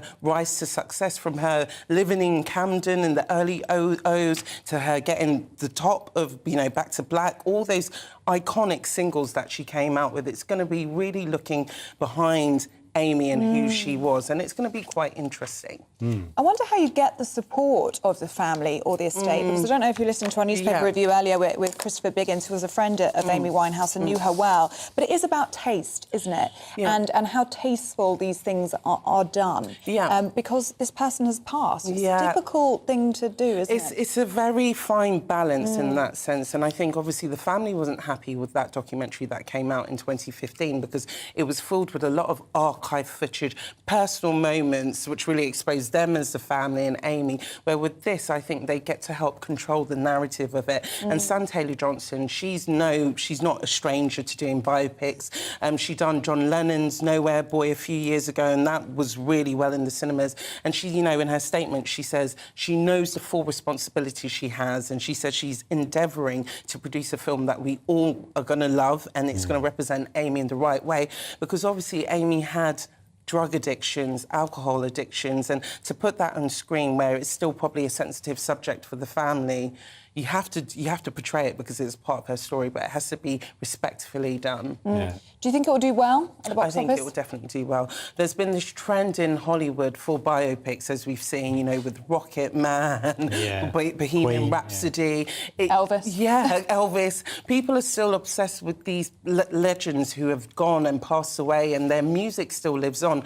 Amy died 11 years ago, but people are still streaming her music. They're still fascinated by her because her music still lives on despite her no longer being here. Do you know if there are any other biopics like in production, or they're thinking about it? I'm thinking of really big names like I think Michael Jackson or something. Oh like my that. gosh, I mean, love where would them you to do Michael Jackson. I know for the one that they've been trying to get off the ground for many years is Nina Simone. So that was supposed to be played by Zoe Saldana. Wow, but there was this big kerfuffle about people saying actually Zoe Saldana doesn't actually look like Nina Simone. She was a dark-skinned black woman and Zoe's more lighter. So they haven't managed to get this off the ground. So biopics, while they're great to watch once they've been produced, getting them to the cinema, there's a lot of controversy, production-wise, from fans and stuff. So when you can actually get a biopic to a picture, you kind of know it's a big thing. And Marissa Elbala, I think she's a name to watch out for because she's been in Industry, which was on BBC, which is about the young lives of financial bankers,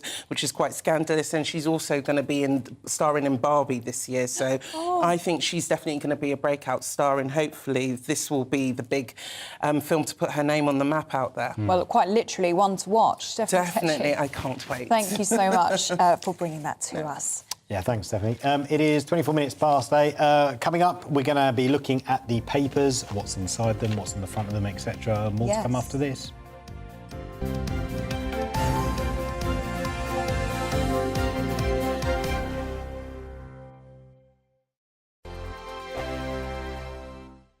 We are GB News, and we'd like to say thank you to each and every one of you for bringing us your conversations, for helping our great nation find its voice. We are here for you on radio, television, and online, across England, Scotland, Wales, and Northern Ireland. It's not the BBC, you actually get your facts right. We are proud to be GB News, the People's Channel, Britain's news channel. Monday to Thursday, 9 p.m. till 11 p.m. Join me, Dan Wootton. I'll bring you the sharpest takes and hottest debates. Do you not believe in prisons? I don't believe in prisons. I'm completely stunned. I guarantee you there'll be no spin, no bias, no censorship. I actually was personally quite offended by it. And no reason to go to bed. So I guess they've always been quite woke. That's Dan Wootton tonight on TV, radio and online. Monday to Thursday from 9 p.m. till 11 p.m. on GB News. The People's Channel, Britain's news channel. My name's Tom Harwood, and join me 9:30 a.m. every weekday for The Briefing, your one-stop shop for everything you need to know about what's going on in politics today. I wonder if this is a deal that might need to be like the biscuits in this factory, twice baked. Is there not an opportunity here to win out against the extremes? Tom Harwood, GB News. What are you going to do about it?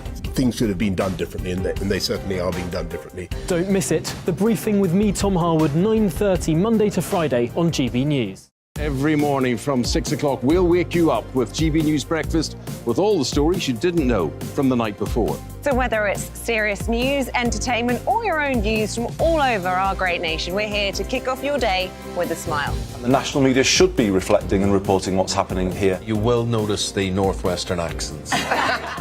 Whether you're with us on TV, radio, or online, every morning, it's breakfast from 6 a.m. Hope you can join us.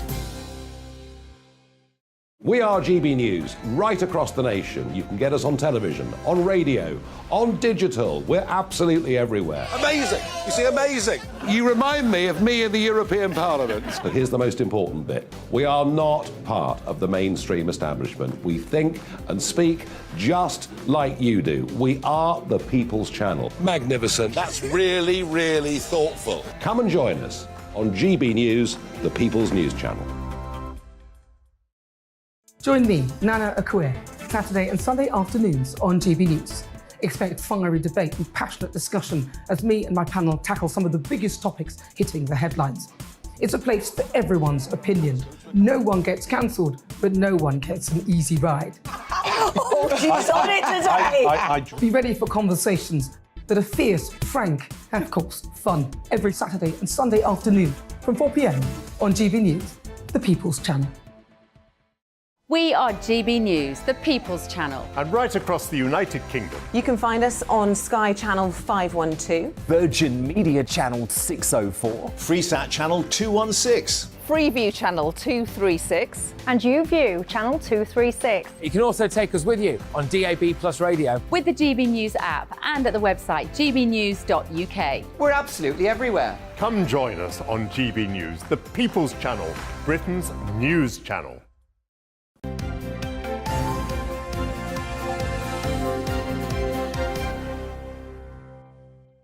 Welcome back. You are watching and listening to Breakfast with Ellie and Paul. Lots of you getting in touch this morning on lots of different topics, but we've certainly got you talking from the last newspaper review, that awful, tragic story of the 28-year-old woman who was killed being mauled by a dog. She was out walking then. Lots of you getting in touch. Paul is saying no one has been killed by a poodle or a cavapoo. Of course, dog breed is relevant in all of this. Another Paul's been in touch and said, my dog is my life, and yes, they need love and guidance, exactly like you'd give a son. My family is my dog. He's called Six. Keep them coming in, GBviews at gbnews.uk. Let's go through the front pages, starting with The Telegraph, which has an exclusive interview with Prince Harry. Moving on to the Times reports on the NHS chief's call for more homegrown doctors and nurses to be trained up instead of relying on foreign staff. The Guardian gives this morning light to the revelation that hormone replacement therapy may cut the risk of dementia in women. In the Mail, we are told police have seized 8 dogs after they brutally attacked a 28-year-old woman.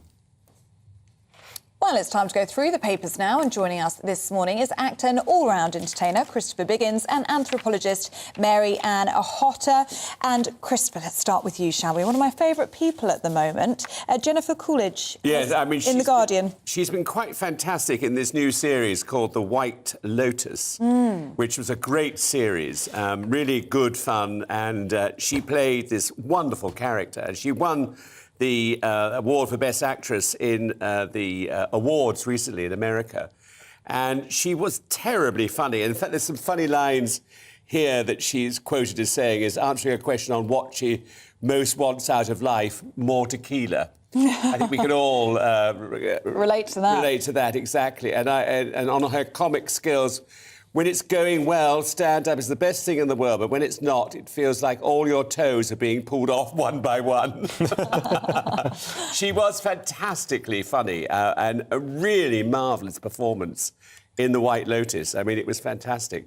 And she's 61 years old, and, you know, she's been going for a long time, doing small parts and what have you. You suddenly find out about these people when they, you know, you like a series they're in. And she's fantastic, and I think she'll go on now to do a lot of wonderful things. And it's nice that she's finally, like you say, getting the recognition. Yes. She's had a long career, but she is always that supporting actress. She's always got that much smaller role, but she has this ability, which you just picked up on there, at stealing a scene with her lines. So I'm really glad that she's getting that recognition. Marianne, let's go to you on something completely different, shall we? In the Mirror, National Pothole Day. Ah, yes. So this is a road safety champion, nicknamed Mr. Pothole. His real name is Mark Morell. He says that motorists and cyclists ought to back tomorrow's National Pothole Day. I knew I'd forgotten something. Yeah, get it in your diaries, folks. Tomorrow is National Pothole Day. 60% of drivers surveyed say that roads are worse now than they were in the past. 21%, that's more than 1 in 5, cyclists have had serious pothole accidents or pothole-linked accidents since 2016. Now, this is a shocking statistic. I mean, Mr. Pothole is like a fun nickname. 425 cyclists have actually been killed or injured because of defective road surfaces. The Asphalt Industry Alliance, their vested interest is obviously giving you a clue in the title of the alliance, but they say that they reckon £12 billion of investment is needed to sort out the country's roads. 12 million or 12 billion? Billion. The Department of Transport have said, well, we are investing £5 billion from 2020 to 2025 in local highway maintenance. So depending on whose sums are right, either potholes are going to be getting worse between now and 2025, or £5 billion is enough to fill the gaps. But the problem is, when you just get a sort of highway team and they just literally fill in the hole, it degrades really quickly and you get a pothole back again. And so what Mark Morell is saying is that that's sort of, it's a short-term saving, but it's long-term waste of effort and resource. Actually, what you need to do is strip it and resurface the road properly, and then you've done it properly, and it'll last a good decade or what have you. Yeah, Rod Stewart did his own, didn't he? He got it told off for doing it. Yeah, he got into trouble, didn't he? Yes, he did, because they said, no, you can't do that. But he was so fed up with driving down this road to his house, you know, and every time going down there, got a punch or something. Yeah. That's expensive as well. Some of them are so big. Yeah. Do you find yourself driving? I sometimes try and drive round them. Absolutely. It's terribly dangerous. And if you are on a bike or a motorbike, you hit one of those Disaster. potholes, you could die. Yeah, easily. Be massive. Or a car losing control or trying to swerve the pothole, hitting you, or a pedestrian. It's genuinely, you know, life or death stuff. I know it's potholes, and everyone loves moaning about a pothole, but you're right. Things. Yeah, you are right. If you're on a bike or something, it is really, really dangerous. So worst pothole hit area, Northumberland. Apparently 180,000 have been reported over 4 years. Oof. Oh, the other thing he says is report them to your highways authority. Most councils have a form online, and you put it in and you like pinpoint it with a digital map, and then it actually means that the local authority can make a case. We need more money because, look, we've got 180,000 potholes to fill. Yeah. Whereas just complaining to your spouse or mate at the pub or whatever doesn't actually achieve anything. Yeah. You've got to put it in their system, and then they might actually do something about it. It might be insane. Why is it called a pothole? Is it not just a hole? I don't know. It's a hole in the road, right? A hole is a hole. Yeah, but you could put a pot in it, perhaps. Yeah. Cook something. Maybe. Or a flower pot. A flower pot, exactly. With Or a steps flower pot, in it. yeah. That is a good... I don't know. I feel like you... Is it a good question, though, or is it a boring you've sent me away with a kind of a conundrum to solve. Yeah. I'll get back to you on Let's that. think about that one. And we'll add that to the list of Dutch as well. Exactly. Yes, yeah. Going Dutch. Christopher, the cost of living, eating out. Are British diners still prepared to pay 350 quid for a meal? Well, this is the trouble. Still prepared? A restaurant called... What was that? Still prepared, because they were before, yeah. Well, there's a restaurant called Noma, 5 times the world's best restaurant, is set to close because of this. And I think what's happening... We went out the other day to one of my favourite restaurants in London, and there were 6 of us, and the bill was £600. And I think a lot of that is to do with the fact that restaurants have had such a bad time with COVID and everything, and with Brexit, that they've put their prices up way, way beyond. And also the other real problem is alcohol. If you have a bottle of wine, it costs a fortune now, or a gin and tonic, or what have you. Yeah. And I think these days have to stop, because I just simply can't... You know, I can't afford anything like that, £600. It was a real shock. Yeah, it was 100 quid a head. What did you get for that? How many courses? My meal was £20. What? Yeah. So most of it was alcohol. Was the wine? I didn't drink an awful lot, but other people obviously did. Yeah. And we arrived late. But I mean, I just think... then did you split the bill? Or did you actually go, all right, well, I'll give you a 20 quid? Well, no, we were... No, we were... Well, no, I could never do that. I mean, that would be... Yes, pay for what you've had, you mean? Yes, no. Yeah. No, I mean, it was 2 of us, our dinner, so we shared the bill, but I still think it was a lot of money. And I think most restaurants now are expensive. And I don't know where... I mean, I think people are just spending because they feel this is it now, this is the last big spend, let's go for it. But I think it's wrong, and I think restaurants have to look to that. Yeah. Especially when a 5 times world's best restaurant called Noma is closing. Yeah, but that is going to be really interesting, I think, and certainly one to watch. One of my friends is a chef at a Michelin-star restaurant, which shall remain unnamed. But it's something like £300 a person for the set menu, and we're in a cost of living crisis, and it is going to be interesting to see the appetite, pardon the pun, for people coming in and actually paying that sort of money, or... If there is an occasion, as you say, life is tough, is that something that you would save up for and go and do? I don't know. I think people are definitely investing in experiences, aren't they? Where if it is something that is going to be a memory that you can make, perhaps at a special birthday or an anniversary occasion where actually you've got £300 and you have a really special time with someone you love, care about, you've got those memories for the rest of your life, then I wonder whether people will go, I'd rather spend that 300 quid on having that wonderful time that evening with that person rather than, I don't know, buying them a piece of clothing or something like that, which might be a bit more, you know, ephemeral. I don't know.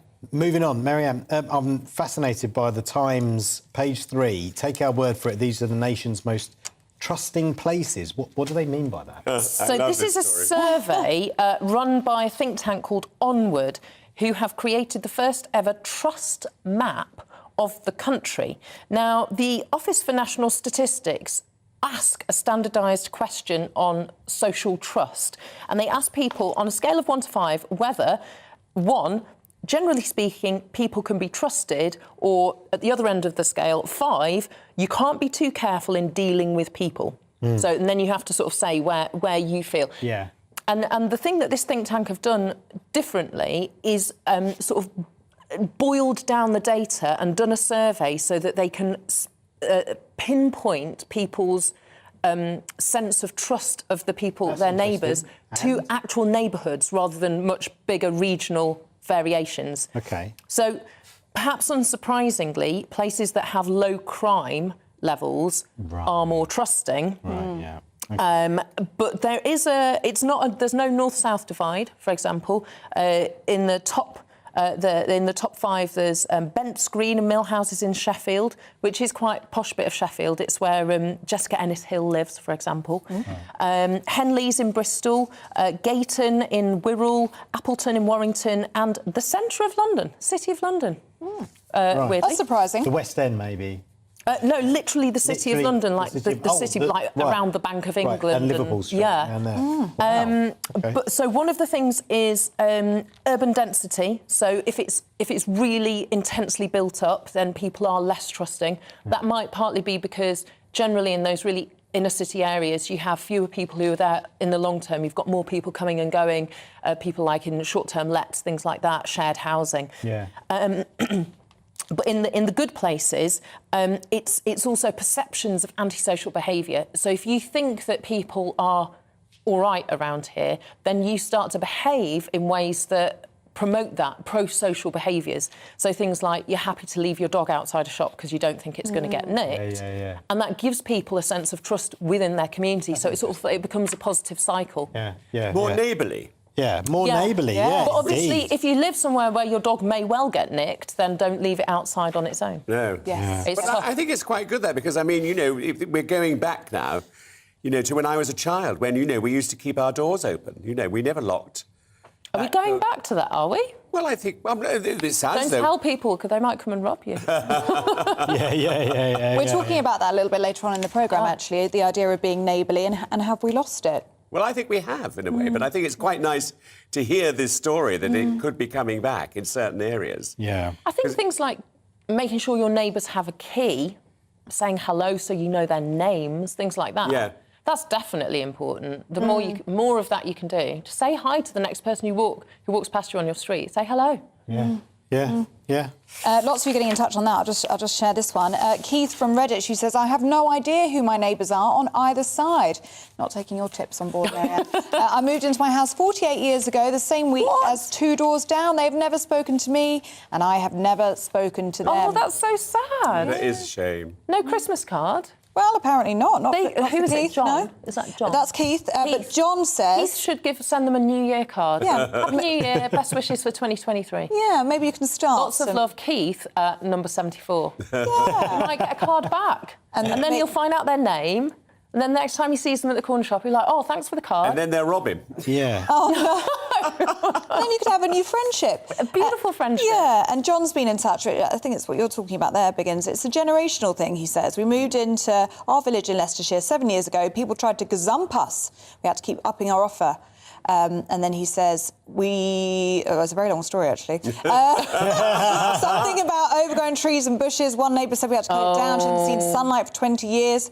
She moans, all the guttering and the roof is falling apart. But we don't go knock on her door and moan about the upkeep of her house, so they don't get along either. Oh, dear. No. I think we'll wait for the film to come out. Yeah, that's a long story there, John. Christopher, in The Sun, Pope's secret bucket twist. This is the late Pope Benedict who they found out that his favourite TV series was Keeping Up Appearances, and he does a marvellous Hyacinth Bucket impression, which I would love to have seen. But it is interesting. Then, of course, they go on about what the Queen's favourite series was, the royal family, and things like that. I mean, you can't believe any of this. Right, so it's Bouquet, really, then, like the TV series, yes. Right? Yeah, I was thinking it was something like maybe his favourite fried chicken or something. Right, OK, Bouquet. Huh. Fried chicken? Yeah, bucket. KFC. Bucket. Oh, dear. It's time to go, I want it to be something like Breaking Bad, something really unexpected. The Pope's favourite TV show. That he likes something that was a bucket twist at the end. Have we got time for one more? I don't know. I'd say. Yes, we've got time for one more. We've got one in the eye. Sadly, we've got time for one more. NHS crisis. We're going to do a massive handbrake turn and talk about something serious. Yes, let's do something get serious. a grip, Paul. Yes. So this is Wes Streeting, the Shadow... Oh, I was struggling today. Shadow Health Secretary. He says often the NHS is, quote, driven by provider interest and producer interest, not by patient interest. So you might have followed this story. He's been getting the backs up of doctors and nurses and the BMA, the British Medical Association, the Doctors' Union, over the past few weeks and months, because he's been challenging them really strongly on things like waiting lists, on things like GP surgeries who run a policy of everybody has to phone up at 8 a.m. to try and get an appointment. It becomes a lottery and you're 40th on the phone call queue, waiting on the phone while you're trying to get the kids to school or get to work or what have you. It's like a really unsustainably stupid system. So he's saying, look, we do need radical reform in the NHS. And it's quite interesting because now Labour are coming out with a more costed policy with kind of long-term plans. So he's saying it's going to take more than a decade to transform the NHS. That's longer than any parliamentary term. This is where we would start. One of the things that they would do is fund the NHS through a windfall tax on non-domicile status people. So basically, tax people who don't live in the UK but who are making money and not paying tax here in order to fund NHS services for everyone. So it's really interesting that Labour are sort of starting to move their chess pieces into a position where they can start to, in the run-up to the next election. Although there are question marks over how much money that policy would raise, I think. But it's difficult for Labour because they want to be seen to be kind of pushing the policy agenda, but they can't give away all their ideas. Yeah, of course. Because then the government nick them. Exactly. And the bottom line is, as and when Labour come into power, let's be honest, they probably will, unless something really radical happens with the Conservative Party, the state of the NHS, the state of tax receipts, may be quite different because where will inflation be? Where will the energy crisis be? And at the point of crisis that we are now with public services, I do think that every month of additional disintegration requires that many more months of rebuilding, restructuring and kind of trauma recovery. Yeah, certainly is a difficult task, isn't it? Marianne, Christopher Biggins, thank you very much. Can I just say that whilst I've been going off looking for these fabulous stories, I joined TikTok. Did you? So I'd like people to know that, because I've never done it before, and Well, it's there you rather go. exciting. I would follow you on it, but I'm not on it. Oh, you're not on it? No. Oh, what a shame. So you did... It's like videos, isn't it? Yeah. Tom helped me outside. You enjoying it? Yeah. Well, I mean, it's a couple of hours. I mean, yes, it's been fabulous. I put something rather fun on. I think go and watch it. Are you a What a good tease. What's your handle, Christopher? Oh, I have no idea. That's really an important thing to know. Should I find that out? Yeah, Tom like will tell what me. is it that people should look for? Well, Christopher Biggins, I would Biggins. say, yeah. Just Yeah, Biggins. Biggins. Oh, yes, I think Biggins. You might be onto something there. You Well, there might you not go. be the... Yeah, OK, well, we'll find out. Yeah, we'll find out. Thank you, though. Yeah, very good tease there. Lovely. Catch Biggins on TikTok. OK, heard it here first. Do keep your views coming in. Lots of you getting in touch today. gbviews@gbnews.uk. It is 8:47. In a shocking revelation yesterday, we heard that a dozen firefighters who tackled the awful blaze at Grenfell Tower in 2017 have been diagnosed with terminal cancer. Yes, firefighters and survivors from the disaster have called for medical screenings as a list of rescuers is being compiled. Well, someone who knows all about the dangers and conditions they face is former firefighter Lucy Massoud. Lucy, good to see you. First of all, how did you feel when you heard this story? I think it's heartbreaking. I read the story yesterday, as many of your viewers would. It's very concerning. We know on the night of Grenfell, 1,300 firefighters attended that incident. 1,300 brave, very brave men and women went into that fire, put their lives on the line. Since then, many have left the job due to PTSD because of the incident. For them to now find out that they have been exposed to cancerous material as a result of Grenfell and the cladding that was on Grenfell and the cancerous debris that fell off that building, for them to now know that they are vulnerable to cancer and actually some of them have been diagnosed with terminal cancer, it's just heartbreaking. It's utterly, utterly tragic. And I really hope at this stage the London Fire Brigade steps up and ensures that every firefighter who attended that incident receives a thorough health screening, cancer screening, and funding is there to support those firefighters who do become sick. Yes, Lucy, as a former firefighter, try and describe for us, what is it like emotionally and physically to go into a fire, let alone a blaze as big and as powerful as Grenfell was? Well, it's a very extreme job, and you join the fire service knowing that you will be going into fires and you will be putting your life on the line. I was based at Chelsea Fire Station when Grenfell happened. I wasn't on duty, I was on the White Watch. It was actually the Red Watch who were on duty. And I've spoken to many of my colleagues on the Red Watch who went into Grenfell, and their description of the fire was mind-blowing. I mean, I've attended many fires. I've been in fires. I remember one fire when I was probably only been in the service about 2 years, and it was so hot the top of my helmet melted. The only thing between the fire and my head was my flash hood, which essentially is a balaclava. So it can be a very scary job.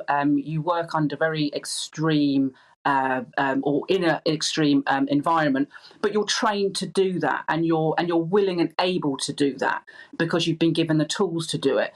However, what you don't expect is to go into a fire and be exposed to cancerous material, which is clearly what's happened at Grenfell. What I would say, and what is very concerning to me from what I've seen from this report in the Daily Mirror, is that the firefighters who attended, many of them spent up to 10 hours still wearing their contaminated PPE, their fire uniforms. Other firefighters spent up to 6 hours in the basement of Grenfell Tower waiting to be deployed. Now, the difficulty with that is what we know, and research has been done even before Grenfell, that if you remain in your PPE, your fire uniform, for more than 4 hours, that doubles the risk of exposure to cancerous material. What we also know, 2 years leading up to the Grenfell fire, is that there was massive cuts imposed on the fire service in London. We saw 10 fire stations closed down. We saw 29 fire engines removed from frontline service, and we saw over 1,000 firefighter job losses. So by the time the Grenfell fire happened, you had 50% less fire cover for the borough of Kensington, which is where Grenfell is located. So when you ask the question, well, why were these firefighters in the basement for 6 hours? Why were they still in their PPE for up to 10 hours? My answer to that is because we didn't have enough resources. We didn't have enough boots on the ground because there'd been such a significant amount of cuts to the fire service that we had to rely on those few firefighters that we did have, rather than having extra firefighters to take their place. And here we have a situation where firefighters have remained exposed to cancerous materials longer than they should have because we just didn't have the resources to replace them. Yeah, can I just tell you, Lucy, just read to you what the London Fire Brigade have said. They've said our firefighters must be as safe as possible when doing their jobs, and we are currently involved in 2 studies to investigate the possible impact of contaminants on health, including one directly linked to the Grenfell Tower fire. All firefighters and officers who attended Grenfell have been invited to take part in a research project which carefully monitors their health. Even after they retire, staff have also access to our occupational health service to support them through periods of ill health. I mean, what do you make of what they've had to say there about their concerns over firefighters' health? Obviously, they haven't addressed what you're saying about the cuts, though. Well, that's all well and good. The Fire Brigade in London are very good at ticking boxes and presenting themselves in a very colourful and cuddly way. That was until, of course, a few months ago when the Culture Review came out, which showed the London Fire Brigade to be institutionally racist and misogynistic. What I would say is the London Fire Brigade have known information for some time. Studies have been done. A study was done by Central Lancashire University, I believe, that showed firefighters are twice as likely to suffer from cancer if they remain in their contaminated PPE for over 4 hours. London Fire Brigade have known this for many years, and they would have known that the firefighters at Grenfell stayed at the scene in their contaminated PPE for well over 4 hours. So why are they just waiting until now to call those firefighters in for health screenings? It should have been done straight away. Now, at the time of Grenfell, I was very active in the Fire Brigades Union, and I was very involved in the inquiry and also supporting firefighters after Grenfell. Now, I know that the London Fire Brigade actually offered very limited support to those firefighters. For instance, in the days after Grenfell, many firefighters understandably needed emotional help and thought they could rely on the counselling service in the Fire Brigade. What we found out is that the Fire Brigade only had 2 full-time counsellors working for them, and that was 2 full-time counsellors to support a workforce of almost 6,000 firefighters. Totally inadequate. Lucy, totally. I'm really sorry to interrupt, but we'll have to leave it there just for time, but really appreciate your thoughts and your life experience that you've shared with us. Thank you very much. It's a former firefighter, Lucy Massoud, joining us. And by the way, the London Fire Commissioner has said today is a very sobering day, talking about that report about institutional racism. He said there's no place for discrimination, harassment, and I'm deeply sorry for the harm that has been caused. I will be fully accountable for improving our culture. That's from the London Fire Commissioner, Andy Rowe.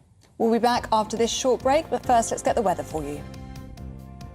Good morning, I'm Alex Deakin.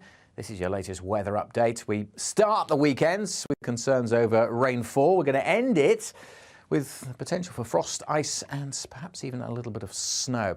We've got low pressure dominating the weather at the moment. These weather fronts have brought some further heavy rain through the night, and we continue to have Met Office yellow warnings in place across western parts of England and Wales this morning. The potential for further flooding because of that heavy rain overnight that will only slowly ease this morning.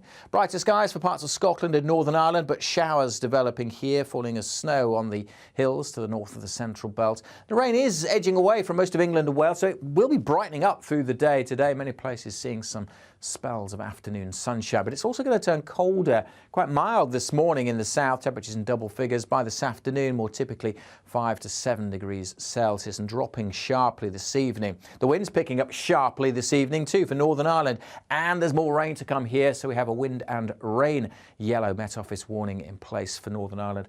Could cause some disruption. The showers across northern Scotland turning increasingly wintry, even down to lower levels, potentially turning icy here as well. It will be a colder start to what will be a colder day tomorrow.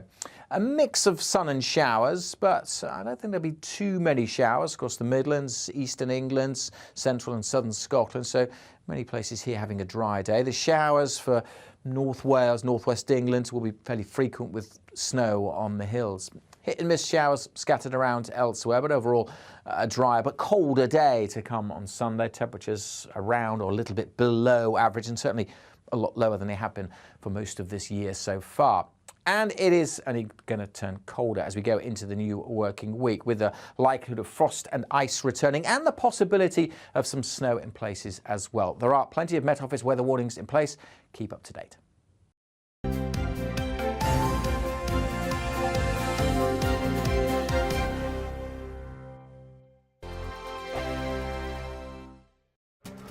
This year on GB News, we've got brand new members in the family. Join us. Across the entire United Kingdom, we cover the issues that matter to you.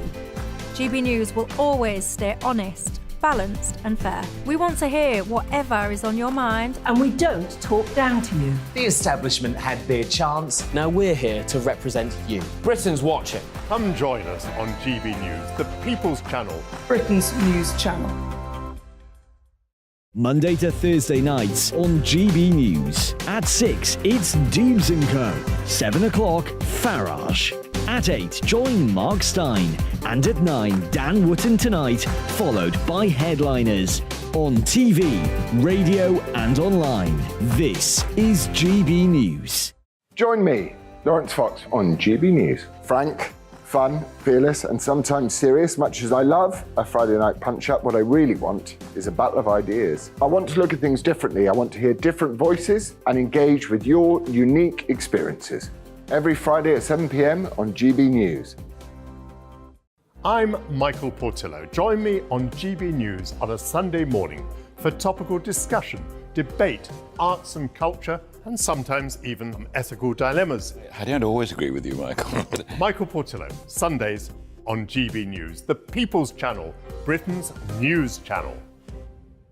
Hello, I'm Michelle Dewberry, and you can join me every weekday 6 till 7 on Jubes & Co. Me and my panel will get stuck right into the day's events, and I can tell you, in fact, I can warn you, expect some robust debates, some strong opinions and perspectives from both sides of the fence. It's about you at home as well. I love to read out all of your comments, or at least as many as I can. So join me, Michelle Dewberry, Monday to Friday, 6 till 7 on Jubes & Co. Hello there, it's Eamon Holmes here from Breakfast on GB News. We're not just on your television and your screens, you know. We're on DAB plus digital radio, so you can listen to your favourite shows on the move. If you've not yet listened to GB News Radio, it's very simple. We're on your radio player and TuneIn apps, on your smart speaker, phone or tablet, or online at gbnews.uk. Take us with you wherever you go. GB News Radio. You never have to miss a moment of the People's Channel.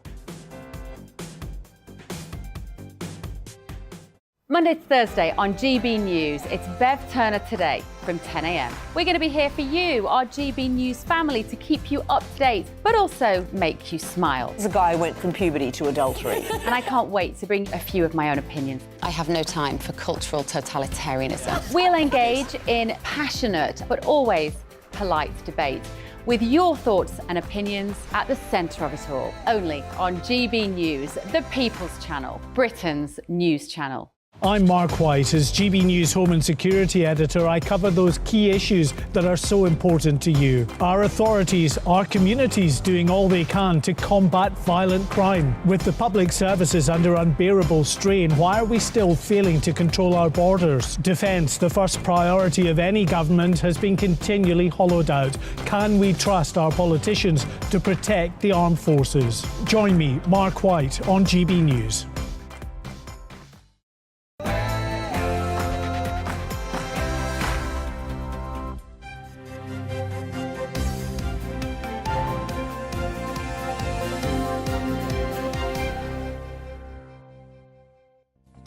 Communities in Yorkshire and Northamptonshire successfully blocked plans to turn local landmarks into migrant hotels. Good morning, it's 9 o'clock on Saturday, the 14th of January. This is Breakfast on GB News with Ellie Costello and Paul Hawkins.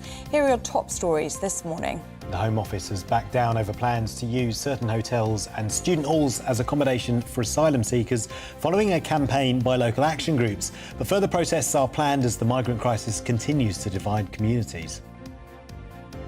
The government is extending its ban on single-use plastics, with everything from plates and cups to containers and even balloon holders being banned. But have businesses been given enough time to prepare? And everybody needs good neighbours, apparently, but what do you do if you get on the wrong side of a nightmare neighbour? Or perhaps you're causing the problem and you don't even know it? Well, as ever, you can join in any of our discussions by emailing gbviews@gbnews.uk.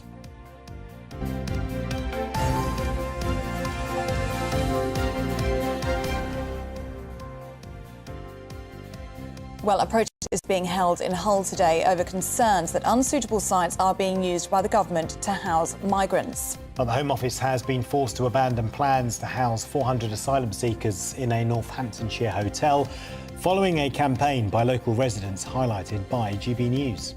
Yes, Highgate House in Cretan was going to be used as asylum contingency accommodation, but Daventry MP and Government Minister Chris Heaton-Harris has informed West Northamptonshire Council the Home Office has changed its criteria and the local hotel is no longer considered appropriate. We can speak now to James Hill, who's the chair of Cretan Parish Council, or we're going to speak to him in just a moment, in fact. Before we speak to him, let's tell you about another campaign, and this is in Cottingham in East Yorkshire, to oppose the sale of former university halls of residence to the Home Office. That's also been successful. Yes, GB News' Yorkshire and Humber reporter Anna Riley has the story. Residents in Cottingham successfully campaigned against former student halls of residence being used to house more than 1,000 asylum seekers. The University of Hull confirmed it won't be selling its 40-acre site in the area to the government. Louise Acaster was a big part of the campaign against the plans. The reason a lot of people were perhaps afraid to speak out about it is for the fear that, there was branded racist or, swaying one way or another. And that wasn't it at all. It's literally, for a small community this size, it just couldn't cater for that many people. 1,100 people in a village this size, it just doesn't make sense. Hundreds of villagers turned out in protest against the proposals, and many feel a sense of victory at the result. There's 20,000 people in Cottingham, and they was going to put 1,100 single men in Cottingham. Ridiculous. You feel safe, you can walk out. I don't think I'd feel safe if it was full of asylum seekers. You just can't stick 1,000 people in and hope everything's going to stay the same. With the doctor's surgery and the dentist and different things, we wouldn't be able to cope.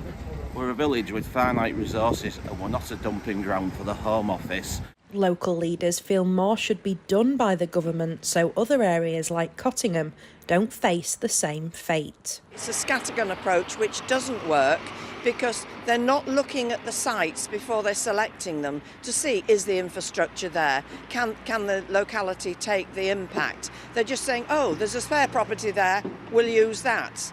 And they've got to stop that. They've got to put a pause somewhere. Why don't they hire cruise ships that aren't being used? And MP for the area, David Davis, says asylum seekers need to be stopped before they get to Britain. The real answer is not to look for other places to put them. The real answer is to stop the flow. I mean, if it carries on growing as it has, we could be talking about 1,000 a week.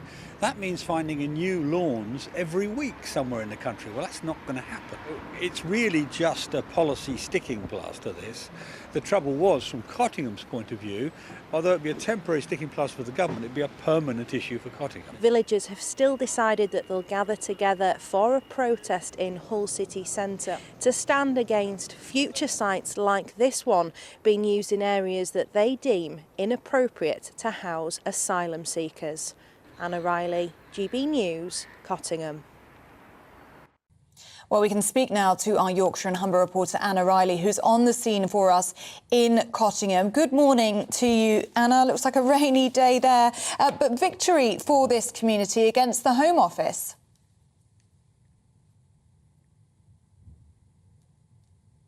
For residents here, they were not happy about the news that over 1,000 single male asylum seekers could be moved to their village here, with the University of Hull selling former student halls of residence potentially to the Home Office. So they banded together, they had a public meeting here last week, and then following that they also held a protest. There was more than 500 people marching through the streets here to say that they felt that this area wasn't appropriate. Now, we do already know that Thwaite Hall is another form of former university residence that's been used to house 250 migrants here, and the councillor, speaking to her, she said they've settled well into the community. She says that Cottingham isn't a racist place. She said it's just that they feel that here there is not that infrastructure in place, and they've also found that there were security concerns as well. They said that they didn't know how well vetted these people would be, and that they didn't feel necessarily safe in the community with a large number coming across. They also feared that there may be further absconsions as well. We heard when the first migrants moved to Thwaite Hall, that number of 250, 30 just went and the police couldn't trace them, so they felt if there was a bigger number coming to the village, that might happen on a wider scale. Now, as the demands were met by the villagers in terms of the university saying they would not sell or lease the land to the Home Office, the protest that they had today outside the University of Hull was called off, but there is still a wider protest that's happening later on this afternoon, and that's where many people, not just the villagers of Cottingham, Cottingham, but people from across the UK are coming together to debate and protest on how they feel the government is currently handling this small boat crisis in terms of the accommodation that's being used. They feel that areas like Cottingham haven't been fully vetted before the Home Office are making bids to buy the land, and they're also feeling that migrants need to be stopped at the source as well, with the number of people coming over on small boats increasing from numbers first began last year to over 44,000. They're saying that more needs to be done to tackle the problem. Thank you so much for giving us that update there in Cottingham. Yeah, lots of you getting in touch with us on the migrant hotels this morning. Patricia says, well done, Yorkshire, stopping their villages being swamped by illegal scroungers. No one wants or needs thousands of military-aged men anywhere near them. Paul's been in touch saying, I support every migrant in England just trying to get a better life. Who wouldn't want that? We all would. Yeah, Karen says, how infuriating that this country can put immigrants in hotels and leave our homeless on the streets. Send them back and help our lot first. Hotels put them in ships, then ship them back. And Chris from Wigan says the solution to the migration problem is to house them all in ex-military camps. The accommodation was good enough for us veterans. Yeah, keep them coming in. GBviews at gbnews.uk or at GBnews. It is 9 minutes past 9. Let's bring you up to date with what else is happening this morning. A British Iranian national has been executed in Iran. That's according to the state media there. Alireza Akbari was sentenced to death on charges of spying for Britain. The Prime Minister has called the actions a callous and cowardly act carried out by a barbaric regime. Rishi Sunak is reportedly sending a squadron of tanks to help Ukraine take back territory lost to Russian forces. According to The Sun, the PM will tell President Zelensky today the army will immediately supply 4 Challenger 2 battle tanks, with 8 more to come. The government says single-use plastic plates, trays and cutlery will be banned in England from October. It's in a bid to curb the impact of plastic on the environment. At the moment, England uses around 2.7 billion items of single-use cutlery per year, only 10% of which is recycled. Hormone replacement therapy could help prevent Alzheimer's in women, according to new research. The therapy helps control the symptoms of menopause and provides better memory and brain function for women who carry the Alzheimer's gene.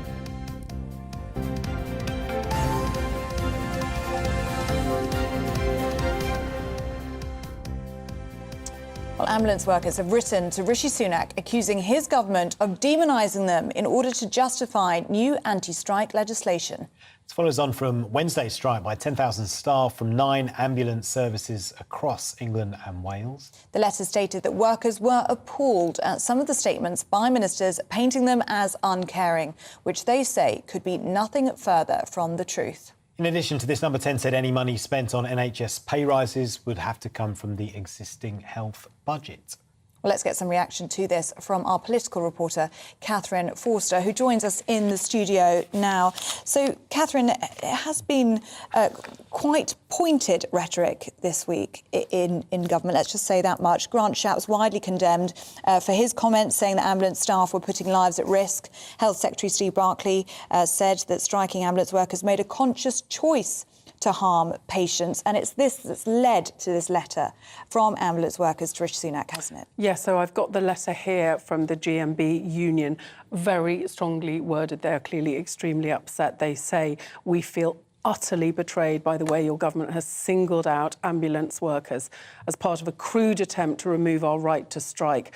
They've also pointed out, they say it's not ambulance workers' fault that the service is in crisis, and they've pointed out that the wait times on the strike days were astonishingly less than they were on the normal days, which seems insane, doesn't it? But of course, there were the terrible figures out last week showing that the average response time for Category 2 heart attack or stroke that should be 17 minutes was an hour and a half, which is obviously desperate. They are saying the system is broken. We're doing our best. We did come off picket lines, but the government are very keen pardon me, to get this legislation through. They say that this minimum safety levels, as they call it, is legislation that exists in lots of other countries in Europe, France, Italy, Germany, etc., and that it's just not saying you can't strike, but if you do strike, safety has to be guaranteed. Yeah, but it's not conducive to the talks, though. It's kind of running alongside the talks, isn't it? And it just makes the atmosphere a bit different. Yes, because it's obviously already deeply unpleasant because workers in the NHS feel that they are in a crisis that is partly of the government's making, that the government aren't listening, and the government want the blame to be put at stop the strikes. This is not helpful. This is putting people in danger. And you do wonder, this legislation, it is going to antagonise the unions further. They're threatening legal action. And although I suspect it will get through the Commons without any great problem because it was a manifesto promised to have minimum service guarantees in the event of strikes, although the government has broadened it now. But I suspect it might run into problems in the House of Lords as well. So it's going to take them a long while to get this through, if indeed they do. Yeah. Meanwhile, Health Secretary Steve Barclay privately conceding that there may need to be a pay rise in the NHS, but that pay rise will need to come from existing budgets. How's that going to work? Yes, they've privately admitted that nurses, paramedics are going to need more money in the year that we're in now. They would like to move on to talking about the next settlement, but clearly these strikes are not going to go away unless the government does put something on the table. There is still talk of a one-off payment for nurses, but they're saying there is no more money. So this will have to come out of existing budgets, whether that's capital expenditure, hospitals that need fixing that aren't getting fixed, less tech, less equipment. It's not clear, but the government is saying, Jeremy Hunt announced another £14 billion for the NHS in the autumn statement. They announced a couple of £100 million in the last week to help with emergency care. But they're saying beyond that, that is your lot. We have no more money, so cuts will have to come elsewhere. Yeah, as Tom Harwood's pointed out, day-to-day spending has risen in real terms during this Conservative government, although not as much as under the last Labour government. The NHS is... That's day-to-day spending. It is getting more money than ever before, but the thing is the demand is rising. We are ageing as a population. Needs are becoming more complex. The population is rising. We're getting fatter. There's no limit, really, to the amount of money that you could put into the NHS, but it is astonishing, isn't it? Taxes are at a 70-year high, and yet people are not getting the service that they feel entitled to expect from the NHS at the moment. Yeah, Catherine, appreciate your time. Thank you. That's our political correspondent, Catherine Forster. David in Oakham, morning to you, David, says politicians can waffle on about the NHS and the need for reform, but it will never change unless the various parties stop using it to score points against each other, work together and agree a long-term strategy. Talking is cheap, taking the right actions take common sense and courage. And indeed, there is a lot of people think that maybe taking politics out of long-term planning for the NHS would be a good idea. Yeah, Richard's been in touch with us this morning on NHS strikes. He says not just public sector workers that are heroes. My dad is a superhero. He started with nothing, born into a council house and built up a huge business from scratch, working 7 days a week, never once moaned or complained. That, to me, is a proper hero. Do keep those views coming in, gbviews@gbnews.uk, and we'll try and share as many as we can throughout the programme. It is 9:16. Coming up, we're going to be talking about last night's Premier League action and this lunchtime's Premier League action. We're just over 3 hours away from the Manchester derby, and we're going to be speaking to a Man City legend next. All that to come in just a moment.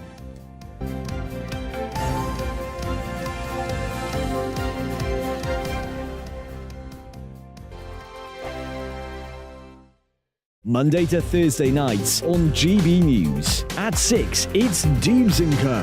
7 o'clock, Farage. At 8, join Mark Stein. And at 9, Dan Wootton Tonight, followed by Headliners. On TV, radio and online. This is GB News. Here on GB News Live, we'll be keeping you in the picture, finding out what's happening across the country and finding out why it matters to you. We'll have the facts fast with our team of reporters and specialist correspondents. Wherever it's happening, we'll be there from 12 noon on TV, radio and online. GB News, the People's Channel, Britain's news channel. We are GB News, the People's Channel. Why not take us home with you by visiting the GB News shop at gbnews.store? You'll find all the official merchandise, a really good present actually for yourself, your friends or your family. We ship across the UK mainland at no extra cost. GB News, the People's Channel. Join my show Farage, 7 p.m. till 8 p.m. Monday through Thursday, and there you will get opinion, analysis, debate, and I'll cover stories that nobody else dares to touch. You've been cancelled. Join the club.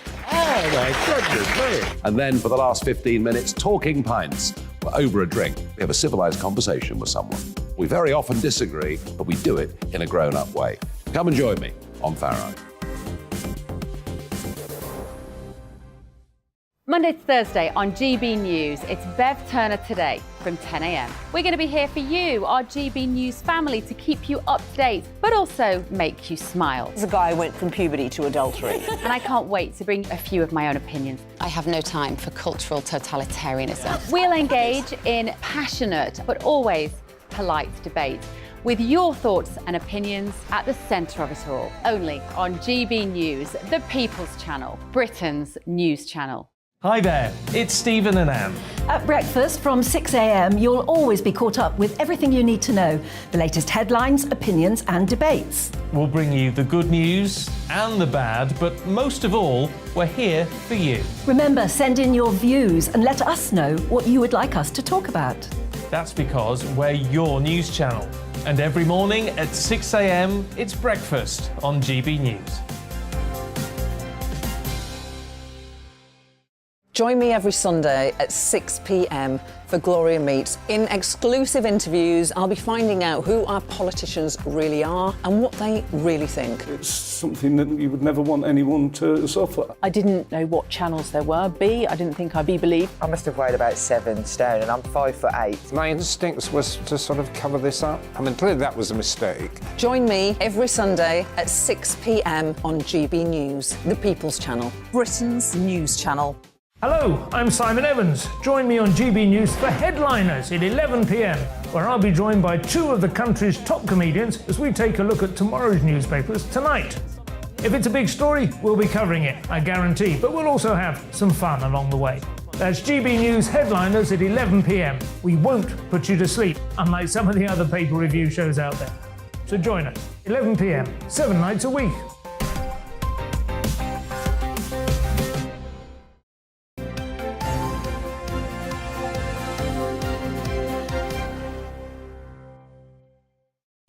Welcome back, it's GB News Breakfast, 9:20. Let's look ahead to the day's Premier League fixtures, starting with this lunchtime at Old Trafford, where United meet Manchester City in the first Manchester derby of the season. Aidan McGee joins us as ever. Morning, Aidan. Morning. It's not the first one, actually. If you remember, a few months ago, City beat United 6-3, but since then, United have lost 1 out of 18 I was thinking matches. to get this far into the season for it to be the first. It Yeah. sounded weird as it came out of my mouth. Well, it can happen in that way because we've had a World Cup in the middle of it, so the fixtures are skewed quite rightly, as you might expect. But one defeat in 18 matches since then. So that United have really got their act together. I can't help thinking that for the first time in a long time they're benefiting from top-level coaching. You think back to the old great United sides under Sir Alex Ferguson, Archie Knox coaching, Walter Smith coaching, Steve McLaren coaching, Carlos Queiroz coaching. I didn't feel that they had that sense of identity. Your identity comes from your coaching structure. I didn't think they had that under Van Gaal. I didn't think they had that under Mourinho. I certainly don't think they had it under Solskjaer or Ranić. Even under Mourinho? I don't think the coaching... Who's known for his coaching. Yeah, but I think the older he got and the more experienced he got and the more pressure he got in terms of... was put under in terms of leading the team, I think those guys... It happened with Alex Ferguson. They do less coaching as they get older. Okay. And I think your identity comes from what you do on the training pitch, to how you play. And I think Erik ten Hag is very much a coach. That's the kind of profile that big clubs want now. They want coaches. They tend to leave the administrative work and the transfers and the contracts, etc., to people elsewhere in the club. And you begin to see an identity among United's team now. And I think it's really benefiting from them. And I think that today, if they win... they're 9 points off already. They go 6 points off the pace. It puts a lot of pressure on Arsenal tomorrow in the North London derby at Tottenham. I think United are well in the conversation for this league title. I really do. Yeah, and City need to up their game again. Well, they do. I mean, Carabao Cup in the week, a real shock performance at Southampton, the bottom club, losing that one by 2 goals to 0.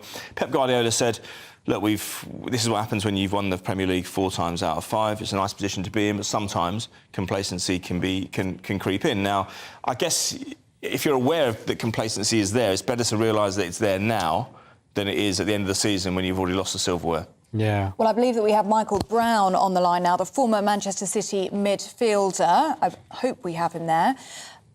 Michael, are you there for us? No, he doesn't look like it. I'll tell you what, there he is. Michael, how are you feeling ahead of this derby a bit later on today?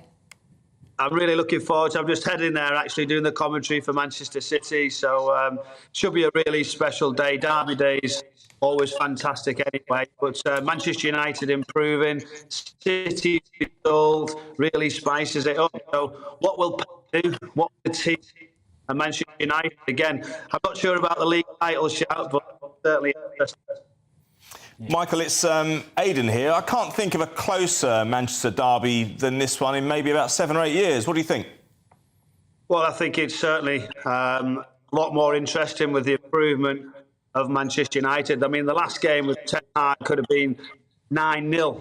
City made the changes, ended up 6-3, crazy game. But they're in a much better place, aren't they now, Manchester United? And obviously, City not really got back the rhythm you would expect.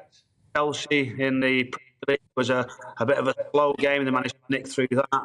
And then obviously Southampton, obviously those changes that made. So really interested, the Manchester derby. How do Manchester United approach this game? Do they go and press City? Do they sit back in? Those midfield three could be key. Casemiro, he's going to play this one. How he managed to stop De Bruyne, whether it be Bernardo Silva, waiting to see what City do. Yeah. What bearing can this have on the title race, Michael? Because if City do go to Old Trafford and win today, and let's face it, they don't lose there very often these days, but it puts real pressure on Arsenal tomorrow in the North London derby against your old club Tottenham tomorrow, doesn't it? It does, and I think the pressure's already on Arsenal. They're doing a wonderful job, and they keep grinding out results. So they've got a tough game at Spurs who need the results. So, listen, they'll be looking over the shoulder, and straight away they're hoping Manchester United get something against City to keep that gap where it is. So, listen, it's a great weekend of football. 2 derbies that as big as they get, and it could affect the title. This could be the weekend where we see a twist. Listen, Michael, it's great for you to join us this morning. Sorry about the line there. We had a few difficulties just as you were speaking. But I hope you enjoy the game later on, as you say, doing commentary for Manchester City. And that's Michael Brown there. And we're expecting quite a close game later today. Yeah, do you know what? I still feel sorry for Erling Haaland. He was dropped in the... Well, not dropped, but they left him out, didn't they? When they lost in the middle of the week. They did. Bearing in mind, he sat for 4 or 5 weeks on the sidelines. Look, they've won that trophy. They've won that trophy a lot in recent years. They've got nothing to prove in that competition. Secretly, I don't think they're going to be gutted that they fell out of it. They're not going to say that publicly because they have to support the competition and they want to have sympathy for the fans who travel down there. So they're not going to say we're glad we're out, obviously. However, that's keeping your powder dry. That's keeping your top player fit and fresh for a really big game. And their fans would rather than win at Old Trafford on a Saturday in the league than go to Southampton, even if that means losing at Southampton in the Carabao Cup. Should we talk about the rest of today's fixtures? Yeah, why not? Yeah, I mean, look, Everton against Southampton is a huge game. I mean, Frank Lampard is under enormous pressure at the moment because his chairman was on radio in the week saying that, he wants to give him a chance. Now, it's all very well saying that chairman and directors want to give their managers a chance, but if they keep losing games, there's only one outcome in the end. And you look at the situation at Chelsea, for example. Harry Redknapp said to me years ago, he said that you can have as many 5-year projects as you want. If you lose 5 games in a row, it turns out to be a 5-game project. So this is a situation with Frank Lampard. He said yesterday, that surviving relegation last season didn't necessarily mean it was going to be a springboard to great success this season. Yes, it probably should have been, but the problems, the malaise that has been at Everton over a number of years now under these current owners who've spent loads of money but just haven't directed it very well, that's existed over a long period of time, and it's going to take a long time to clear. Yes, you could say Frank Lampard's just buying himself time there, but Southampton have won a really good game there the other night against Manchester City, a really surprise result, and they'll go to Goodison Park today fearing nothing. I get the feeling with Frank Lampard, he's an intelligent fella, that if he's from Essex like you. If we go, yeah, I know, yeah. It's nothing to do with it. But If there was a club that persevered with him, he could be one of the great British managers. Well, possibly. I mean, he learns. Yes, he does. He's had a fantastic career. He's somebody who made himself into a footballer as well. I mean, remember that interview with Harry Redknapp having to defend him in front of the West Ham fans back in 1996, I think it was. Yeah. And he said, you know, this guy will go all the way to the top. He made himself into a player. Nobody believed it at the time, but he made himself into a player over a long period of time. He may have to do that as a manager. He's had some good opportunities, though. You have to say he's been at Chelsea. He's been at Derby County, who were a rich club in the Championship at the time. Almost got him over the line, didn't quite do it. He's at Everton now. Look, if you do 3 jobs in a row and they don't necessarily go to plan, I'm not sure where your managerial career is. And in these days, you're 2 bad jobs away from the scrap heap. And I'm not saying that that will necessarily happen for Frank, because he did keep him up last season, so he's got a little bit of credit in the bank. But we do eat our young in football, we really do. And I think he may be the next victim, who knows? Yeah. Should we have a word on the tennis? Yes. Djokovic, back in action. Yes, that's right. I spoke about it on here a year ago, about the fact that he was deported, of course, last year. He stood his ground. He stuck to his guns. He wasn't going to go into... He tried to get into Australia. He didn't try and blag his way in there. They've got a strong immigration policy. So I think he went there with the expectation that he'd be allowed in the country. He wasn't, of course. The Prime Minister put his foot down, and he did it in what he said was the national interest. And then, so he goes back this year, having sacrificed that Grand Slam. I do think he would have won that at Nadal's expense last year. Nadal overcame Medvedev in the final, but I think Nadal would have won that, actually. Sorry, I think Djokovic would have won that had he been present. So this year is a huge opportunity, because he has a chance to level up that Grand Slam race 22-all with Nadal. And he got a good reception yesterday against the home favourite Kyrgios, who's improved his own reputation by getting to Wimbledon final last summer, of course. And he said a few weeks ago, so I'm not sure of the reception I'm going to get, because some people in Australia would have thought, well, actually, you tried to flout our rules and get into our country, even though you knew very well that you needed a vaccine mandate. Yeah. And so, you know, but I think he'll be strong in this tournament, I really do. I think he's fresh, he's looked good. He won Wimbledon last summer. He's got that incentive as well to win the 22nd Grand Slam. And I think he's going to do it. I think it could be his 10th tournament. Djokovic... Sorry, throwing my pen around. Nadal dominates France. Federer historically dominated Wimbledon, certainly for a period of time. This is very much Djokovic's event, and as I say, I think he'll do well. Yeah, that would be fascinating to watch. And where are you going later again? I'm going to Reading against QPR. Right, I'm really looking forward to it. Yeah, Paul Ince is in charge of Reading, so he will definitely be there. He will definitely be there, yeah. What are the chances, eh? But I will never forget who the Reading manager is now. Well, no, listen, they don't tend to last that long at Reading, so you might have to revise it again. But hopefully my friend Paul will stay in the job for longer. Yeah, cheers. Thanks, Aidan. Appreciate that. Thanks very much. Aidan McGee there. It's 9:29. More to come, including could hormone replacement therapy, or HRT, be used to help with Alzheimer's?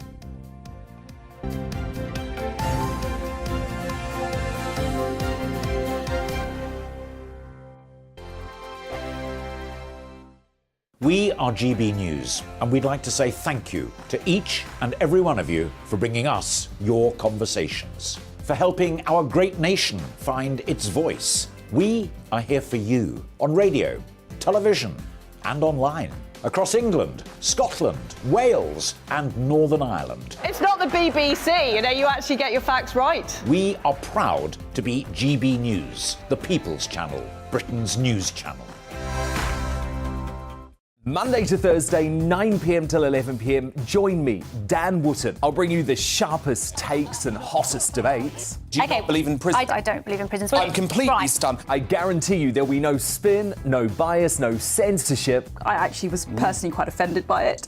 And no reason to go to bed. So I guess they've always been quite woke. That's Dan Wootton tonight on TV, radio and online. Monday to Thursday from 9 p.m. till 11 p.m. on GB News. The People's Channel, Britain's news channel.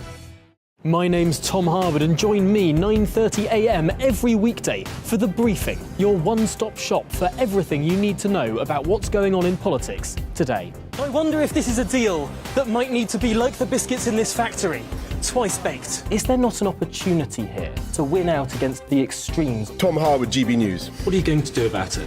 Things should have been done differently, and they certainly are being done differently. Don't miss it. The Briefing with me, Tom Harwood, 9:30 Monday to Friday on GB News. Every morning from 6 o'clock, we'll wake you up with GB News Breakfast with all the stories you didn't know from the night before. So whether it's serious news, entertainment, or your own views from all over our great nation, we're here to kick off your day with a smile. The national media should be reflecting and reporting what's happening here. You will notice the northwestern accents. Whether you're with us on TV, radio, or online, every morning, it's breakfast from 6 a.m. Hope you can join us. We are GB News, right across the nation. You can get us on television, on radio, on digital. We're absolutely everywhere. Amazing. You see, amazing. You remind me of me in the European Parliament. But here's the most important bit. We are not part of the mainstream establishment. We think and speak just like you do. We are the People's Channel. Magnificent. That's really, really thoughtful. Come and join us on GB News, the People's News Channel. Join me, Nana Akue, Saturday and Sunday afternoons on GB News. Expect fiery debate and passionate discussion as me and my panel tackle some of the biggest topics hitting the headlines. It's a place for everyone's opinion. No one gets cancelled, but no one gets an easy ride. Oh, she's on it today! Be ready for conversations that are fierce, frank, and of course, fun. Every Saturday and Sunday afternoon from 4 p.m. on GB News, the People's Channel. We are GB News, the People's Channel. And right across the United Kingdom. You can find us on Sky Channel 512, Virgin Media Channel 604, Freesat Channel 216, Freeview Channel 236, And YouView Channel 236. You can also take us with you on DAB Plus Radio. With the GB News app and at the website gbnews.uk. We're absolutely everywhere. Come join us on GB News, the People's Channel, Britain's news channel.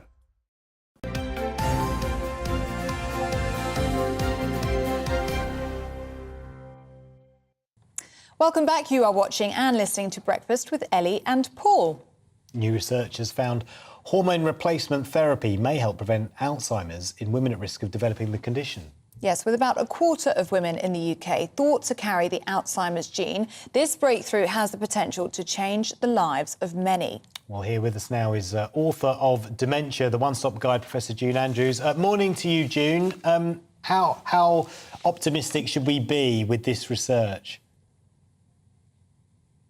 Well, I'm having to try and think of a new word for stuff that is important and interesting, but not necessarily useful yet. Because although the research indicates that there's some kind of link there, there's not anything yet to say that taking HRT is really going to prevent dementia. If it was going to prevent dementia, that would be really important. But the thing is, there's a chance that it might be associated with a reduction.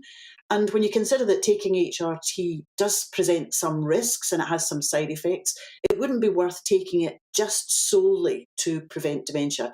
So it's interesting and important, but there's no practical value to any women yet.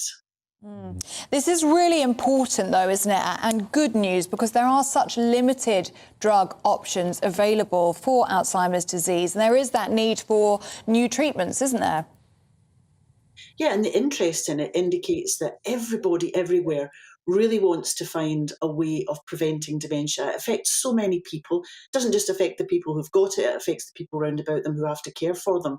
And so the constant search for something that will prevent or cure it, it really goes on and on.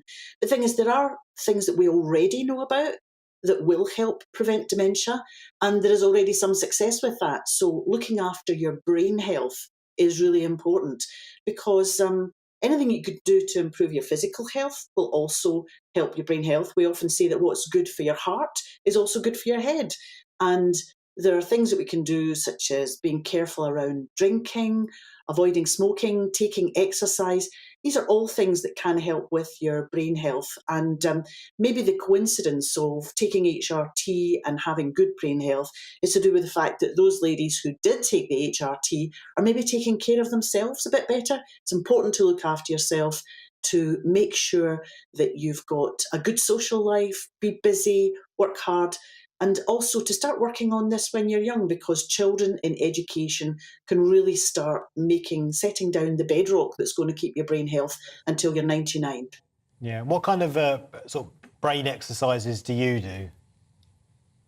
Oh, right. Well, boning up on HRT in order to appear on the television, that's one thing you can't do.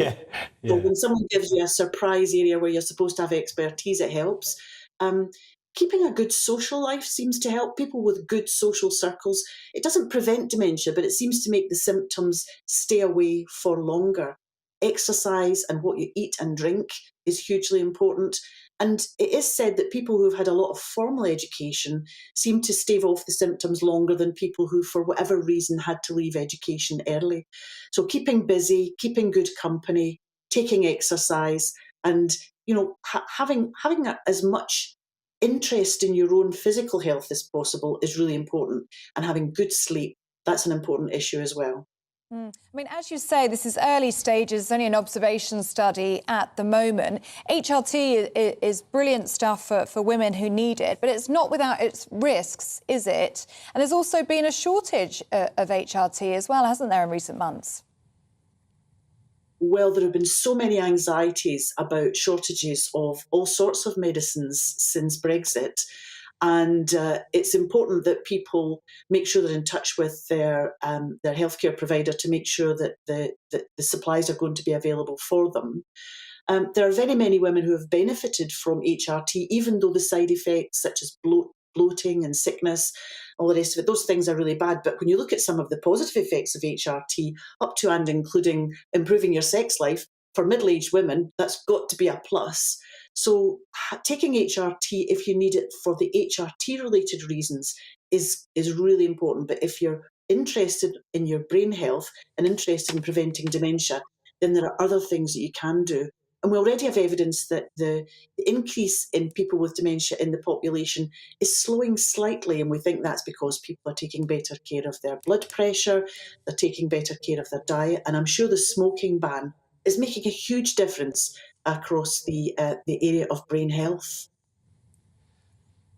Well, Professor June Andrews, really good to have you on the programme this morning. Thank you so much for your reaction there to HRT and new research showing it could help women prevent Alzheimer's disease. Let us know what you think about that. gbviews@gbnews.uk. It is 9:39. Let's go through all the showbiz stories with Stephanie Tetchy. Stephanie, you all right? Morning, Paul and Ellie. Hi, how are you doing? I'm good. Now, yesterday we were talking about the Brit Awards and the fact that they'd gone binary. Yes. And no women nominees, but now the Brits have responded. They were forced to respond because there was such a big backlash yesterday and big furore that in their Artists of the Year awards there was no female acts that have been nominated.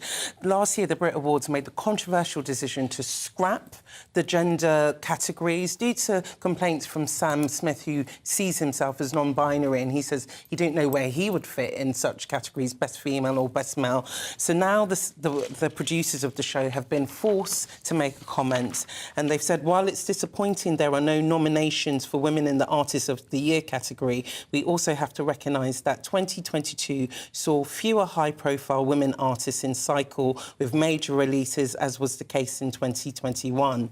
They said last year's introduction of new categories aimed at making the awards even more inclusive, recognising exceptional work rather than how artists identify themselves. And then they go on to mention the success of last year, which saw Adele being crowned the first Artist of the Year, but she did use her speech to say while she was happy to accept the award, she still wants to be recognised as a woman. So I feel like this year's Brit Awards has been tinged with a lot of controversy due to the decision they've made to scrap the gender awards, and the people who are suffering the most are the female acts who haven't got that notice or, recognition this year. And surely, Stephanie, we saw this coming down the track. I mean, if you say that there doesn't need to be a gender, then many people saying it was obvious that it was women that were going to be forgotten about. And there is concern now that what will end up happening, because, the Brits won't want to see just males being nominated, will they have to introduce something like a quota, saying there has to be a certain number of women and a certain number of men, and then you're back at square one, aren't you? It's so hard because it's like they do have a committee that they get each year who comes up with the nominations and stuff. So beyond what we see as viewers of the Brit Awards, it's quite political music. It's a lot of record labels, there's a lot of industry heads who actually dictate which way the awards are going. So sometimes it really is out of the public's hands, out of the acts themselves' hands, and it's just all whoever's in the room at the time, who's on the panel. Yeah, exactly. Do you want to outline who's up for the awards? That's some of the good news around the Brits. Well, with the Artists of the Year awards, we've got Central C, George Ezra, Harry Styles and Stormzy. And then also we've got the one female act who's been getting a lot of attention is Wet Leg. They're a duo from Isle of Wight. Amazing music, incredible. So they're also up for 4 awards. In the international International Act of the Year, we're going to have Beyonce going to head with Taylor Swift. Oh. So that's going to be quite a hard one. Yeah. But another category, which is a bone of contention, is the best pop/R&B category. So you've got people like Charlie XCX, Dua Lipa and Kat Burns, but people are actually saying there's not actually really R&B groups who have actually been nominated in this. And, you know, all three of these people, they haven't released music within a year. Oh, wow. So it's another snub. So when is the Brit Awards? When can we catch it? It's going to be on February 11th, Saturday, February 11th at 8 p.m. on ITV. Lovely. And Lisa Marie Presley, details of her funeral have been announced. Yeah, so, you know, this has all been quite sudden, quite shocking, but obviously I think the family are coming to terms with it. And the representative for her daughter, Riley, has announced that she will be buried in Graceland, the estate where her father, Elvis, is buried, and also where her son, Benjamin, is buried. He died 2 years ago. He died from suicide. And it was only last week she ventured up there because it would have been Elvis's 88th birthday. So she spent time there last week, and it's a bit of a spiritual home for the family. So I think they'll take a lot of comfort from her being able to rest there. And it's a spiritual home as well for many Americans. We're hearing yesterday from Kinsey Schofield, who's over in LA. Yeah. She was saying it was like the equivalent of their royal family. Yeah. There's been so much attention on Elvis, especially with the biopic. Yeah. We're talking about that in the last hour. Yeah. It's such a loss for them. There's been tributes pouring in, haven't there? There has been. There's been so many, including Austin Butler, who earlier this week at the Golden Globes, he won Best Actor for his portrayal of Elvis in the film, and he's came out with a statement because there's only 3 days we saw them together, him with Lisa Marie Presley, and he says that my heart is completely shattered for Riley, Finley, Harper and Priscilla, who are her children. And he says, I am eternally grateful for the time I was lucky enough to be near her, bright light, and will forever cherish the quiet moments we shared. Because he spent a lot of time with the family when he was making the biopic to understand who Elvis really was, their family dynamics. So it'll be quite heartbreaking for him as well. And such a shock to the family as well. I mean, just 54 years old. That's no age to go. No age to go. And especially when the family's been plagued by so much tragedy, it's just another heartbreak for them to go through. And right at the beginning of a new year, not the best way. No, and moving on, apparently Noel Gallagher's got divorced. Yeah, so he's all on the front page of the newspapers. Unenthralled. Yeah.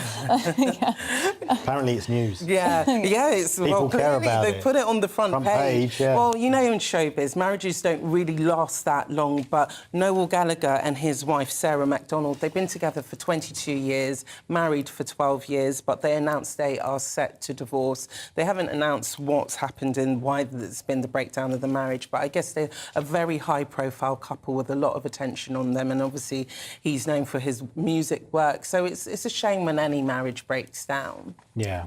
Yeah, it certainly is. And there have been a few celebrity divorces in recent months, haven't there? Yeah, there has been. I think they always get to, you know, with celebrity marriages, you always see them posing together on the red carpet, but behind closed doors, you really never know what's going on in a relationship. And this is where, you know, even they put it on the front pages of a newspaper, sometimes they still need their privacy, and they've got children together.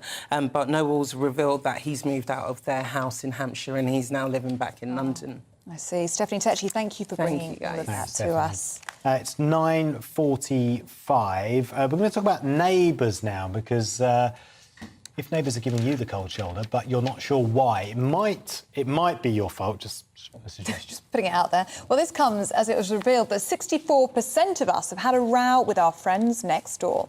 From thoughtless parking to dumping them with your parcels for days, fallouts can come from the most minor moans, apparently.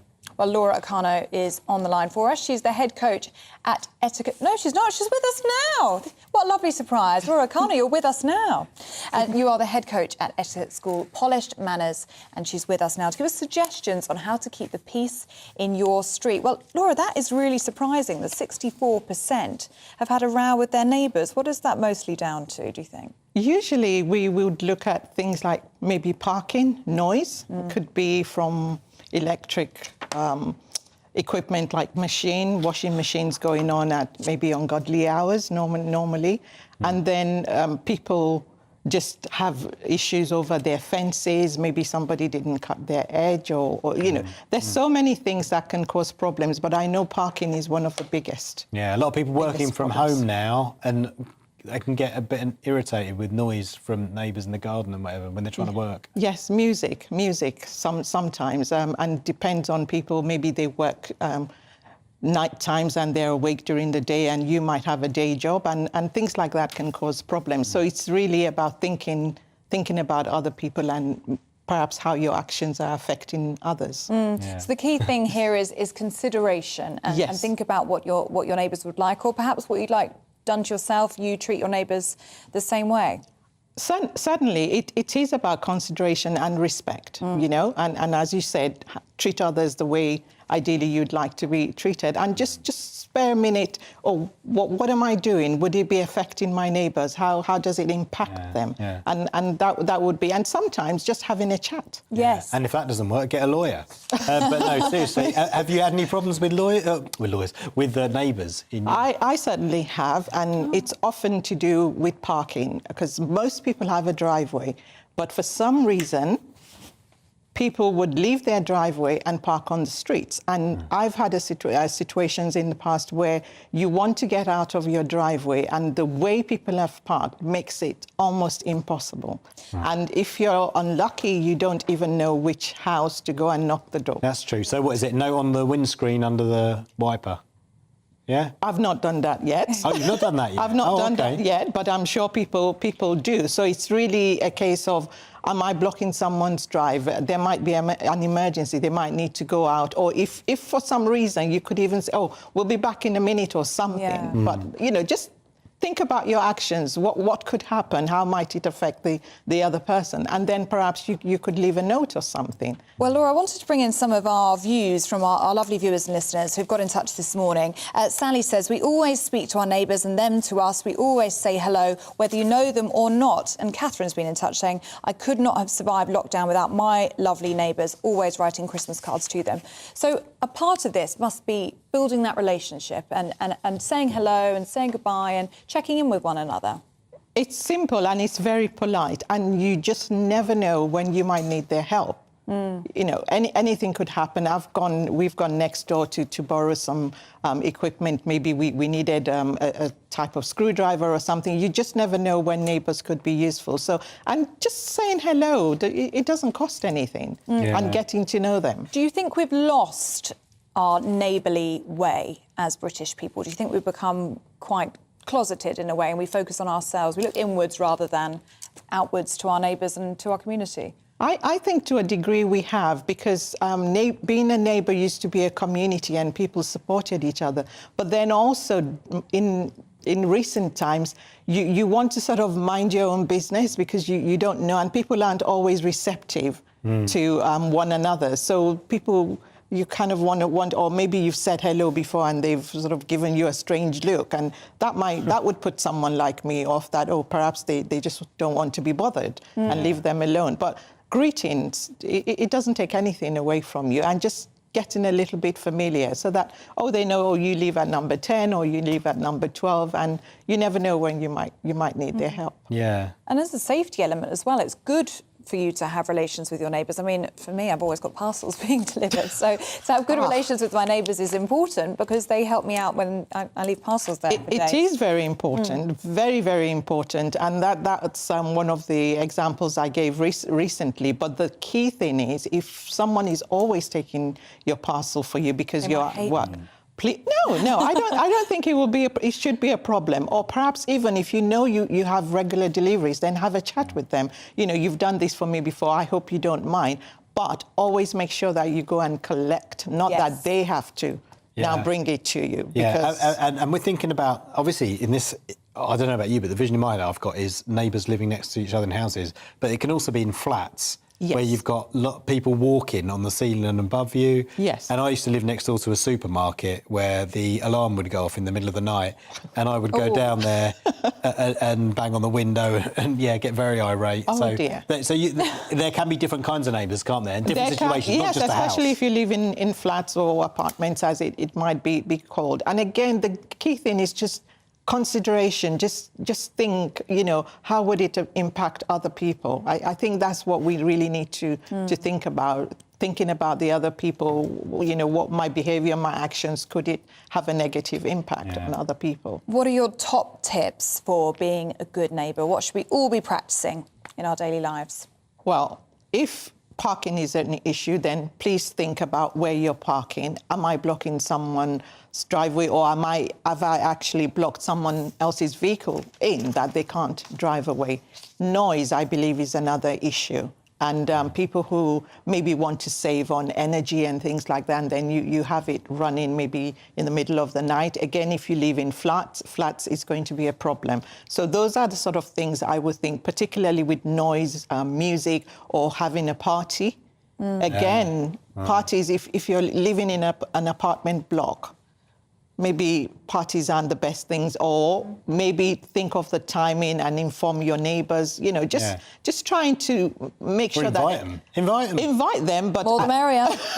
Well, maybe you can invite some of them, but it depends on how many people we're talking about. But I just believe that the key thing is talking to your neighbours and communication, and making sure that you, as much as possible, try not to make your neighbours uncomfortable. And how would you go about rebuilding a relationship if it's deteriorated with a neighbour? Would you maybe take a cake around there, or a casserole or something? I'm really sorry. Well, you could do that, or invite them in for tea and have a conversation. And perhaps maybe if you do need to apologise for something, then do that and just look at a way going forward. Well, Laura Kano, it's really good to have you in the studio with us. Thank you for giving us those top tips on how to be a better neighbour. It's certainly got you talking at home. Thank you so much for all of your views today. I'm going to share this one from Mel, who said, neighbours can be nice but untrustworthy. Couple moved in 2 years ago, very pleasant and quiet. Turns out they were actually criminals. What? No. Well, that took a turn, didn't it? That's a story. Yeah. More to tell there, I think, Mel. Anyone else? Yeah, Sue says, I moved to a bungalow 12 years ago. In my road, there are 10 bungalows, and we've been posting Christmas cards saying Happy Christmas the whole time. I talk to them if we're passing and walking the dogs. I love where I live, and I love my neighbours. Well, that's a lovely way to end, isn't it? We're back with you tomorrow from 6 o'clock. Thank you so much for your company. Good morning. I'm Alex Deakin. This is your latest weather update. We start the weekends with concerns over rainfall. We're going to end it with the potential for frost, ice and perhaps even a little bit of snow. We've got low pressure dominating the weather at the moment. These weather fronts have brought some further heavy rain through the night, and we continue to have Met Office yellow warnings in place across western parts of England and Wales this morning. The potential for further flooding because of that heavy rain overnight that will only slowly ease this morning. Brighter skies for parts of Scotland and Northern Ireland, but showers developing here, falling as snow on the hills to the north of the central belt. The rain is edging away from most of England and Wales, so it will be brightening up through the day today. Many places seeing some spells of afternoon sunshine, but it's also going to turn colder, quite mild this morning in the south, temperatures in double figures. By this afternoon, more typically 5 to 7 degrees Celsius, and dropping sharply this evening. The wind's picking up sharply this evening too for Northern Ireland, and there's more rain to come here, so we have a wind and rain yellow Met Office warning in place for Northern Ireland. Could cause some disruption. The showers across northern Scotland turning increasingly wintry, even down to lower levels, potentially turning icy here as well. It will be a colder start to what will be a colder day tomorrow. A mix of sun and showers, but I don't think there'll be too many showers across the Midlands, eastern England, central and southern Scotland. So many places here having a dry day. The showers for North Wales, northwest England will be fairly frequent with snow on the hills. Hit and miss showers scattered around elsewhere, but overall a drier but colder day to come on Sunday. Temperatures around or a little bit below average, and certainly a lot lower than they have been for most of this year so far. And it is only going to turn colder as we go into the new working week, with the likelihood of frost and ice returning and the possibility of some snow in places as well. There are plenty of Met Office weather warnings in place. Keep up to date. I'm Camilla Tominey. Join me on GB News on Sunday mornings for a politics show with personality. On TV, radio and online. GB News, the People's Channel. Britain's news channel.